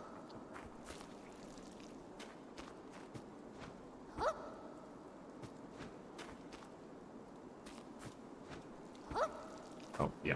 I kind of anticipated something like that was going to happen.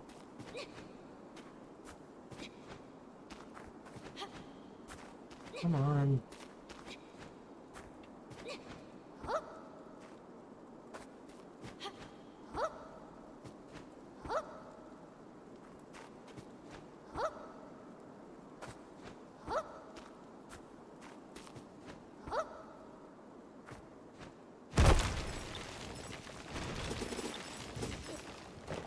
This... Oh.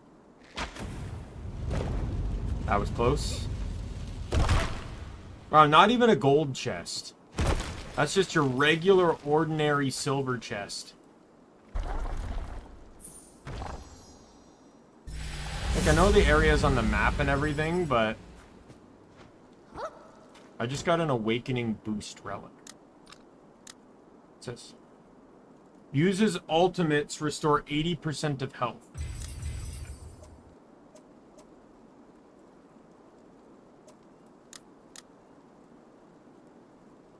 What was that relic I got, though?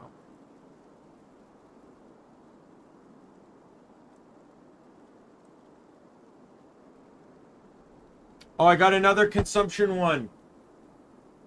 So you know what that means?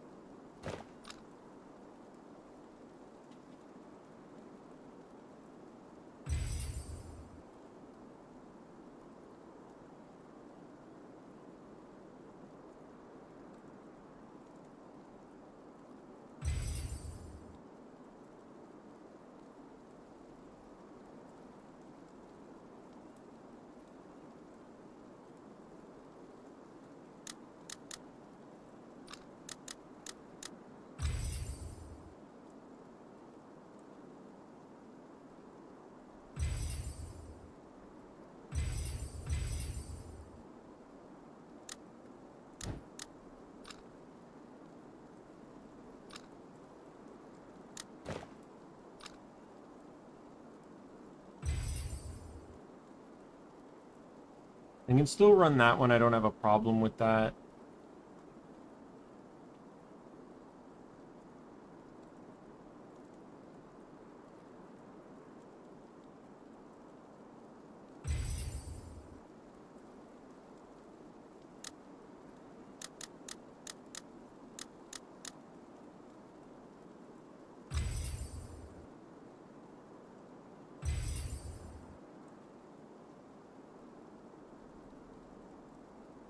And then I just don't know what to run here.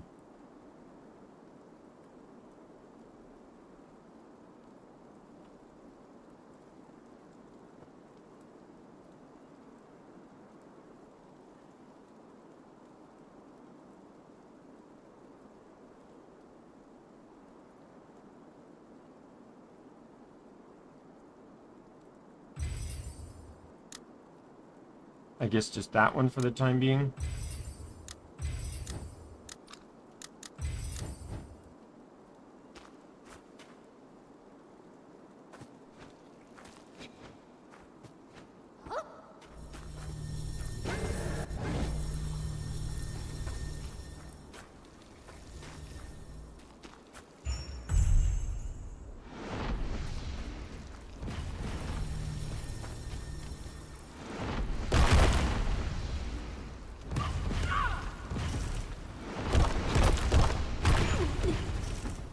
Like, look at how much damage these guys are doing when I have 25% damage resistance and 20% defense.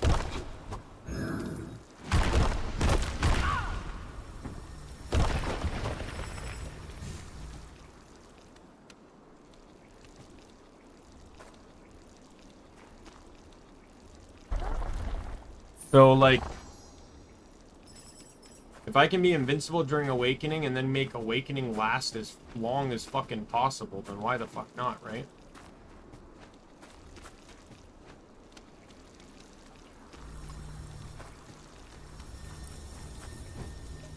I even have the option, too. I can hold one on the,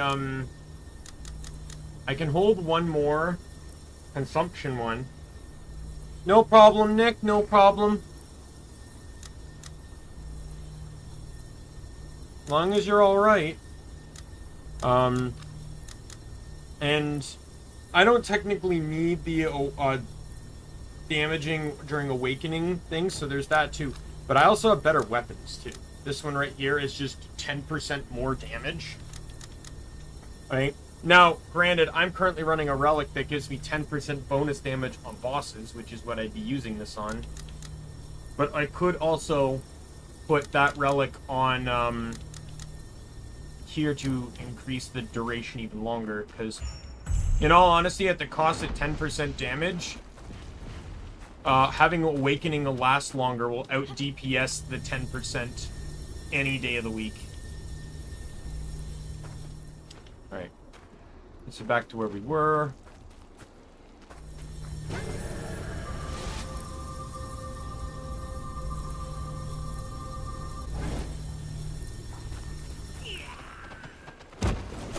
Out and about again, I see. Been to win.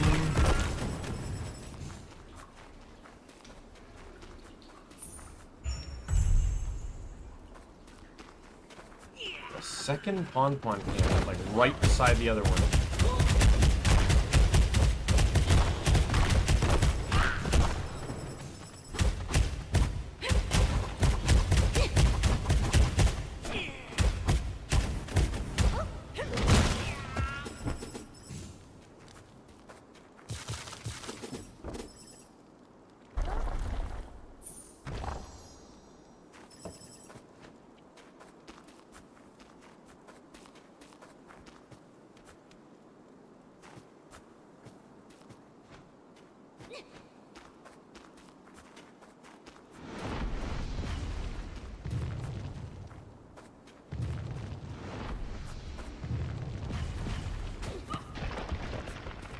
Threw it back at him anyways.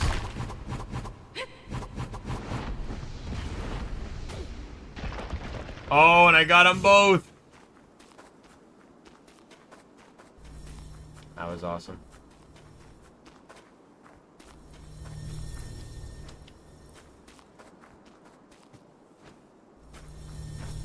Okay, so there's one of these things.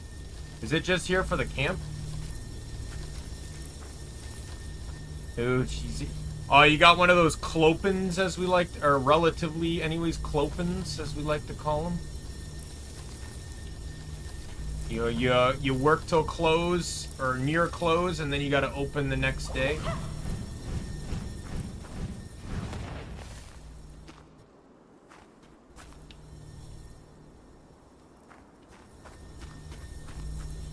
Where's this one go? This one goes down there.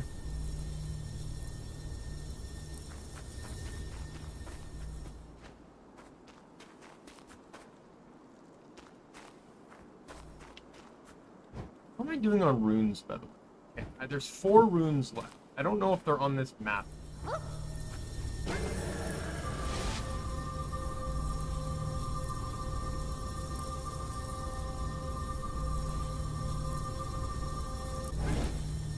Yeah, I guess it depends on the size of your team and your, management, too. I had a boss that was really good about it. He basically... Because in my job, being management, him and me had to work at least one night during the weekday. Weekends didn't count. And, so what he did was that whatever day we worked, we were off the next day.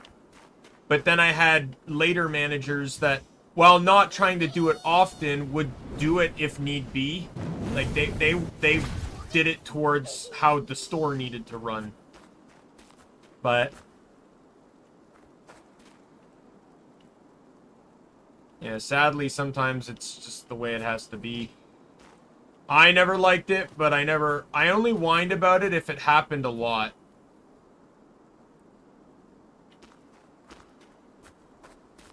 Yeah, I don't have a frame of reference, though. Like, is 4 too small? And to be honest, even if I ask that question, can I get an unbiased answer? Or, like, a company... like, what I mean is, like, my store, I always felt like was not necessarily understaffed, but it was never given enough hours.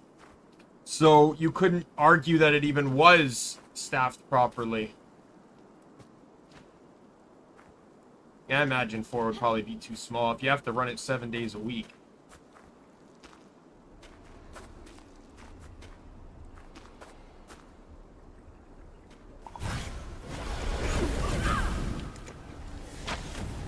Oh, that's fire. Can I hit him, please? Thank you.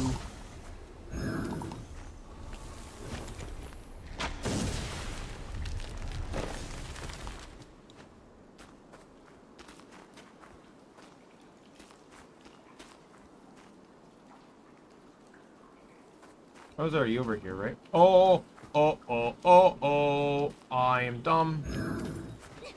In the back. I saw it in the back.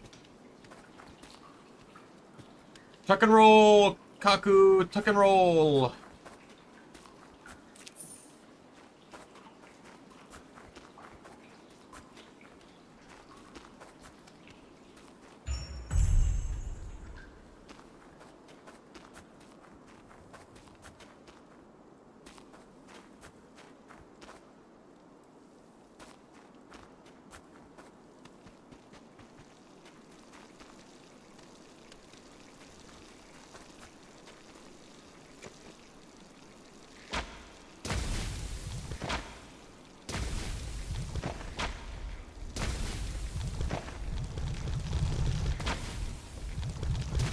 Well, that's good.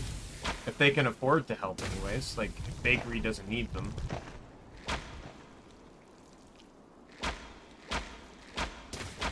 Got it.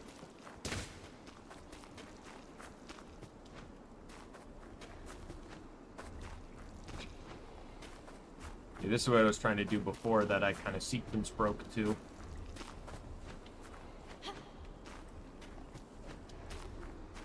Hey yo! Oh, it's a 3-hitter. It's poison.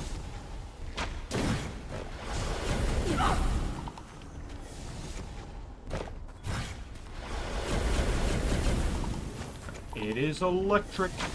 It's electric. There we go, chest. Yeah, my store didn't really have, like, it had aisles, and aisles had different, like, some had, like, you know, health and beauty, some had, like, stationery. Like, it was a very general store, but it didn't have, like, departments like bigger stores have.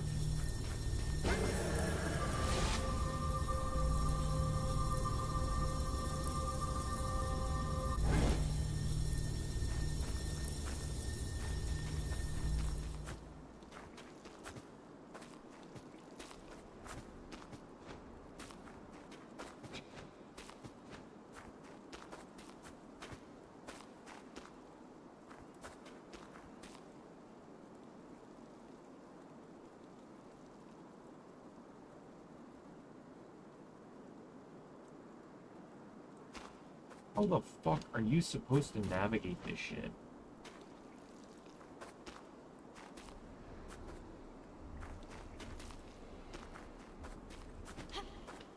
Oh, I see a red beam over there, so there's a rune tower. Or a rune key. Oh, yay, another tower piece.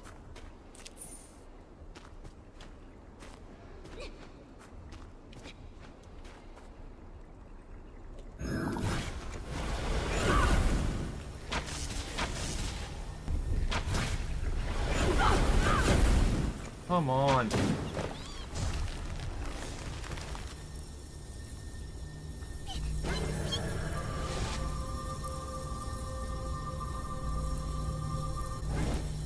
What was she not listening about, if you want to tell me?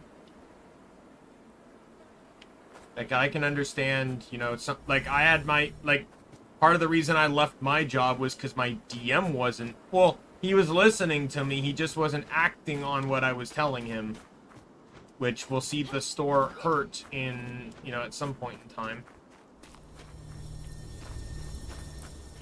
I need to get over there. I'm seeing a lot of stuff over there. See a room key down there.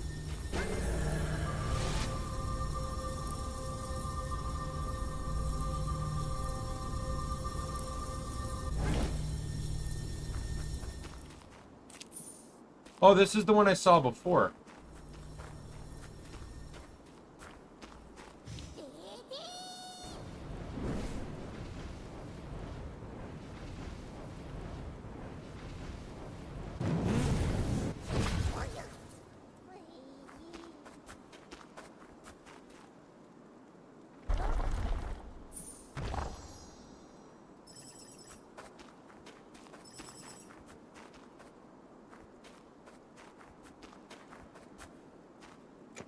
The chest over there. Is that the hidden chest? Probably.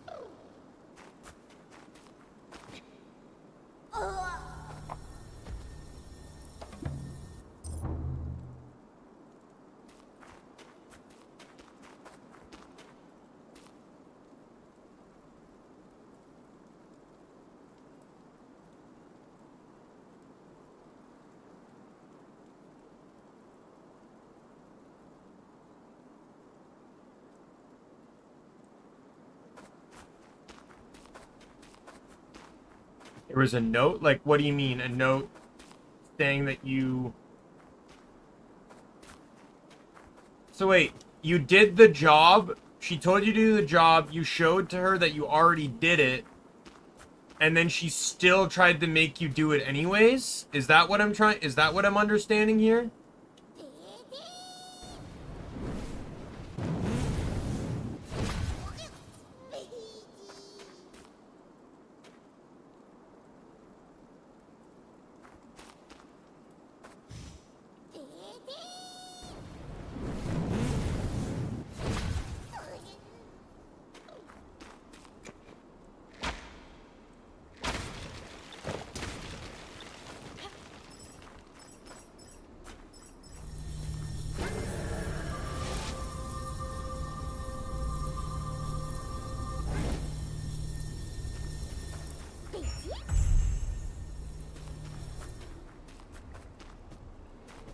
Yeah, I don't know what to say about that. My roommate works in a grocery store, and he's told me God knows how many stories of bad management. Thankfully, he's a department head, so he can kind of just... Is that another awakening boost? Are you serious?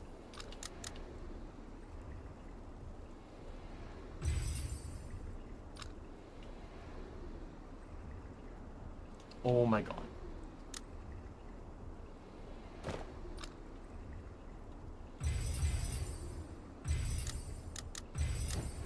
Awakening's going to last for bloody fucking ever, I'm telling you.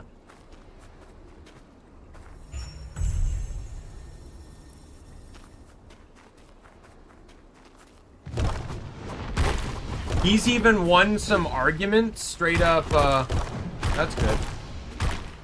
He's even won some arguments because it's like, so you'll understand this when I say this, but when you're told to do a job, your job is to obey the highest in command.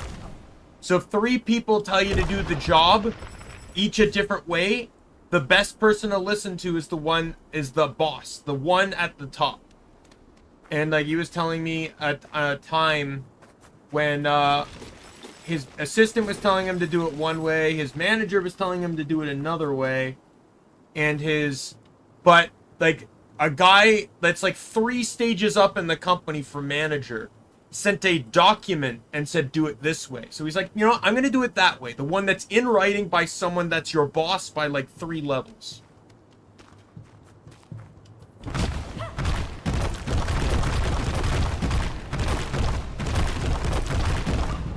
Look, all you have to do is if it's something you really don't want to do, you just have to say, can I have that job in writing?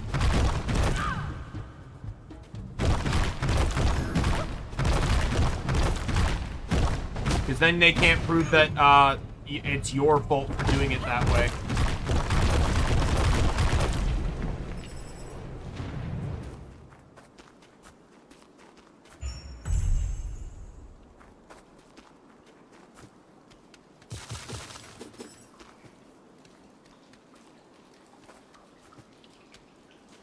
There's another pon camp. There's a rune in behind. Hey yo! Pons! Face my ultimate attack! Face it again! You haven't faced it enough. Face another one. Can you fucking bloody stop?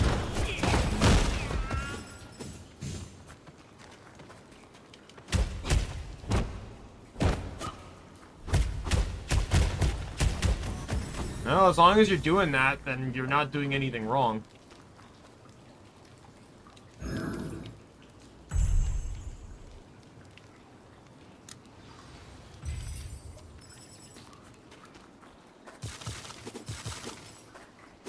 No, for stores like that, I've just heard a lot of, like, management kind of just walks around and says things. If you're union, I would say if you're union, don't even worry about it. Just do your job. Because, like, my roommate's unioned, so in the end, they can't really do anything to him because, they'll just go to the union.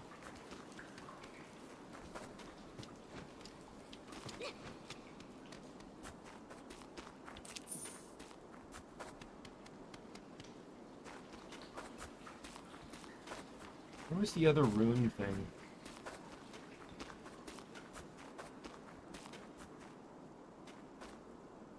Well, I'm just saying, like, the whole point of being union just protects you, right? If, and even then, if this becomes a thing, go to your union rep and say, like, hey, you know, I'm doing my job, and the assistant manager keeps showing up to tell me to do my job that I've already done. I show her it's done, and she's, you know, like, file a union complaint if you have to. You're not there to create enemies, you're there to do your job. And if someone's criticizing you for doing the job you're actually doing, then that's a them problem. A friend of mine did the same thing. He worked in a factory, but he had a boss that was being way too pushy. He went to his union once, and it ended the problem. And he said his boss is a cool guy. It's just, in certain situations, he would get a bit over his head. Right? So, like, it was nothing personal. It was just like he wasn't dealing with this at work.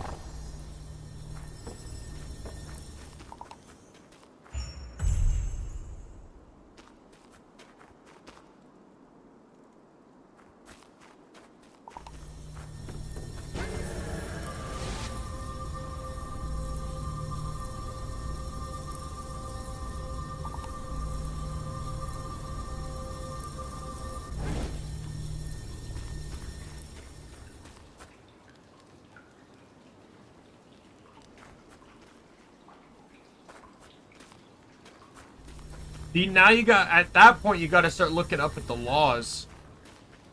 Take your break and leave the department empty. If they're violating the law and not, like, it depends, obviously. It's like, if you have the right to a 30, like, by law, then, or, like, whatever your lunch break is, then, like, that's, like, they can't say no to that.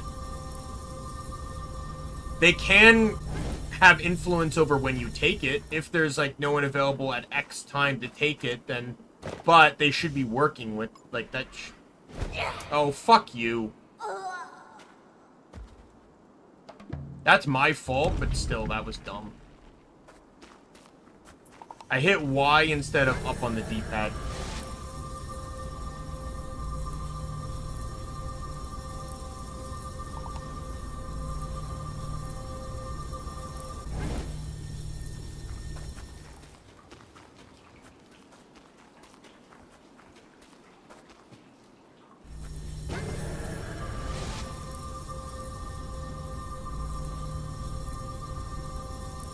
Yeah, well, that's a valid complaint. Like, obviously, it's like, you know, we're short-handed.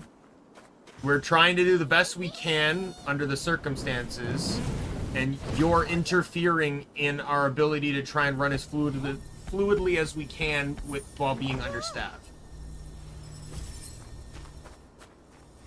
Blue plume suit. The lower the health, the higher the melee damage inflicted, up to a maximum of 30% boost. That's not high enough to warrant anything. I have an armor set that gives me a flat 15%. At no matter what my health is. I'll take half the boost at a consistent rate, then have to play the danger game in a... game like this. I don't know where this goes. Let's take it.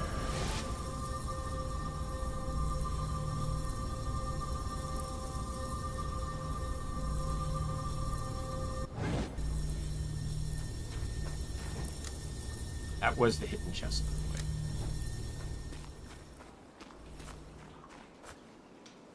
And I'm assuming this is just specifically for the Bon camp. Enjoy! Oh.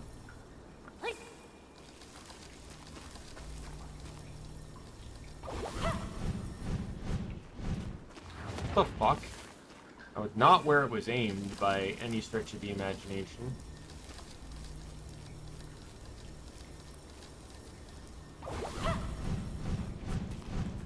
What the fuck are you doing, game?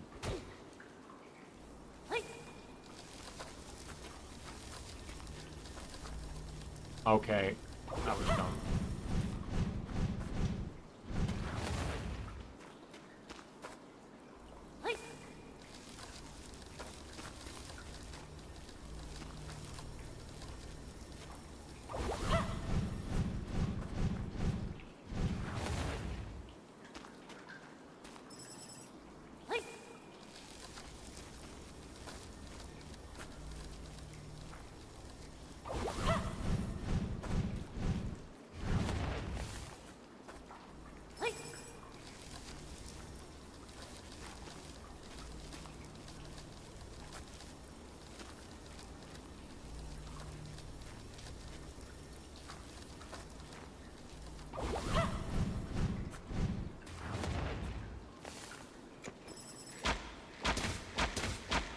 Take the poison! Take the poison!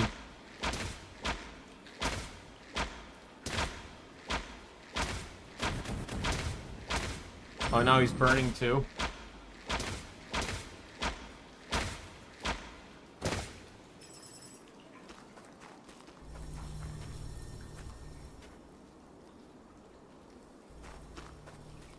Alright, well, let's take this back down.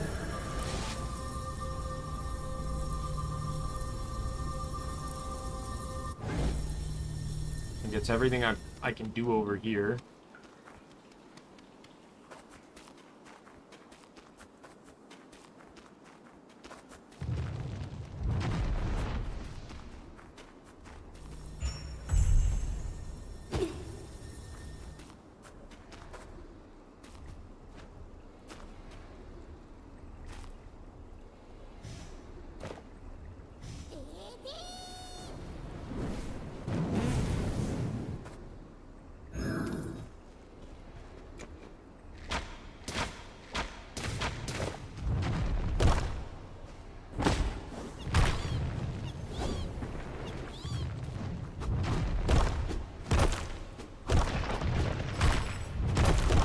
Yeah, that's kind of the thing. My roommate said that a lot of managers were really good, were generally good front end staff people. He's never in like 15 years or so, he's never had a manager that used to work produce or something like that. So a lot of the times, or even grocery. So it's a lot of the time the manager just doesn't know and thinks they do. And tends to push that authority over department heads that actually know what the fuck they're doing.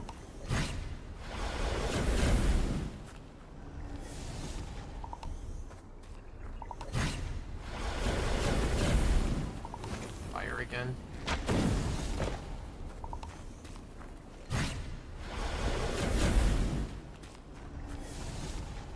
Alright, one more launch and the next head should come up. Oh, triple fire. Goodbye.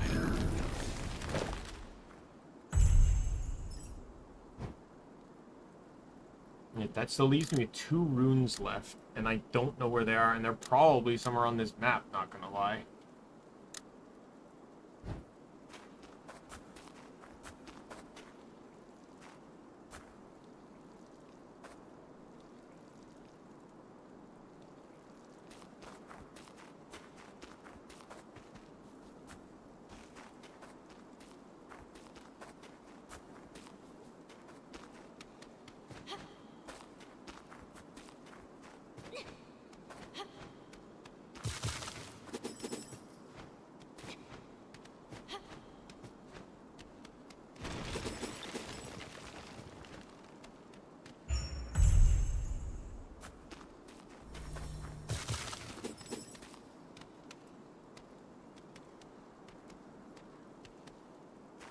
Oh, really? Am I already back at the...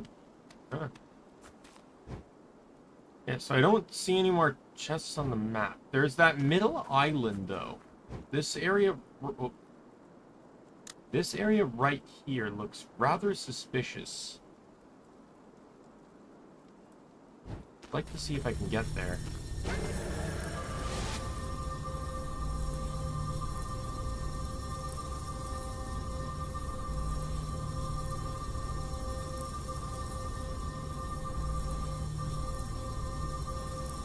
Oh, you don't have to remind me about how bad closings are.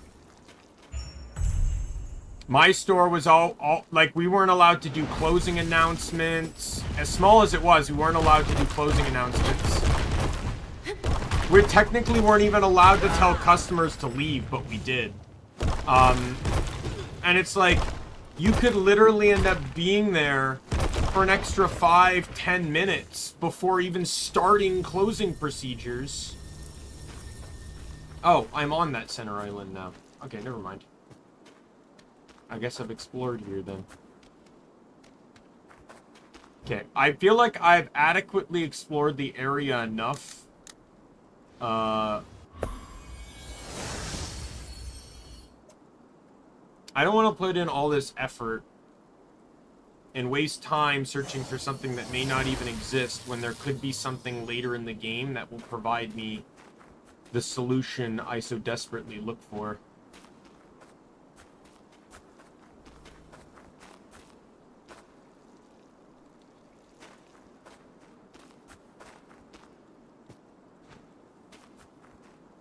Oh, god damn it.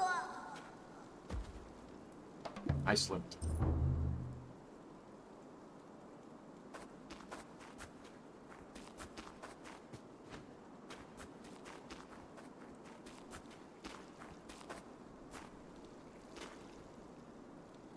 I'm just trying to see if I can see anything from this perspective. If there's anything that I've missed or worth getting.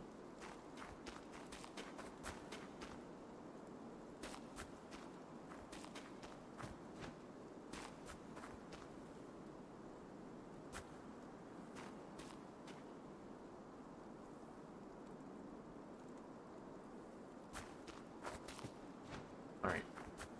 So what is that? We're missing...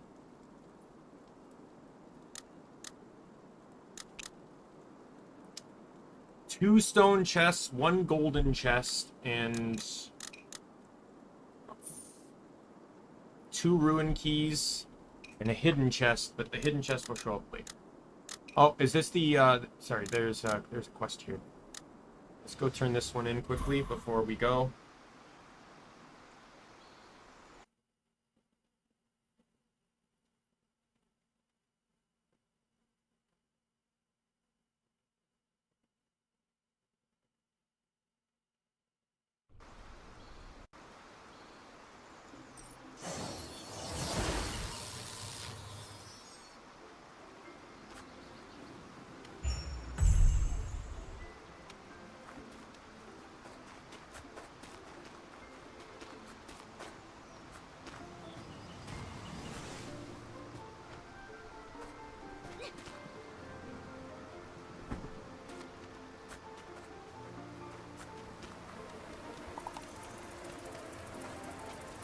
Leave me alone, bees. Leave me alone. Leave me alone, bees.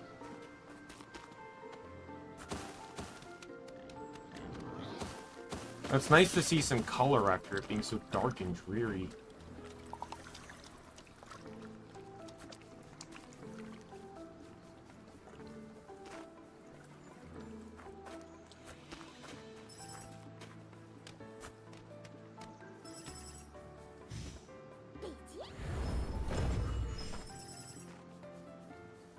Kaku. I activated them all. Time to locate the totem. Well done, kid. Let me do some division. It seems a small path in the misty swamps. On my way.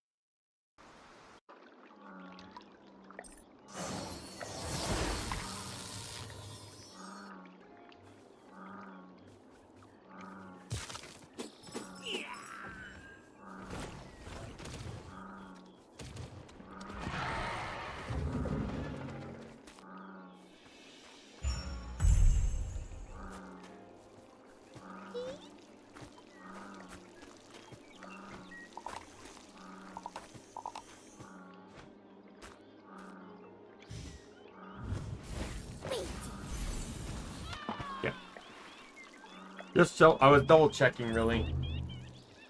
And I couldn't walk on that.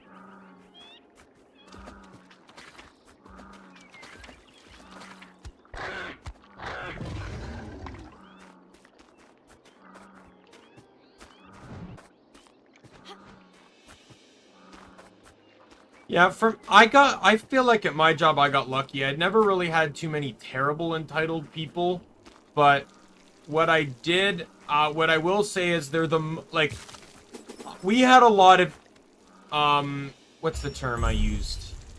Not inconsiderate, but just lack of social awareness. Just those that never really paid attention to what was around them. And it's like, you can't possibly tell me you came in at 8:45 when we close at 9 and not realize that we're, you know, not realizing we're closing soon.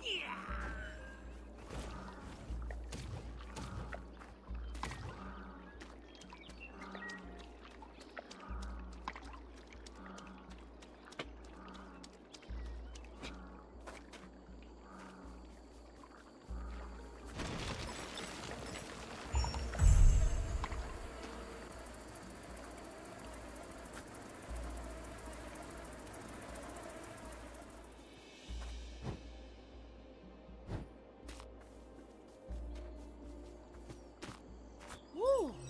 Hold on, let's take it back to the old timer.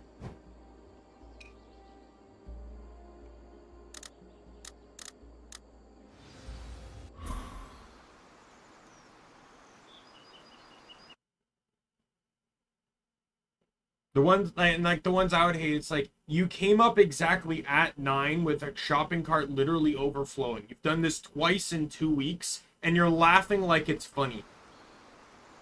And while you're laughing, you're saying, oh, we really need to get better at time management. We should really do this another day. Yes, you should. This is your second time making this mistake.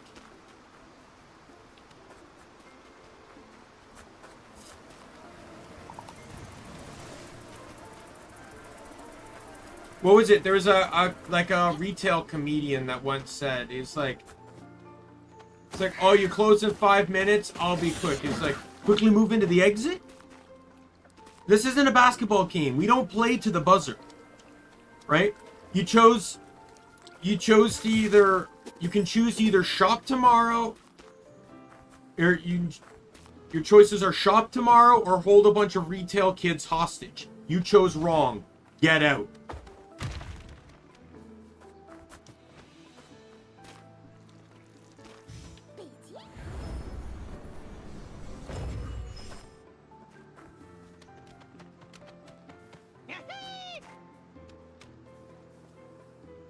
God damn it.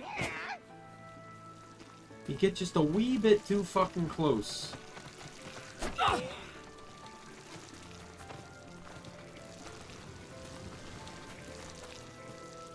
Try and deload him, maybe.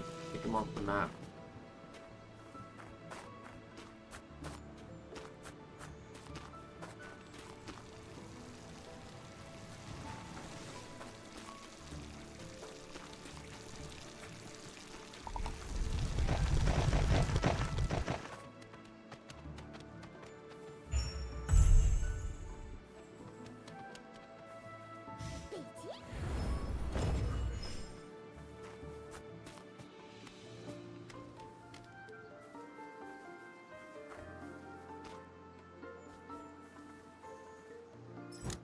I'm gonna have to load out and load back in, huh?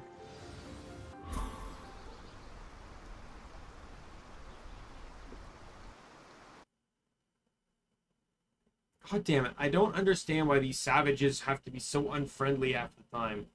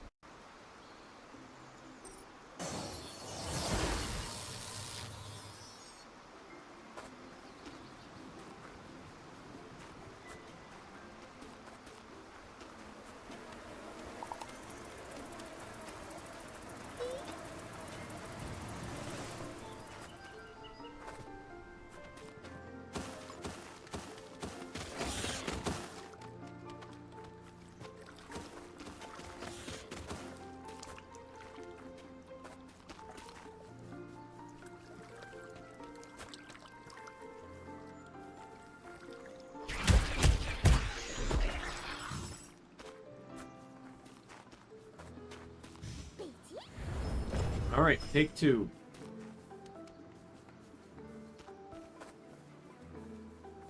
Ka. Oh man, I'm back. Look. This seems to be what you're looking for. Kuka. Goodness, you nearly scared the life out of me. Cook. This is it. It's good, I'll be on my way then. Wait, young lad. Here, take this as a reward. Wow, pom-pom book.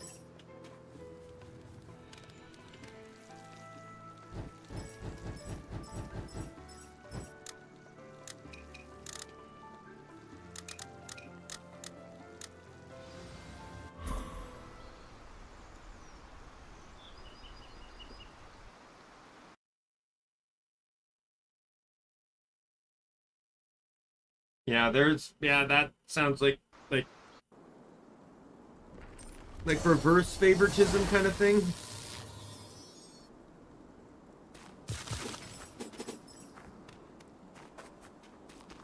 Where it's targeting, right? Like that's what I mean.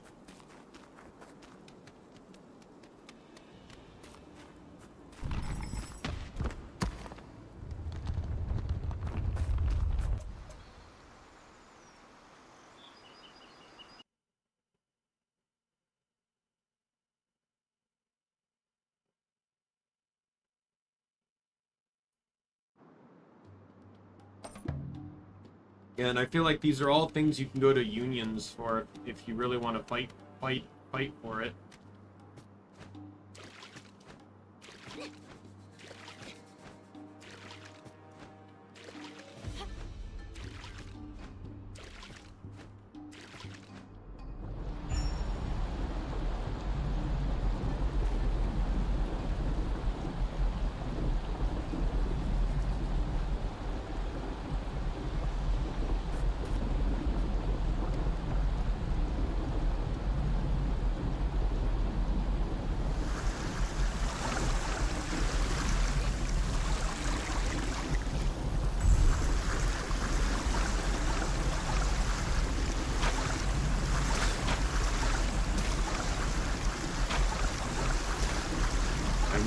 Still.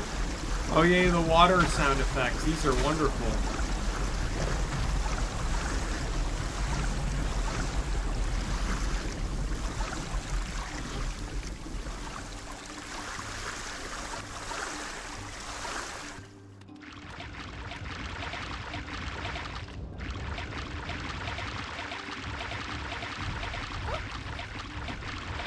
Oh, fuck you.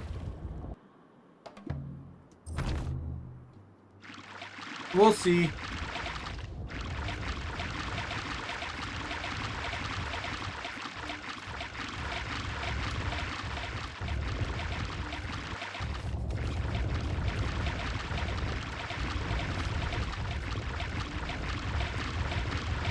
Fuck, fuck, fuck, fuck, fuck, fuck, fuck. Oh, can't wait for this one to, give me serenity. Sounds like a fun fucking time.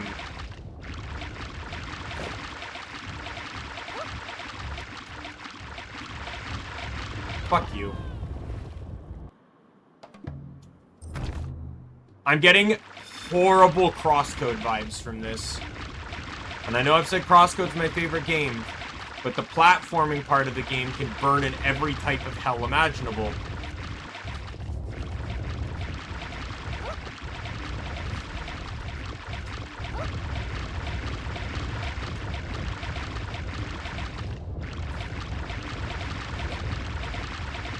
Get up! Get up! Fuck you! Fuck you!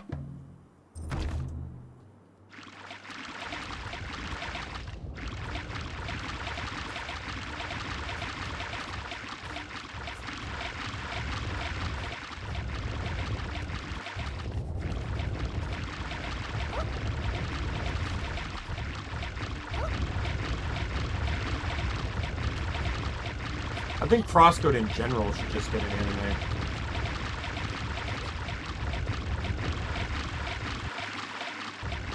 And finally, get the goddamn checkpoint.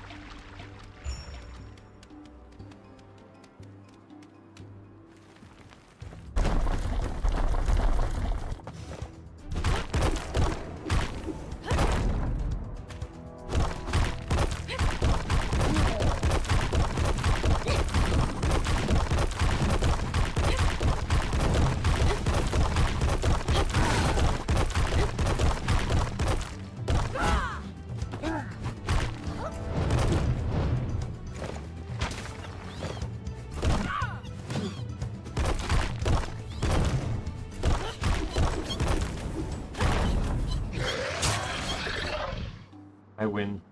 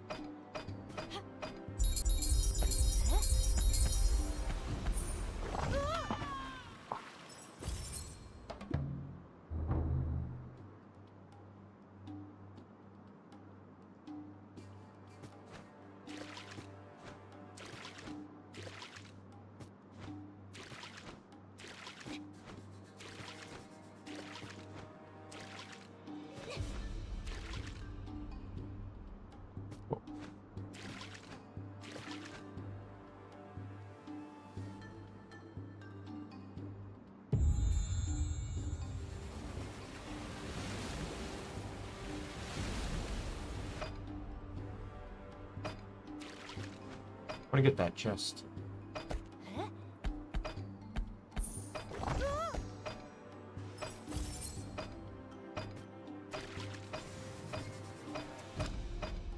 Awakening Pose Rune. Reduces awakening charge penalty when taking damage while awakened. Well, I'm immune to damage while awakened, so I don't really think that one particularly has much of a matter.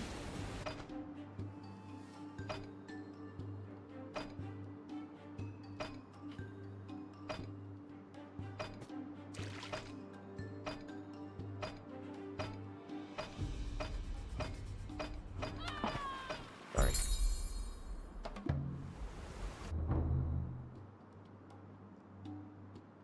I was that death was on purpose. I was checking something.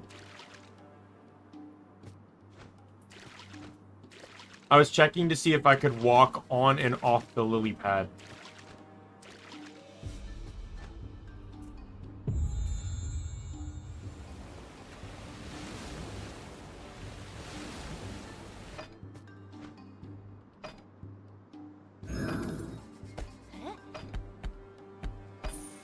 To know I have to get this every single time.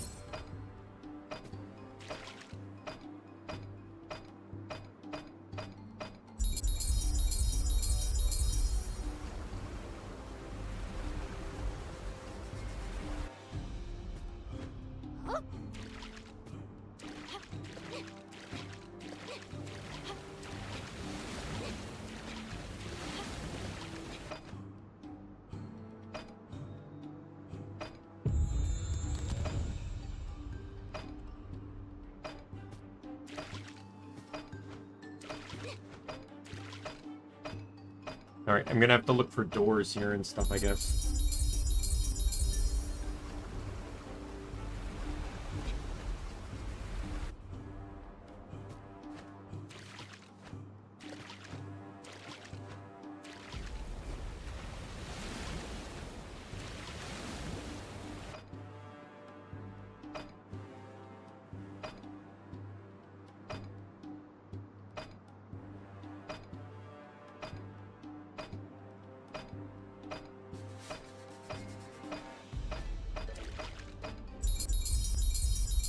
Okay, I found the other side. Alright, see you later, Nick. Thanks for dropping by.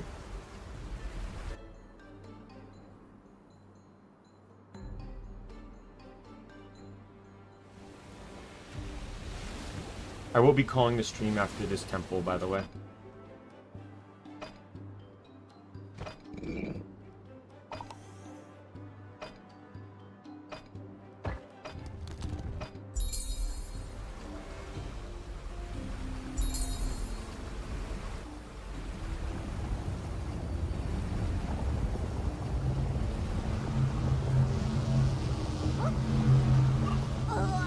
Fuck off! I'm gonna have to do the whole thing again, aren't I?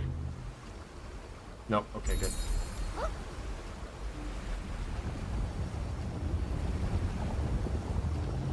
Maybe not.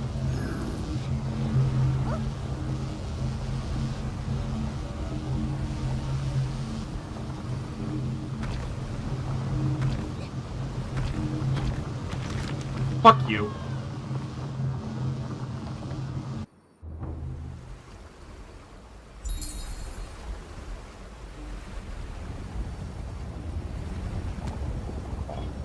Fuck off!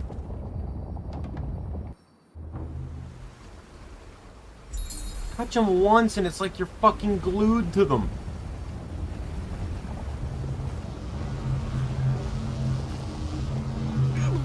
Oh my god.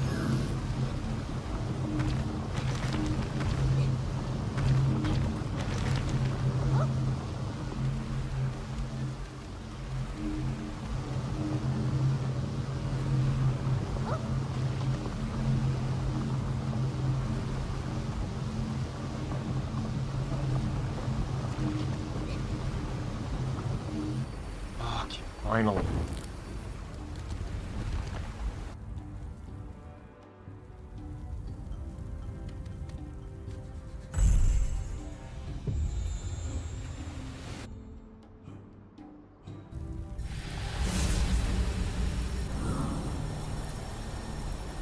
Alright, gotta do the right side, or the left side now.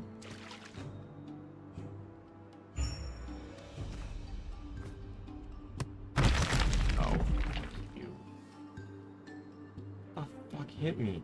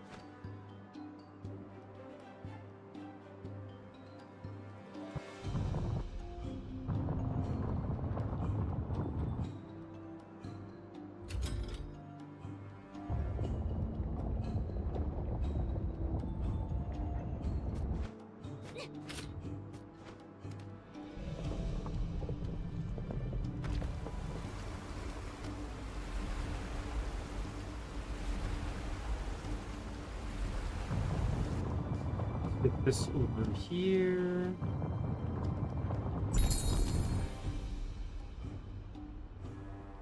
I want to check something. I don't know why, but this tunnel is drawing my attention.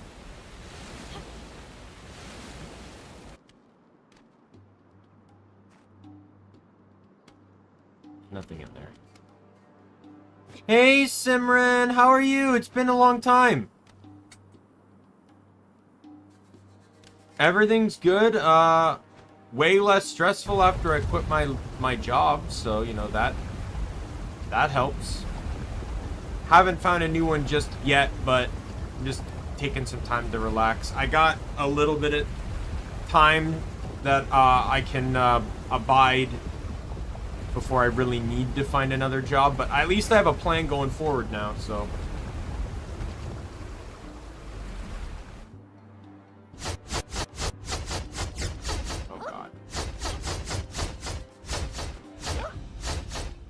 Hey yo, how you doing?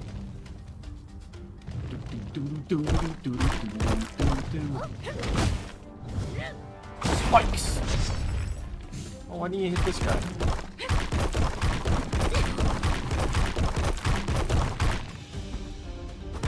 Yeah, most of my plan pretty much involves stalling. So I finally got my G1, which is learner's permit, and I finally managed to, I just need to stall that out until they can get the G2. And then I can, like, drive by myself.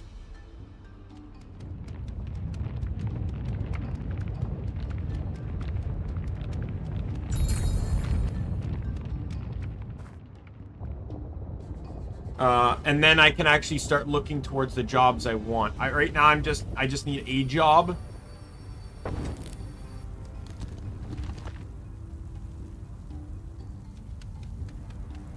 I'll tell you, that last Indiana Jones-esque puzzle was pretty easy because no boulders came down the left side.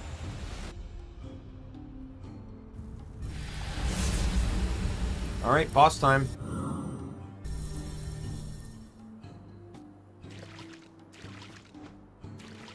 I'm excited to see how this will go. I don't think I'm necessarily going to use Awakening right away. I might even accept a few deaths first. Just to see, how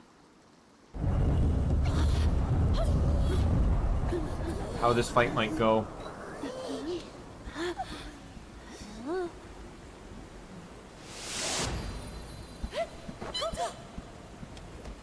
I hope so.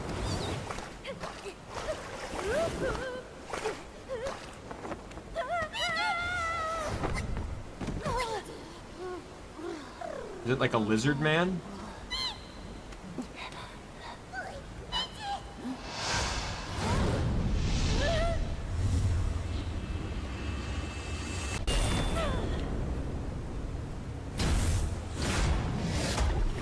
Oh, mermaid.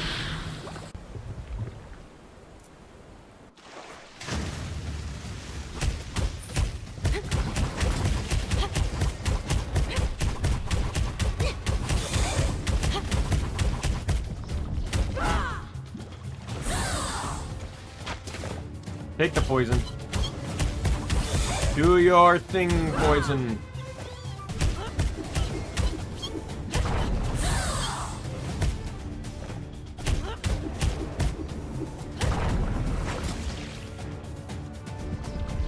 Oh, turns out you can't change armor in this. Alright, so I can use Awakening here, but it's going to be in a way like weaker state.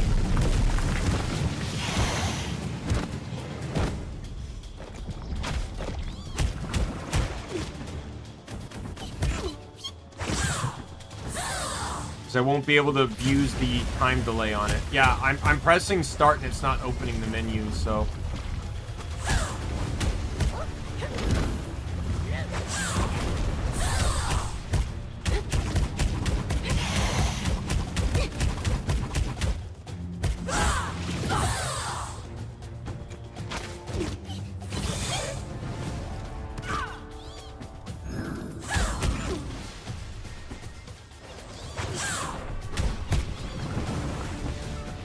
Alright, final phase.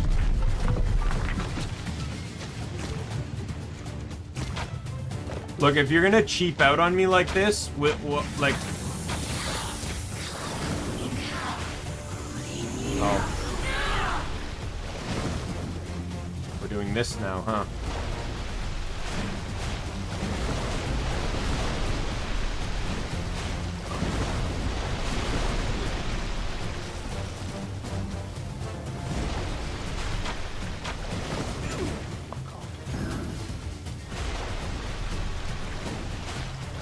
Alright, see you later, Simran. Don't be a stranger.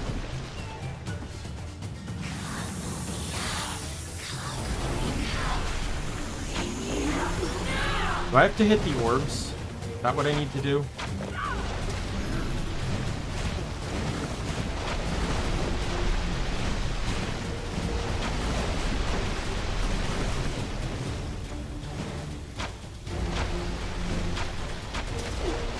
I do.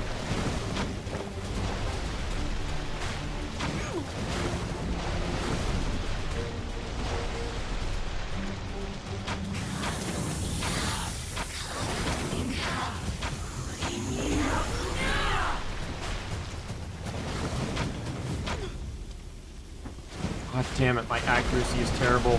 The fact that they keep moving to... Oh, thank fucking God, I got it.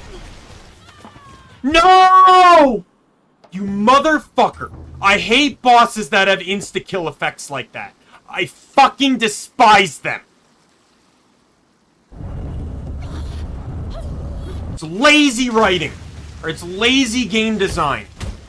Fucking Dark Fact was enough of that bullshit.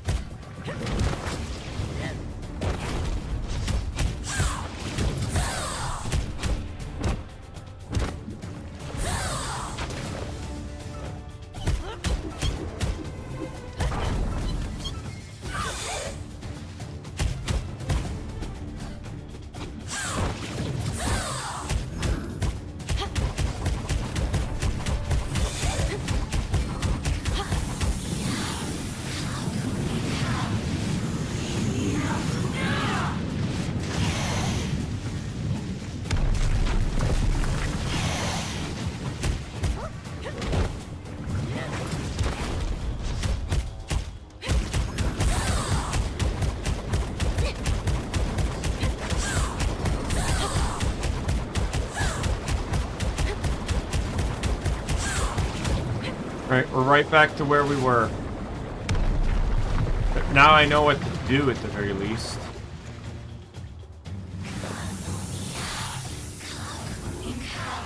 So it appears that they don't appear right away.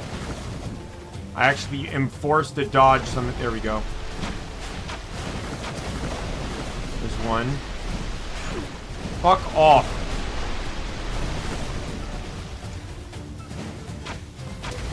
Got it.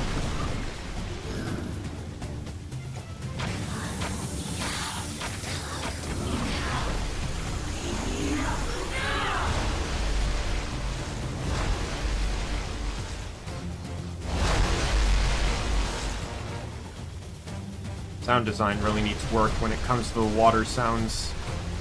They're very... Oh, are you serious? The last phases of this fight are fucking puzzle-based?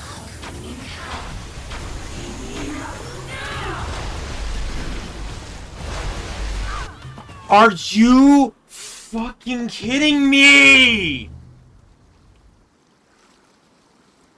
This last phase is more fucking bullshit than the Earth guy!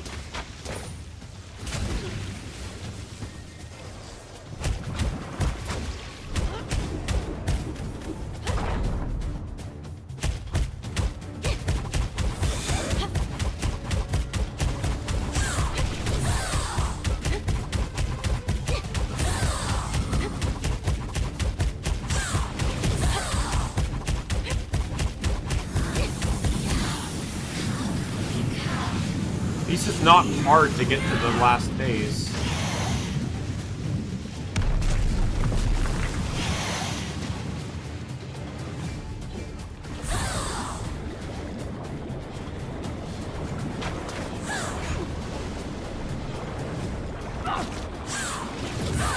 God damn it!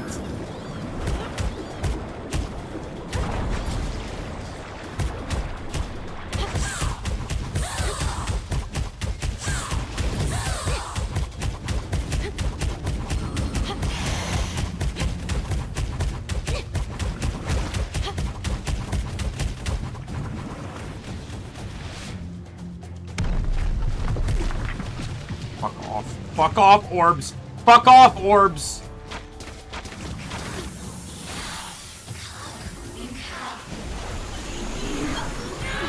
Fuck off, waves. Oh my god.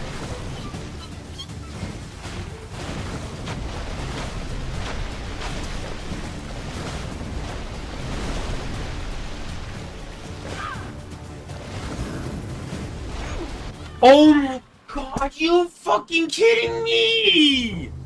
God, fuck you. Fuck you. Fuck this fucking third fucking phase bullshit. Where you can't actually directly attack the boss and have to play a fucking dodging bullshit minigame.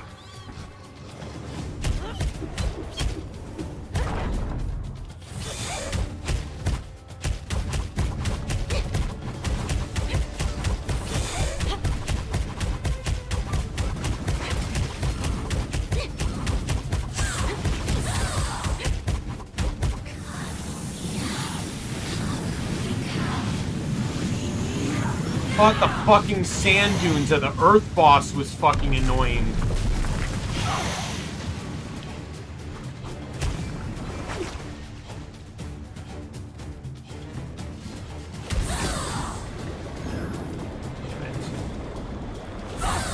Fuck you.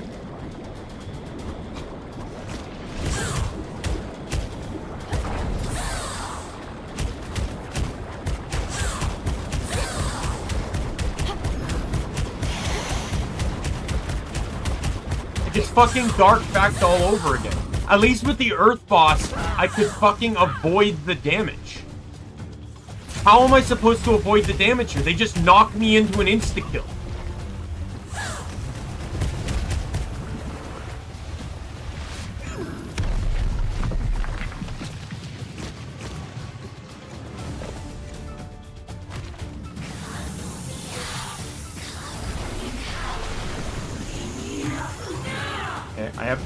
I think I have to time the dodge.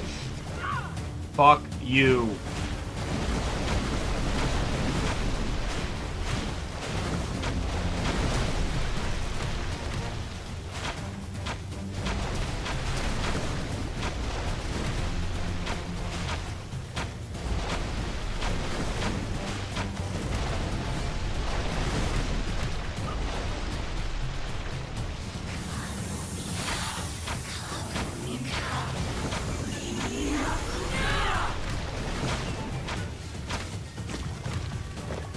Second phase.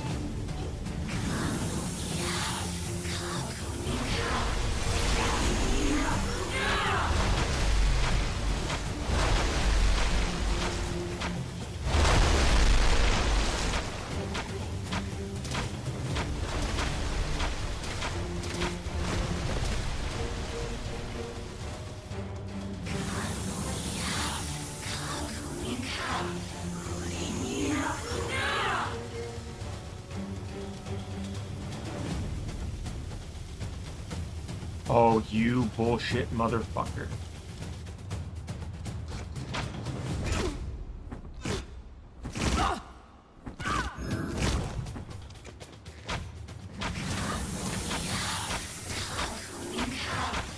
Got you, you piece of shit.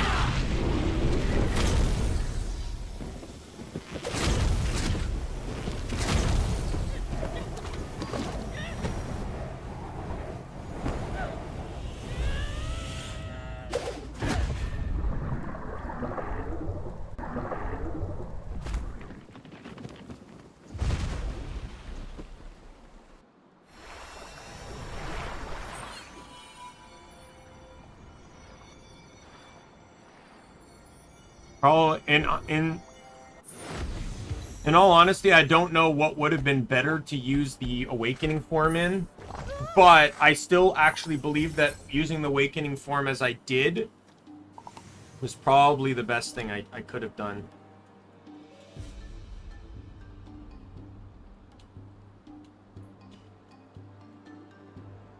Stamina no longer regenerates automatically while health restores over time. No thank you.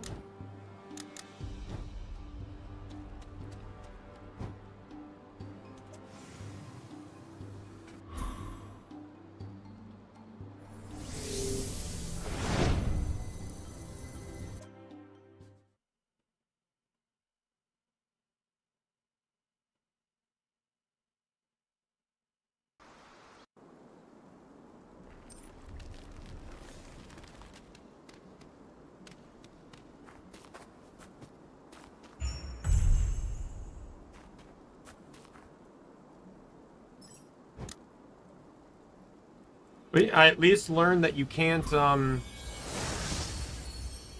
force the what is it? You can't force the boss to or you can't switch armor during a boss fight. Which is good to know. Oh. Or are you feeling good? I am alright, wait. I can feel a great purifying power coming from you. You mean the soul of water? Can I take a look? Sure.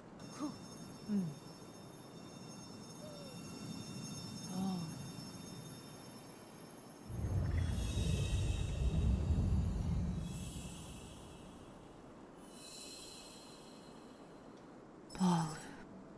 Finally, everything is at peace again.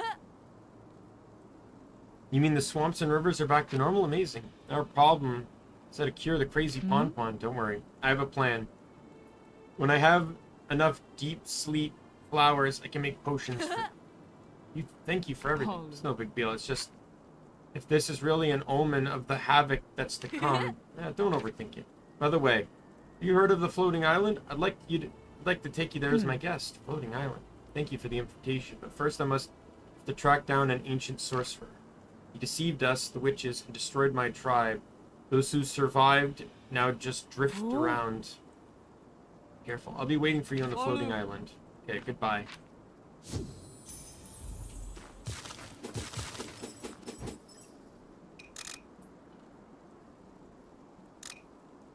Alright. I wanted to go get all the hidden chests. So there's one here.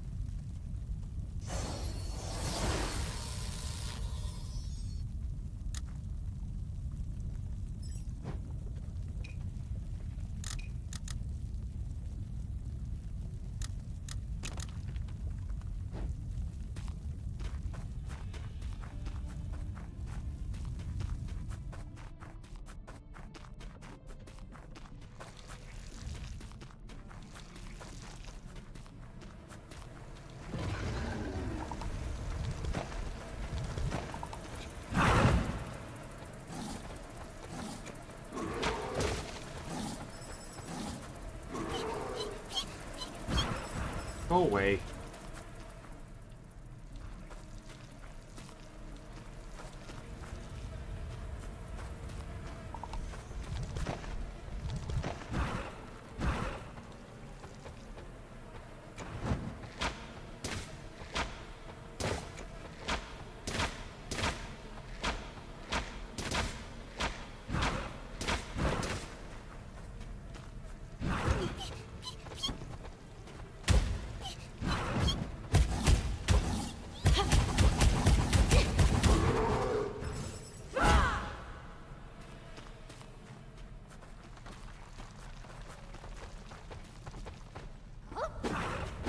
See ya.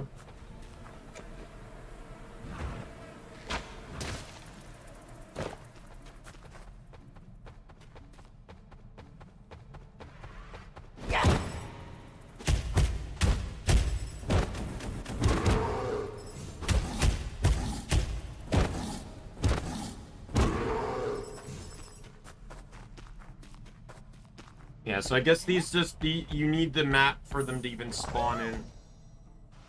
Because I know I walked through here. Greenwood Cloak. Non-aggressive fire and water elemental creatures.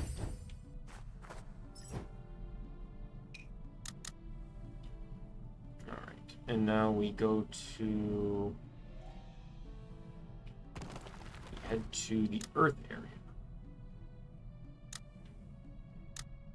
So we have this one here, and this one.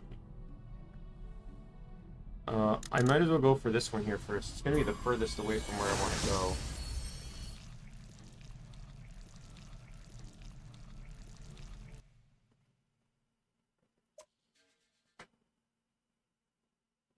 Yeah, I'm really hoping for a power that...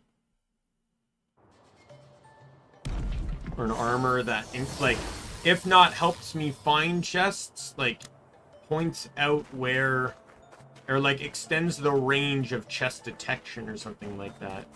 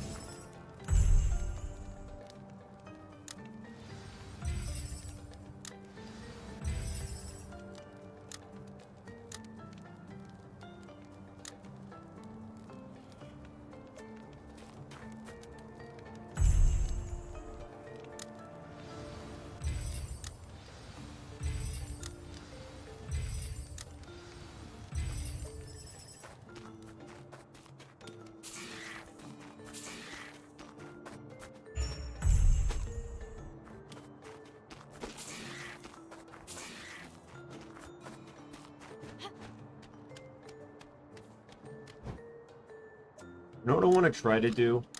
I know it's going to be risky, but I want to try to actually run.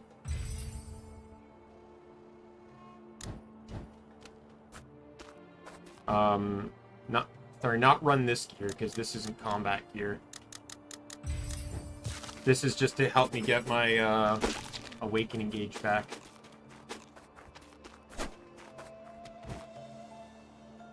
I'm going the wrong way.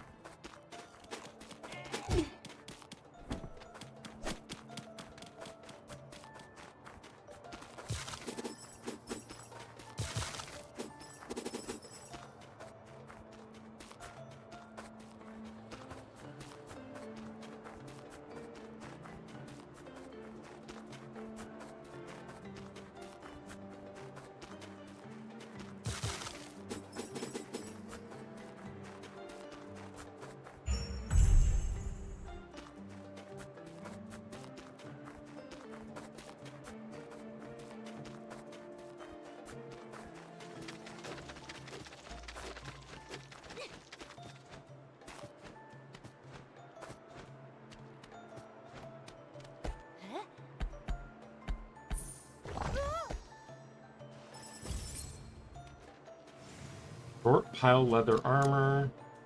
Increase the amount of ingredients gathered. Considering I'm pretty much sitting at max ingredients right now, that's not worth it.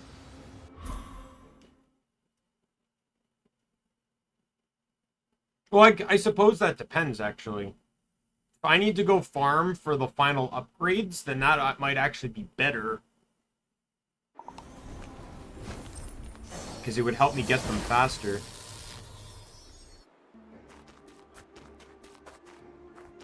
Like all these like wall clingy ones and stuff.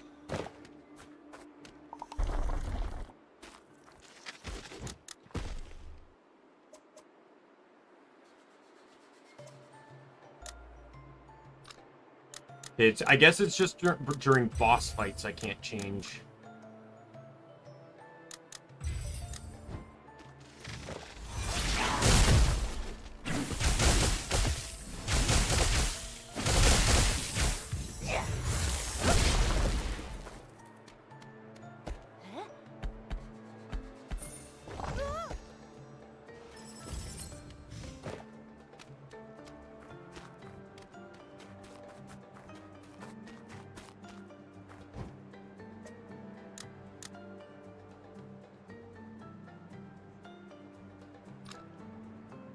Yeah, if I really want to you know, like if I could do this too.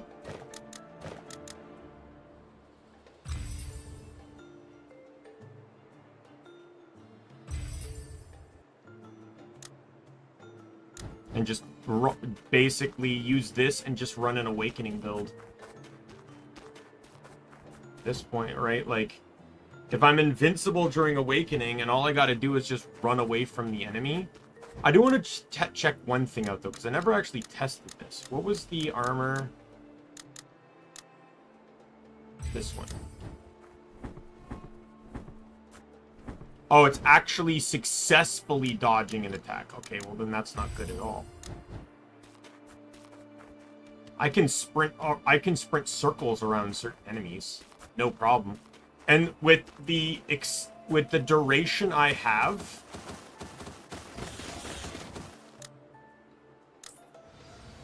With the duration I have on this, with all like the reduced consumption runes I have equipped, one gauge is still worth a shit ton of time.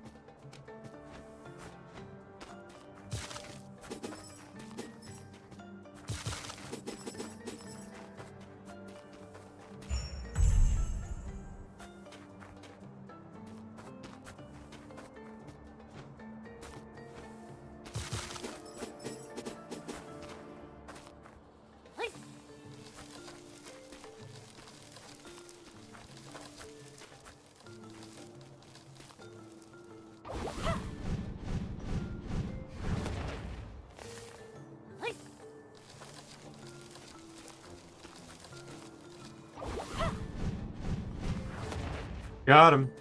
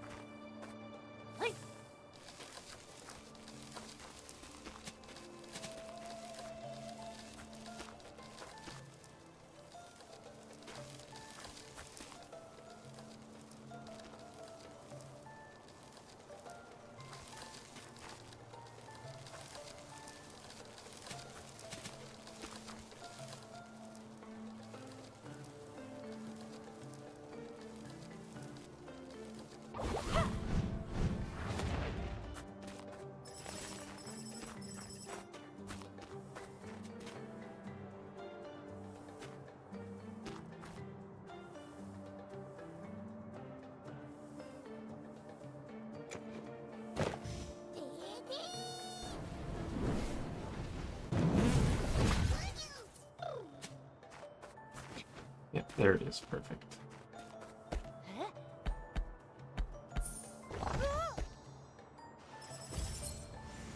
Battle Worn Curious. Or Curious. Whatever it's called. Lethal counterattack with the arm blade grants substantial ultimate charge. Yeah, well, I don't need ultimate charge.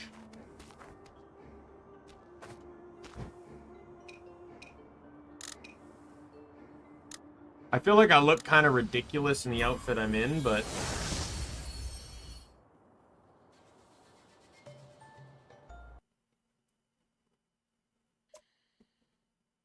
yeah, I have to fight every boss at least twice. Beyond that, if I need to farm dark energy, I can literally just farm the normal boss. Or I can farm certain bosses. Like I can farm the salamander, the worm. The lords generally aren't giving me issues. It's the dungeon bosses that give me problems.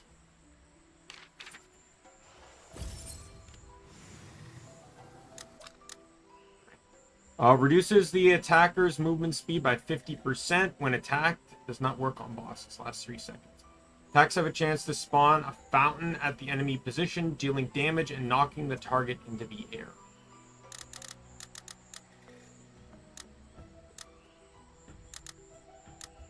So this guy didn't unlock a power. Just want to say. For some reason, this is the one dungeon boss they did not give a power to from the character. Just dumb. Like, why couldn't it have been on this? Right? You have one here. You have the wind one here. And then fire and earth are here. I think the water one would have been great. They could have tied it to arrow rain, maybe.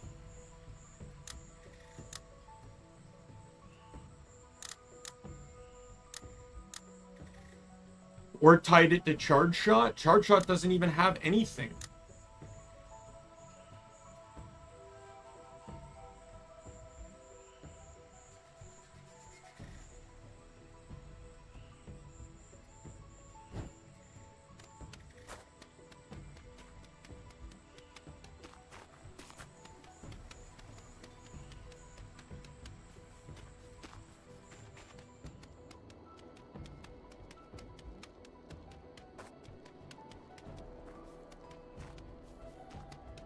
Yeah, like, I really hope he doesn't, the dev doesn't nerf the outfit here, but it's really nice to have.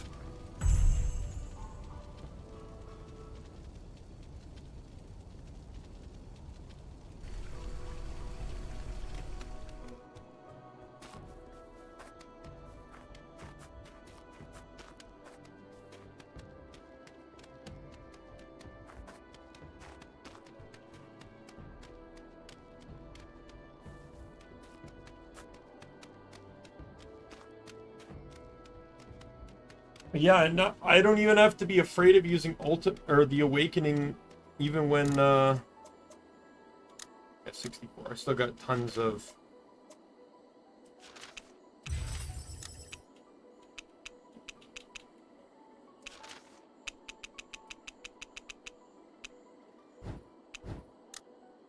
I feel like I didn't get a whole lot of them when I was in the water area.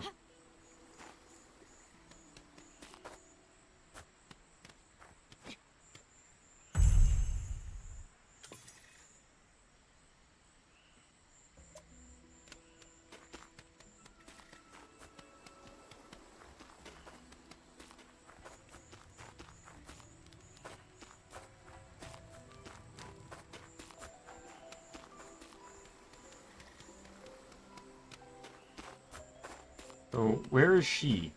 Are the girls going to be on this side?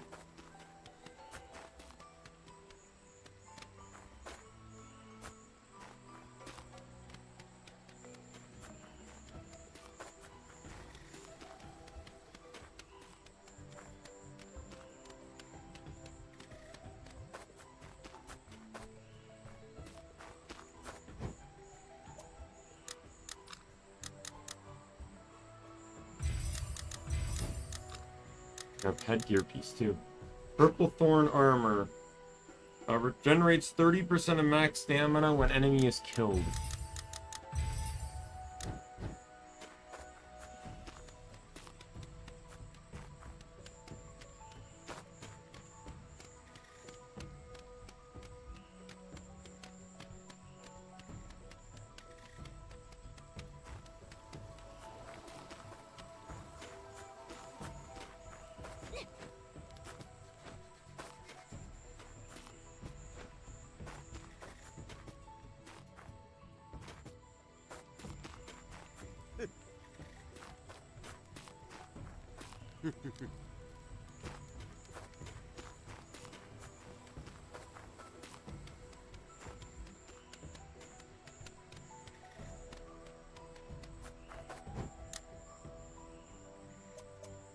Right, I was probably just gonna talk about the boss I just fought. With her extraordinary understanding of the water element, she transformed her authority into a spear. Where the spear pointed, the rapids swept through the sea, and the deep sea roared. But she still preferred to swim freely in the vast waters. Saga's mission was forgotten for a moment, and she used the waves to ease the suffering of waiting.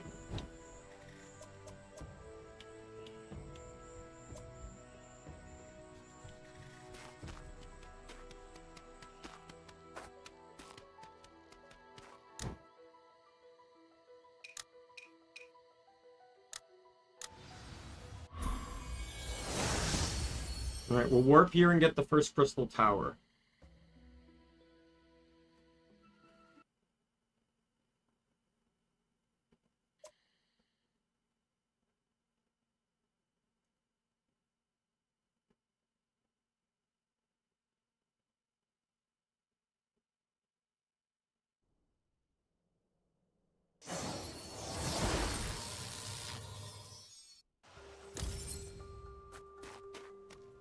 Yeah, so this is the snowy area.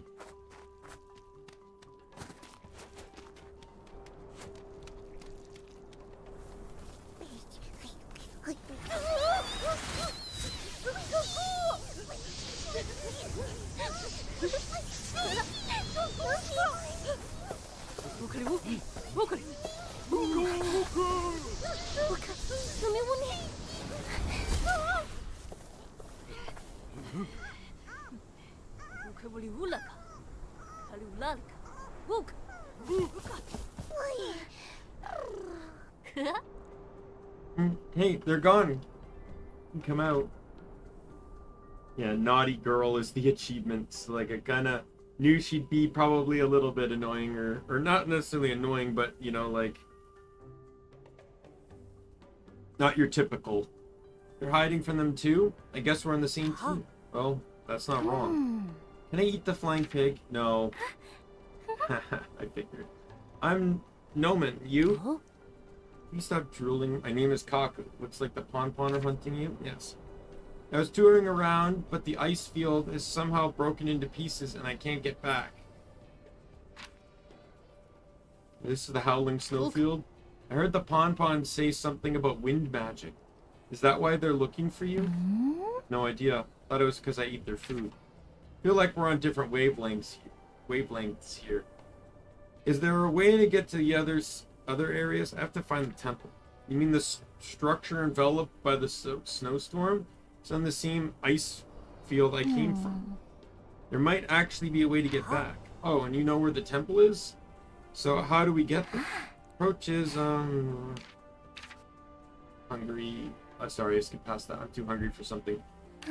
Maybe if I fill my stomach. Remember something. This piglet looks... No way. Wait here. I'll gather some ingredients to cook for you. Okay, I'll wait for you on the campsite over there.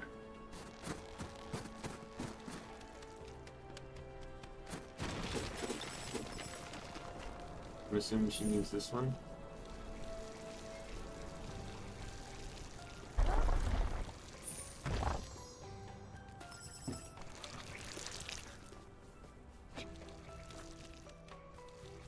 Wind element.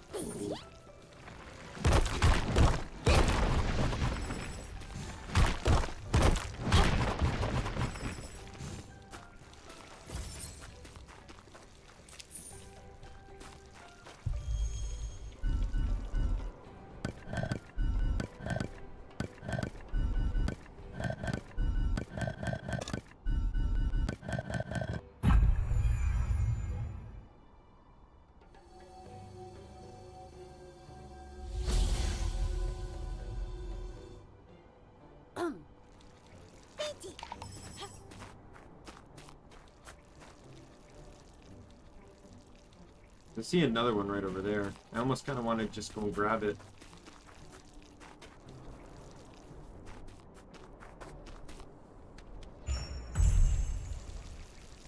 Yeah, this area is really nice too. See another blue over there too, which... There's another... Wow, like, this one spot, you can basically see the whole map.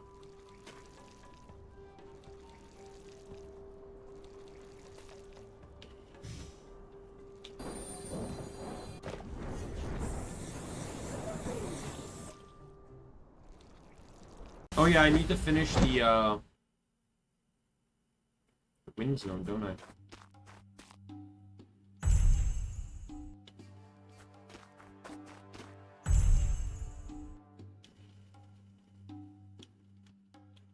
So bloody close.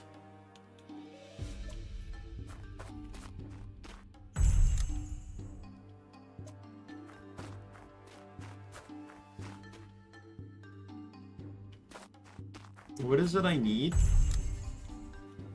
Blue and... Okay, I will go... we'll end the stream with upgrading those two to the last two levels. I'm like less than 20 away from capping them.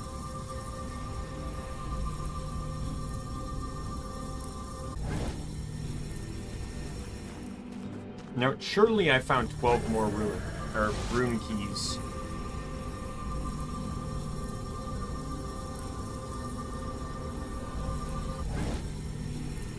I think I was only missing one, right? So...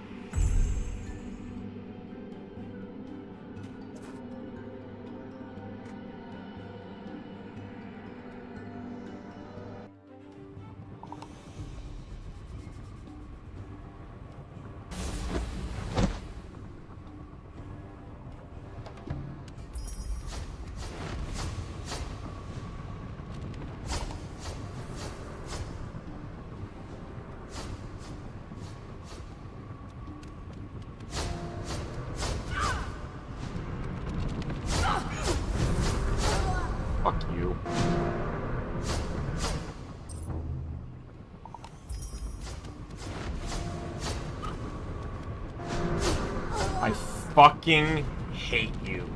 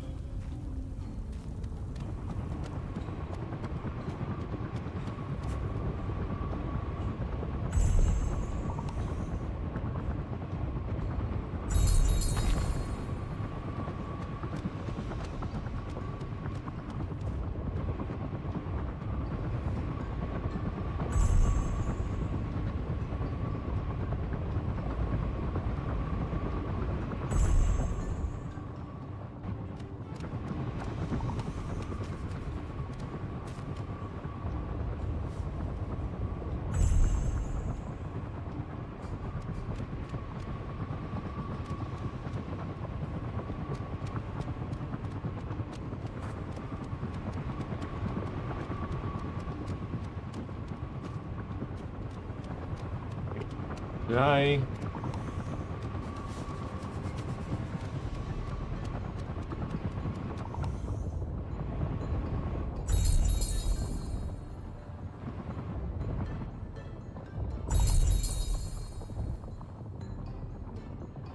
Oh, I need to get all these things lit at once.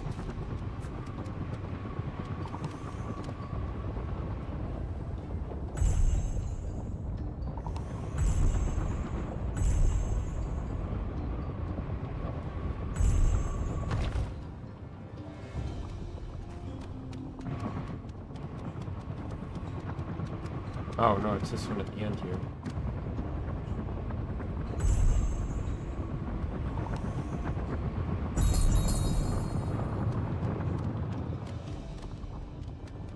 That was a weird puzzle. Still not fully sure I understood everything that was going on there.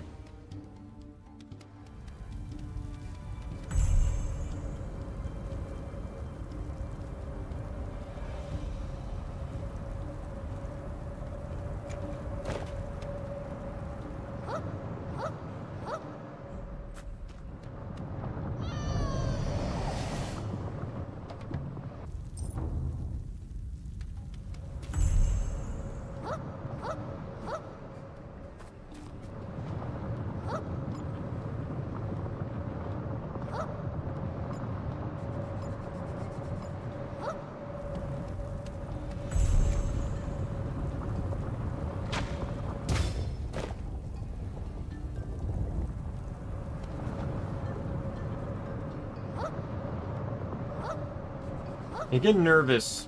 I panic there for a split second, or I'm like, oh god, the poison. No, it's my poison, and thank god I'm immune to it.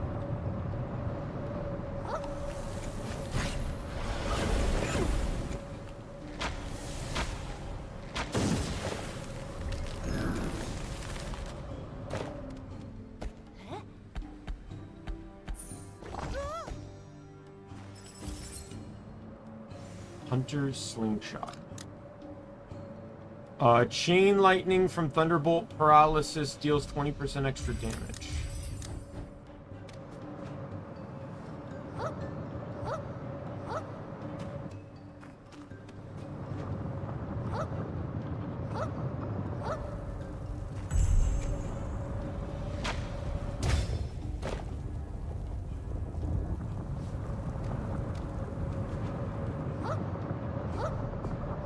We'll finish these puzzles.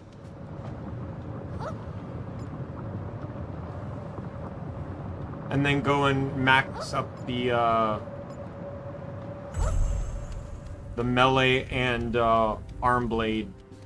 Oops. Too far away here.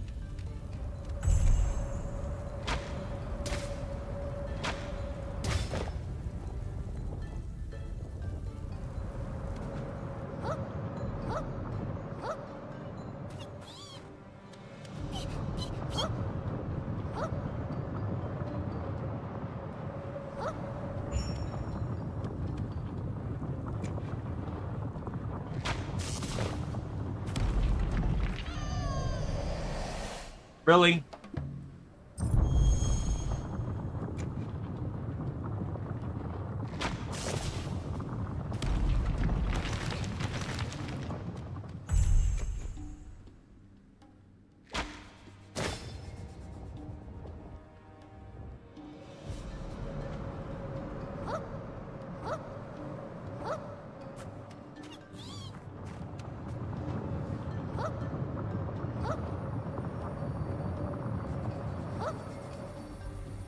Alright, more health. Yeah, air dodging takes a lot more stamina than just regular dodging does. Thank God there's no penalty for just standing in the thing. Yeah, with the amount of extra health I have right now, like, I don't think I need to worry too much about the defenses. Especially, it's like, especially in, like, the big fights, I only need defense for as long as I'm not in awakening, in my awakening state.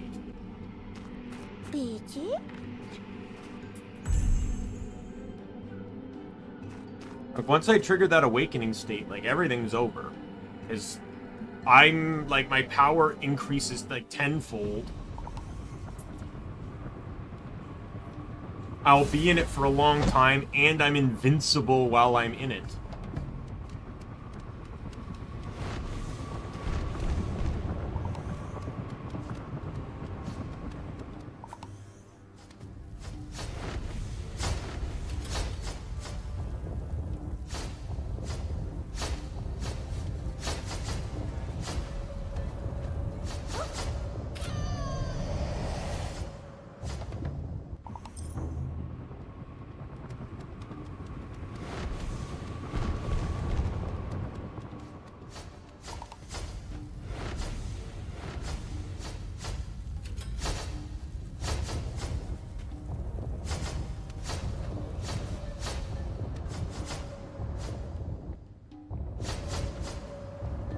Oh my god.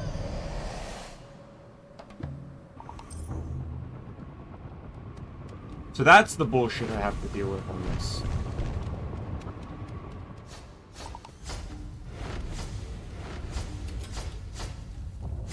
Oh, I know what I need to do. Never mind. Fucking electric shot again.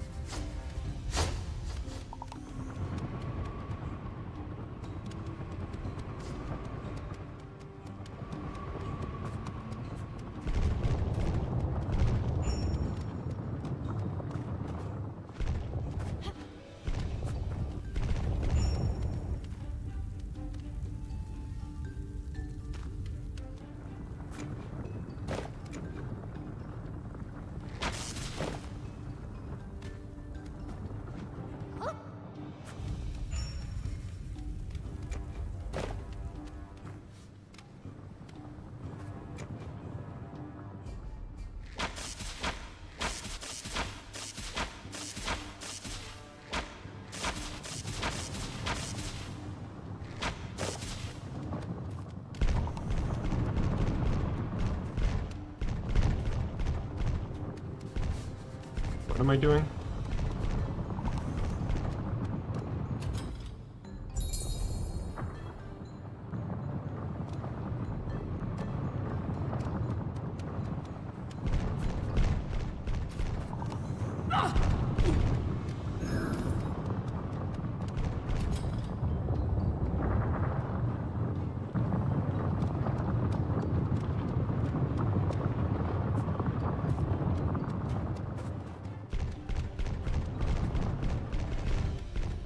Oh, I almost screwed myself over on that one.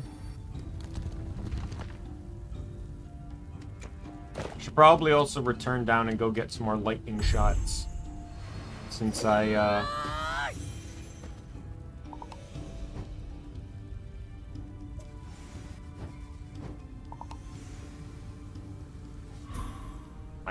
used a lot, and they tend to be used a lot in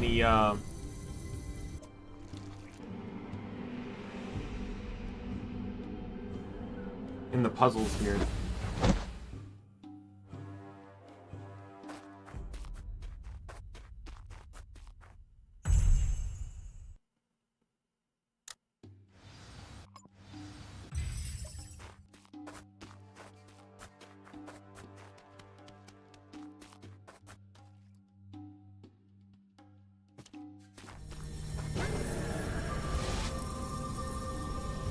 The good thing, though, is that after this, I know I won't need any red or blue crystals.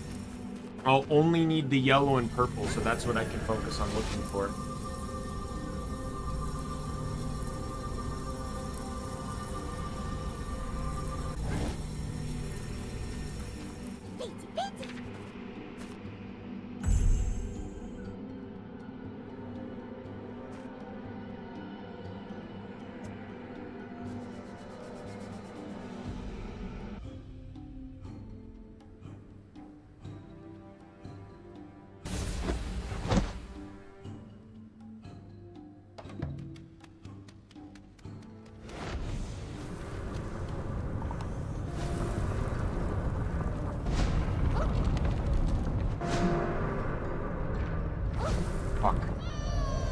Didn't realize the door was gonna close.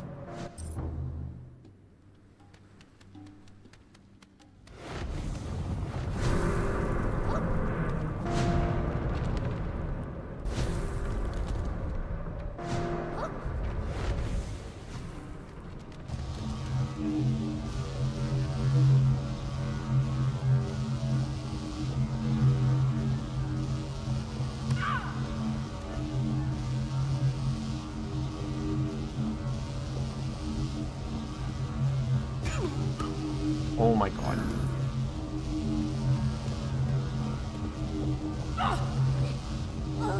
Fuck you.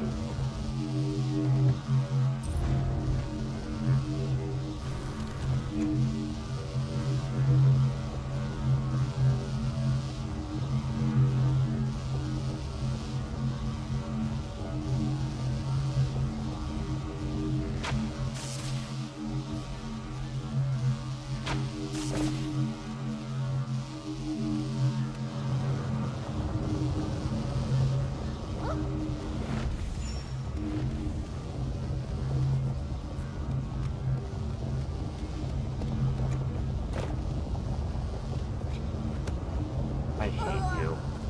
I hate you.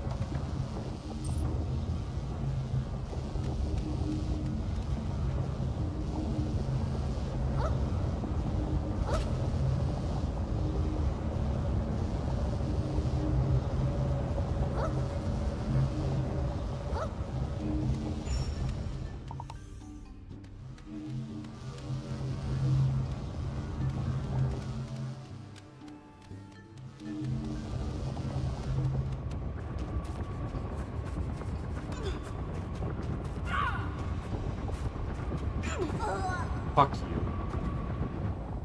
Like I said, you basically get glued to the spike. You're guaranteed to hit the spike twice.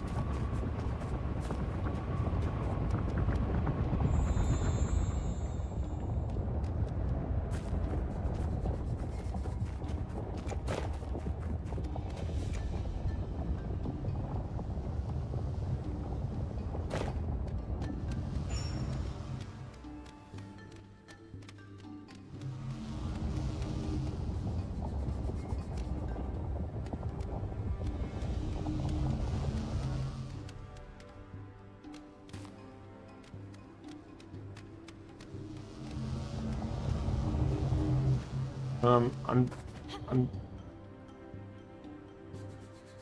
trying to figure out this one here.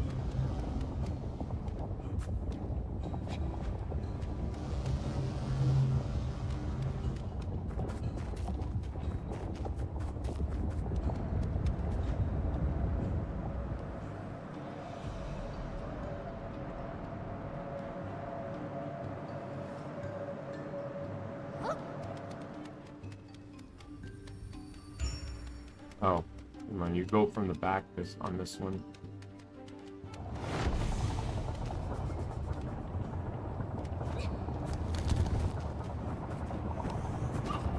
I hate you. I hate you. I hate you. I hate you. I hate you. I hate you more. I hate you. I hate you indefinitely.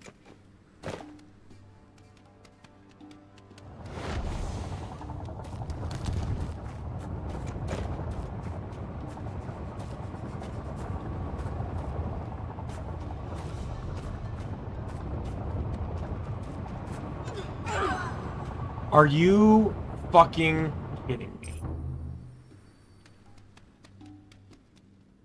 The spikes too hit you, but like I said, there's a sticky effect on the spikes. If you hit one...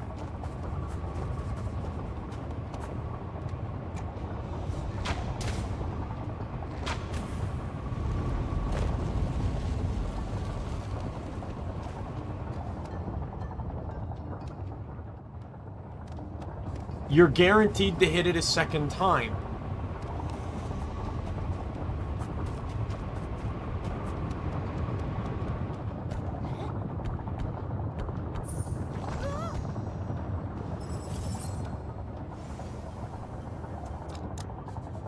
Successful parry with the arm blade will restore 40% HP.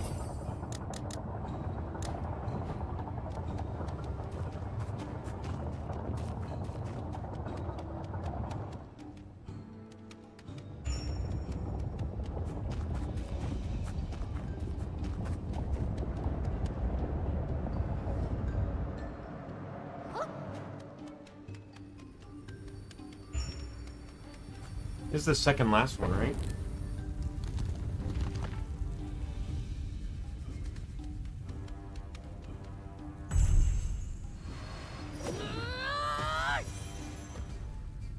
The last one's just a combat one now, right?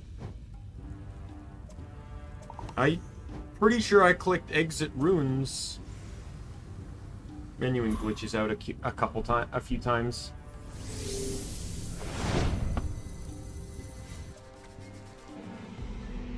Trust me, while the trials are annoying, they're not terrible. Like, crosscodes are still way worse. I don't have enough for that.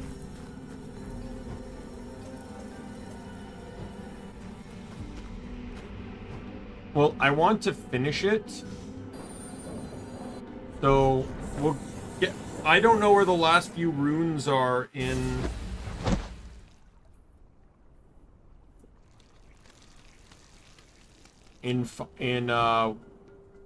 water. There's 2 I'm missing there and 1 I'm missing there, and that's 3. So I'm just going to quickly grab 3 from this region.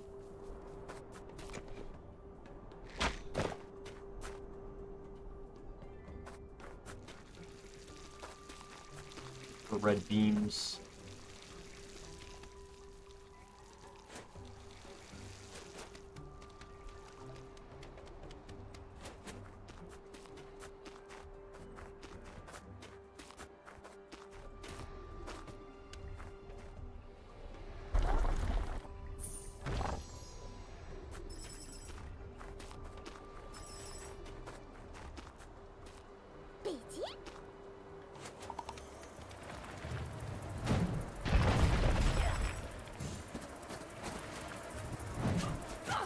Beehive nearby. There's a beehive nearby.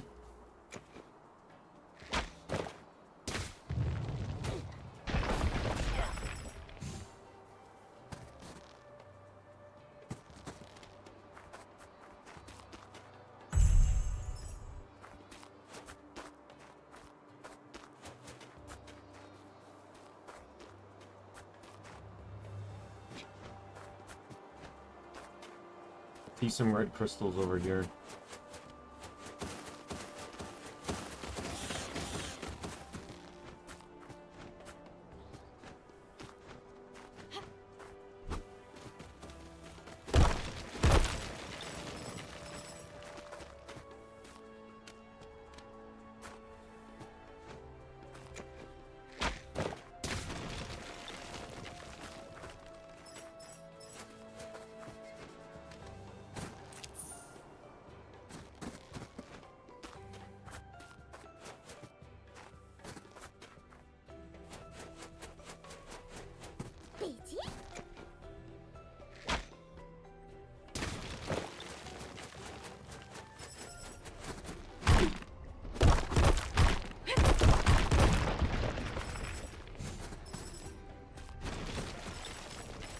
I need to go near water to get more water crystals. See some more red crystals on top of that tower, and then that should be it for red crystals. I won't need any more of them.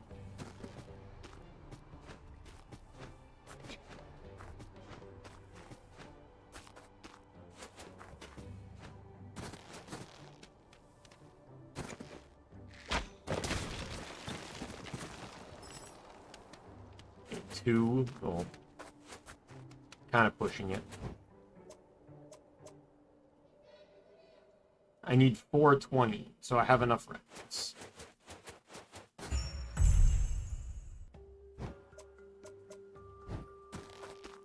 I need 280 for purple, so if I want to farm some purple while I'm at it.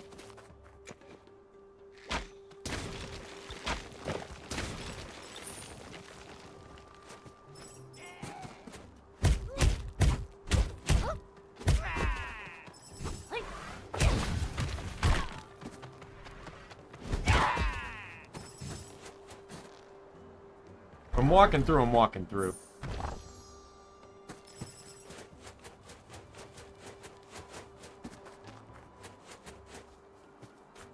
Oh, a purple cluster up here.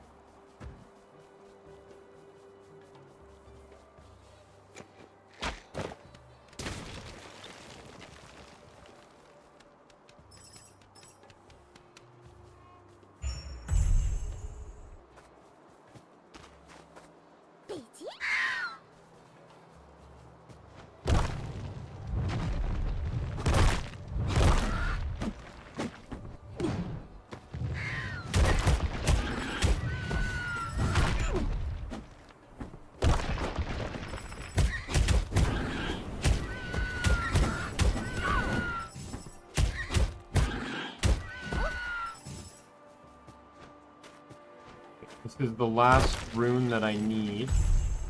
Like I said, I would still like to try and farm some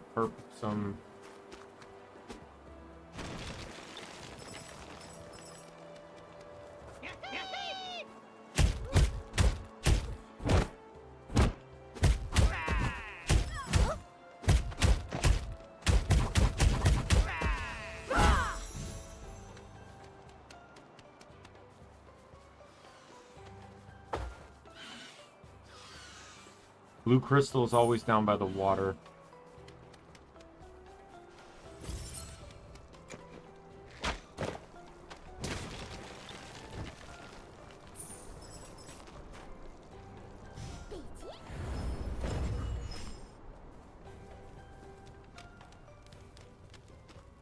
What are you up to? Who are you? Ah, it doesn't matter. We're planning a treasure hunt, but it's really dangerous. So we picked packing our supplies. With so few of us, we might not make it back. How about this? You give me the location of the treasure and I'll go retrieve it. But why would you help us? I'm a good person. And hey, you guys won't lose anything waiting for me to return. It's me who's gonna have to risk my life. Good point. Okay, here's the treasure map. Make sure to return once you've gathered the treasure. Don't worry.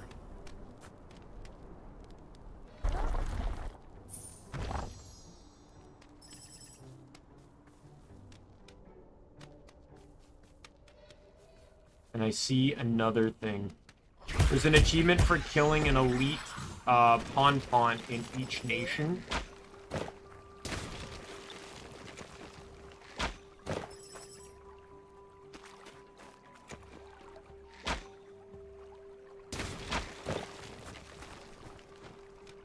And I just saw another one.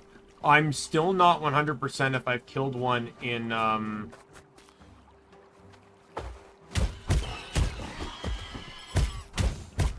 the Earth region, though.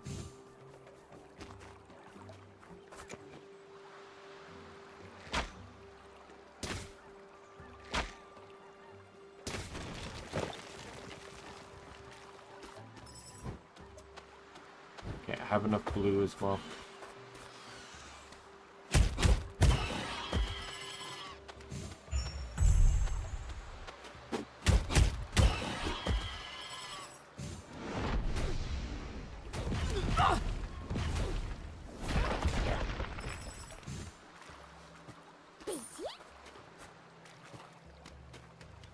And I see another tower chunk on the back island there.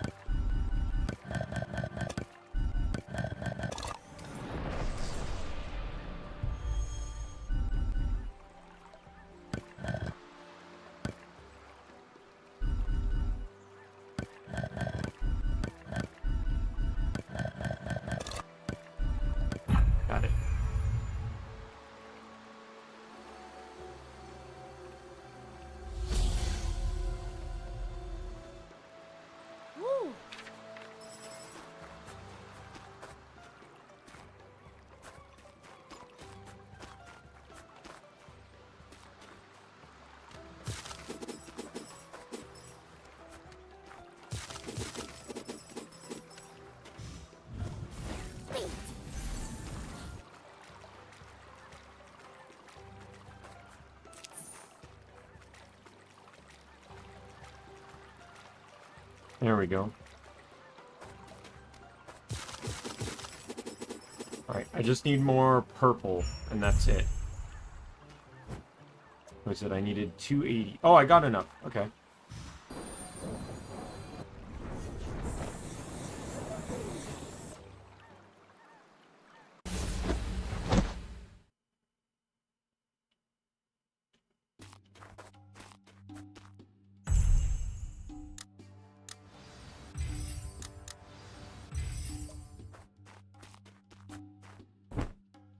Hook everything up.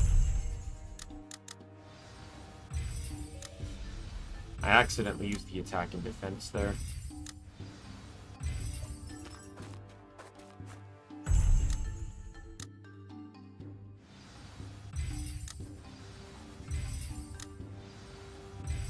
Okay, so now I'm starting from square one on purple. So I really got to put a focus on purple. I'm almost good with defense, though.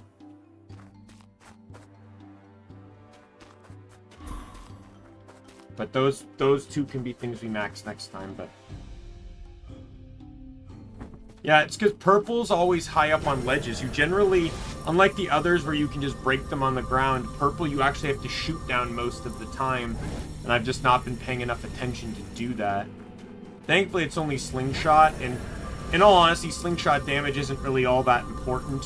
The poison generally out DPS's the slingshot. So, like, why would I care about the slingshot damage when the poison's going to do the job for me anyways?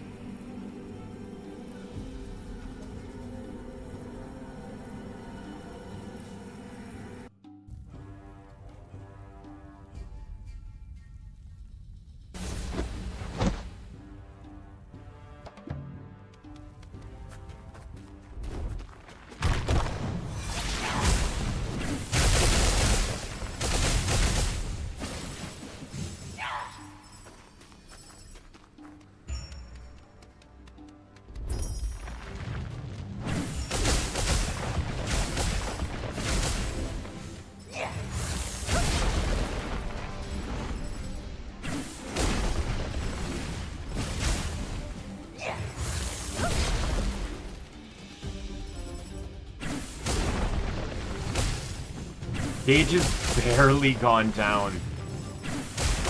I'd be out by now if I wasn't running what I'm running.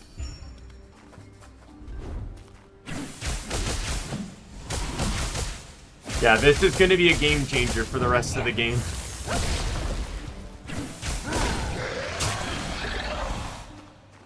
Thunder Pellet, let's go!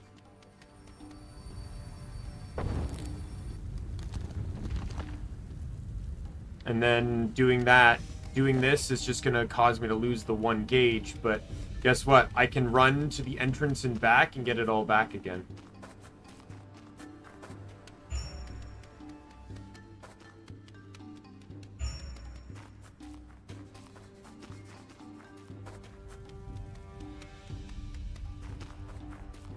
Alright, in all honesty, this is what the stamina food is probably going to be ending up getting used for instead of actual attacks and stuff. It's just going to end up getting used so I can sprint around boss fight arenas.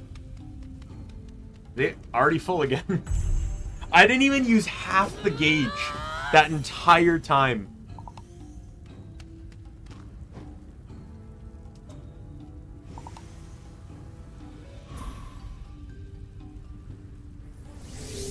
Alright. But yeah, the DPS of this is just so much stronger. I almost kind of want to end this with a bang. Let's go fight the Desert Temple boss. Get him done and out of the way.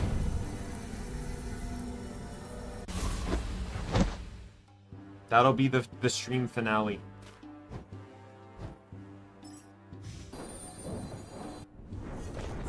I'm also significantly stronger than before, too. Yeah, so the next, when I start doing all the fire stuff, that's where things are going to start changing. Because,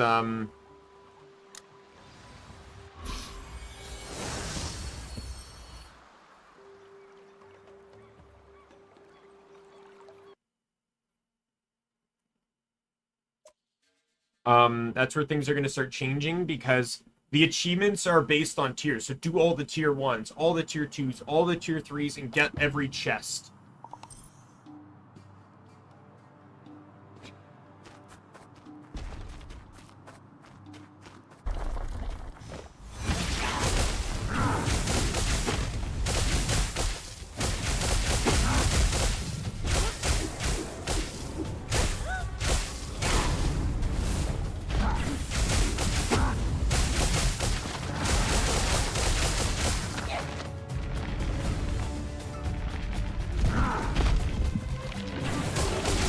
And I think it still takes into account my outfit, so I can just sprint and keep and try to maintain it.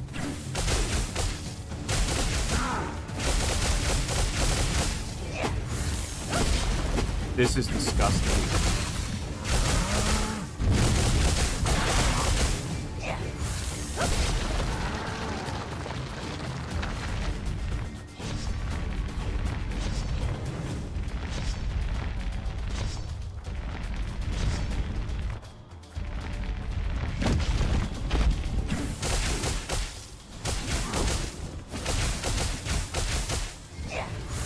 Yeah, so my outfit still factors in while I'm in this form, so I can sprint in this form and just maintain the energy, and it actually maintains faster than it consumes with the 5 gems. I'm effectively permanently in this form. That's so fucking insane.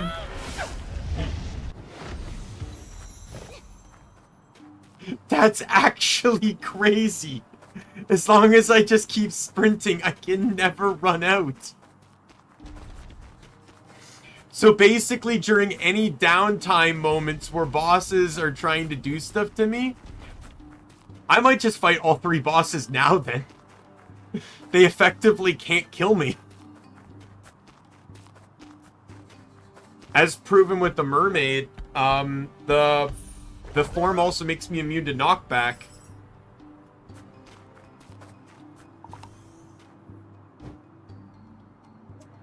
Did I not get the, item I need?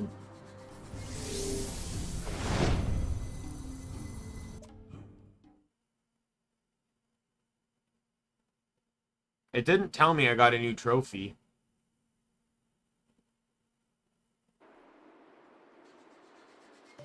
I'm curious.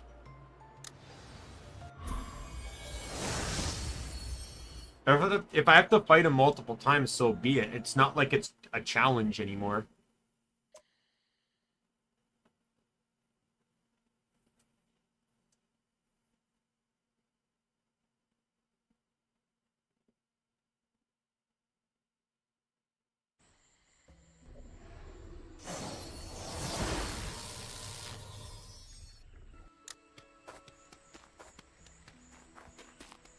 I did not get it. So that's interesting. It's not even a guaranteed drop.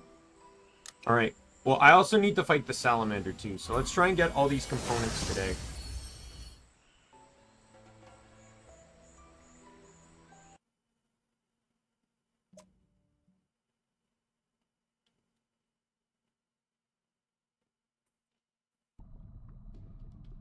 I'll give myself till 10 o'clock to try.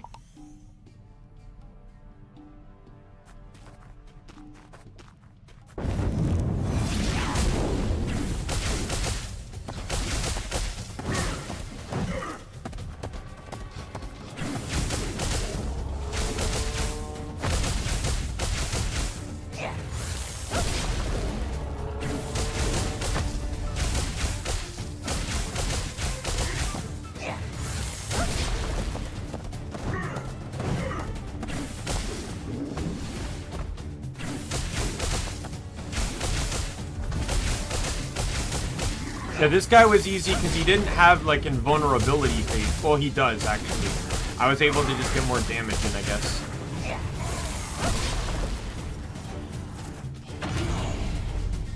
I hope you don't mind. I'm just gonna kind of ignore you for a bit so I can sprint and get some gauge back. I'm out. My sprint is outpacing the charge. I can, and being immune to damage and knockback, there's literally nothing that stops me from just doing that. I basically have nigh indefinite awakening form.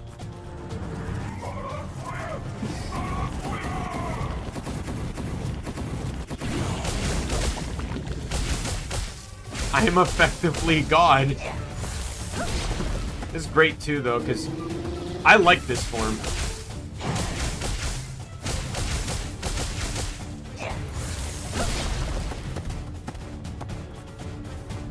Like, I can't wait till I get to the next combo at 80%. You did.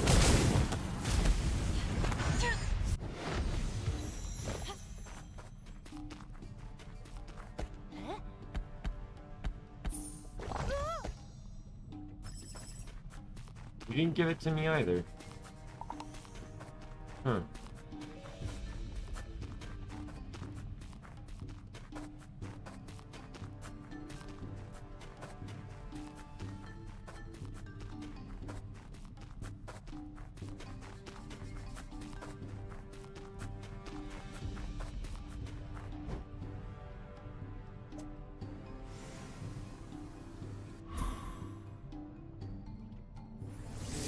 Alright, well, go fight the salamander and then the mermaid, and we'll see. Every other boss has always given me the second drop on the second fight, so...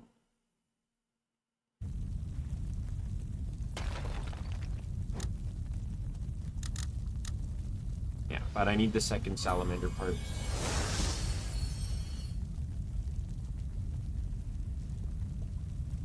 Yeah, this form also... This, combination is also really good for ensuring that you can't, like, for the achievement of beat a boss without using any consumables.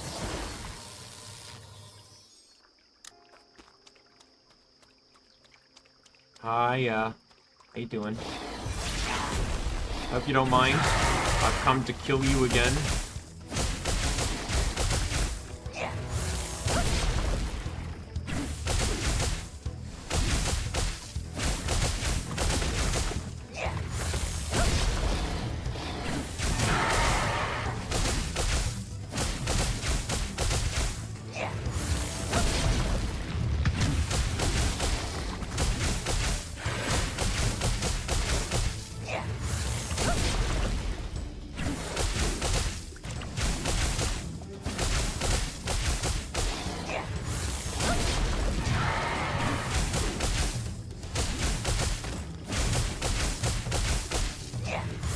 This would also be great too, because it means I can fight things without having to worry about the bees either.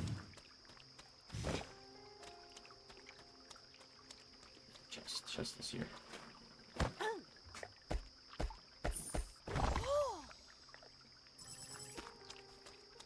I don't think I got the component there either. Oh, I got the treasure hunter achievement for opening 10 gold chests in the wild. I don't think, and I think that one allows you to do repetitives. So if you keep opening the same chests, like if you keep fighting bosses.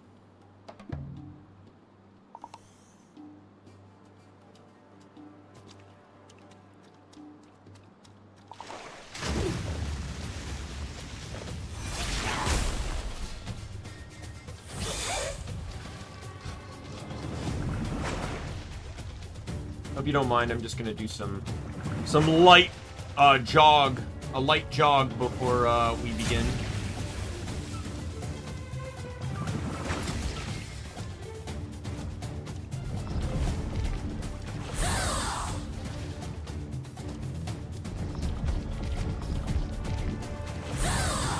Alright. We can begin now.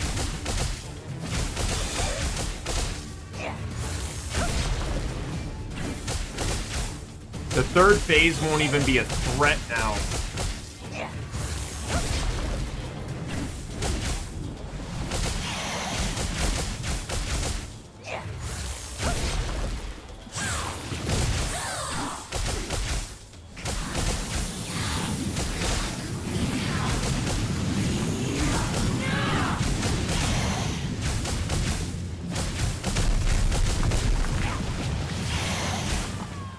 Oh my god, are you fucking with me?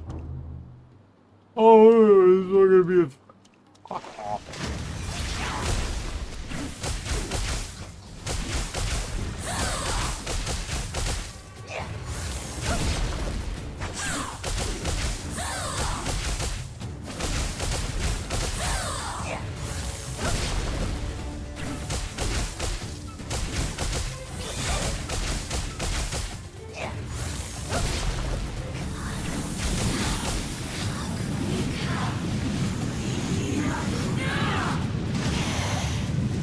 That was my own fault, by the way. She didn't knock me back or anything.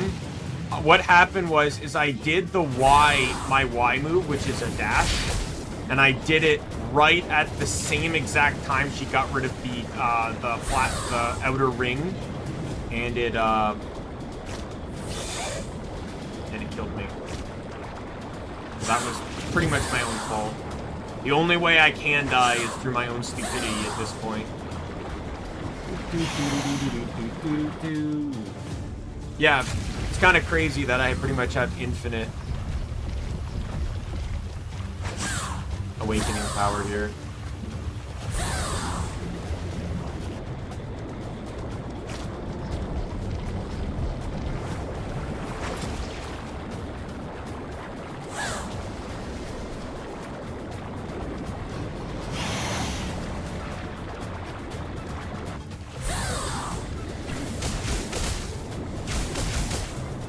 And to think, since I don't really need the poison slingshot anymore, or the poison shots, since I'm basically immortal, I could change my slingshot, and if I get another reduction, I can just put it on the slingshot.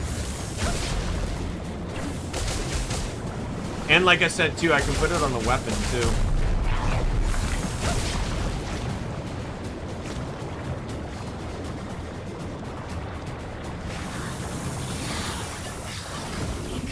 Watch. Can't do anything, can't do anything, you're incompetent.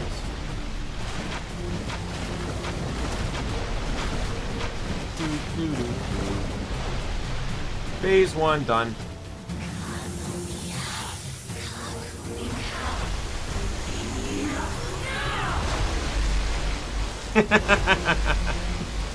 This build just nullifies her entire third phase. Basically nullifies the whole fight, but like the challenge is to avoid her attacks while taking out her projectiles, but I can just avoid her attacks. On top of that, I can just run in circles while I wait for her orbs to appear. I win.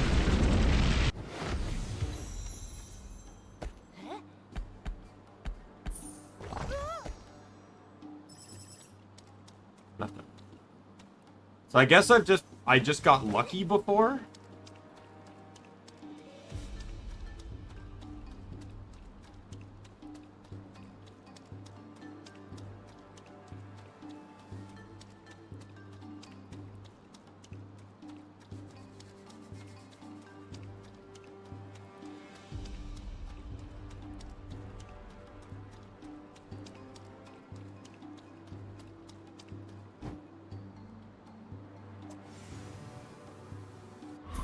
I guess I was just getting lucky all those times. Granted, it's only 2 armor sets, but still.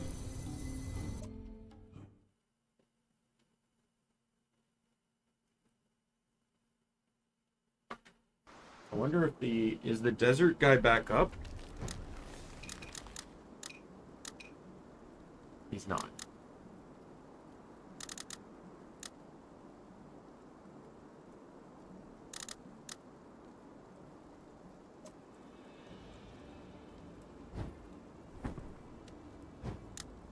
Well, anyway. We found the new perfect build. And I can use it for anything. Like, I can use this for the puzzles, too.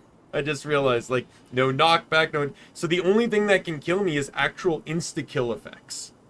And because my sprinting outpaces the consumption, if I'm running low, I can just stop and run on the spot. There's usually at least enough safe spots that I can just do that.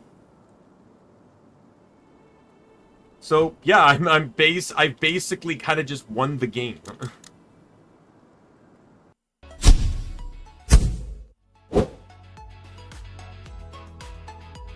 Alright, so we'll call the stream here. Tomorrow will be Rune Factory. We gotta do Typhoon preparation. If everything goes according to Hoyle, to plan here, oops, sorry. If everything goes according to plan, the tomatoes on the next day should be fully grown. And if what the internet says is true, is that for typhoons they give you a few days warning. The tomatoes should be fully grown. So I won't even save any tomatoes. Every tomato gets sold. I hit that ice dragon ASAP. I'll worry about all my other crops later. Sell that. 8 o'clock hits. Boom, I get my money. I'll look after my crops until 8 or until 9. 9 o'clock, general store, flower store.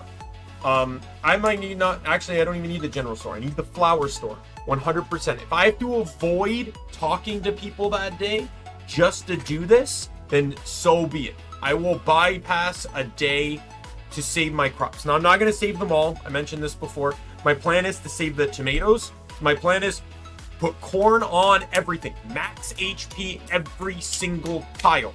I want them all full health. Wet powder. Hit at least put 1 on every single square of tomatoes. Depending on my money can determine what else I can do. I would like to protect the flowers I planted. I would like to maybe protect the pumpkins. I'm not too concerned about the strawberries, to be perfectly honest, because I got so goddamn many of them. But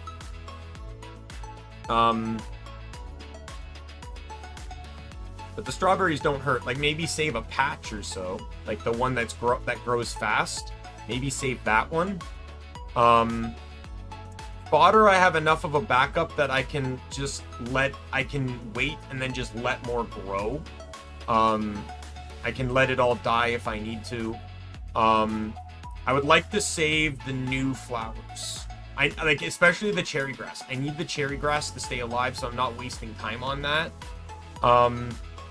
And then I guess I don't really need the pink cats. So the reason I replanted the pink cats was to when I had to reboot, I didn't get a pink cat seed like I did before, so they're still at level 1. But I guess I could just get 1 pink cat and then just harvest it, you know, like, because that's pretty much the plan I want for my main field.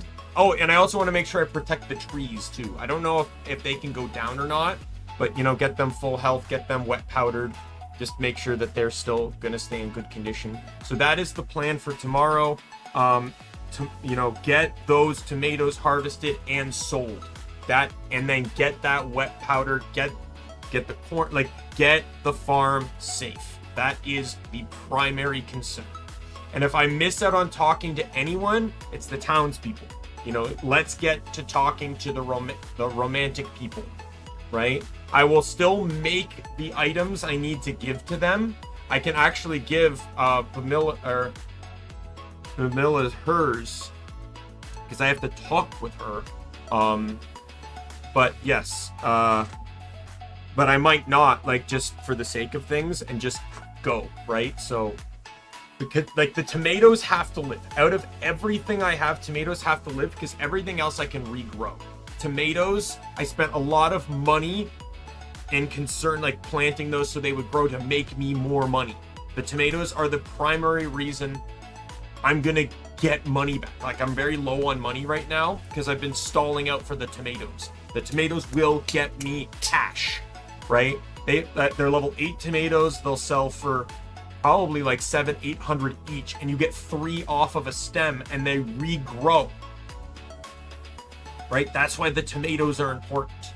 And with I'm using something to speed up the growth on them. They're growing. They're probably going to grow like every other day, right? So that's a lot of money. That's a lot of money that I can just keep maintaining, right? So I'll probably end up with more money than I can spend. But yes, that's the plan. So tomorrow, Rune Factory 5. I don't know what's happening Sunday. I'm going to talk to my uncle tomorrow and see if I'm going to meet him Sunday or not. Sunday's usually his go-to day for invites. So, but I still got time. Like I said, I still got plenty of time. At the very least, if I'm frugal with my money, a couple moments. But anyway, with that said, my name is Daimien Kamiya. I am the Omni King, and be a friend, foe, or member of the Omni Council. I'll just see you later. Bye, everyone.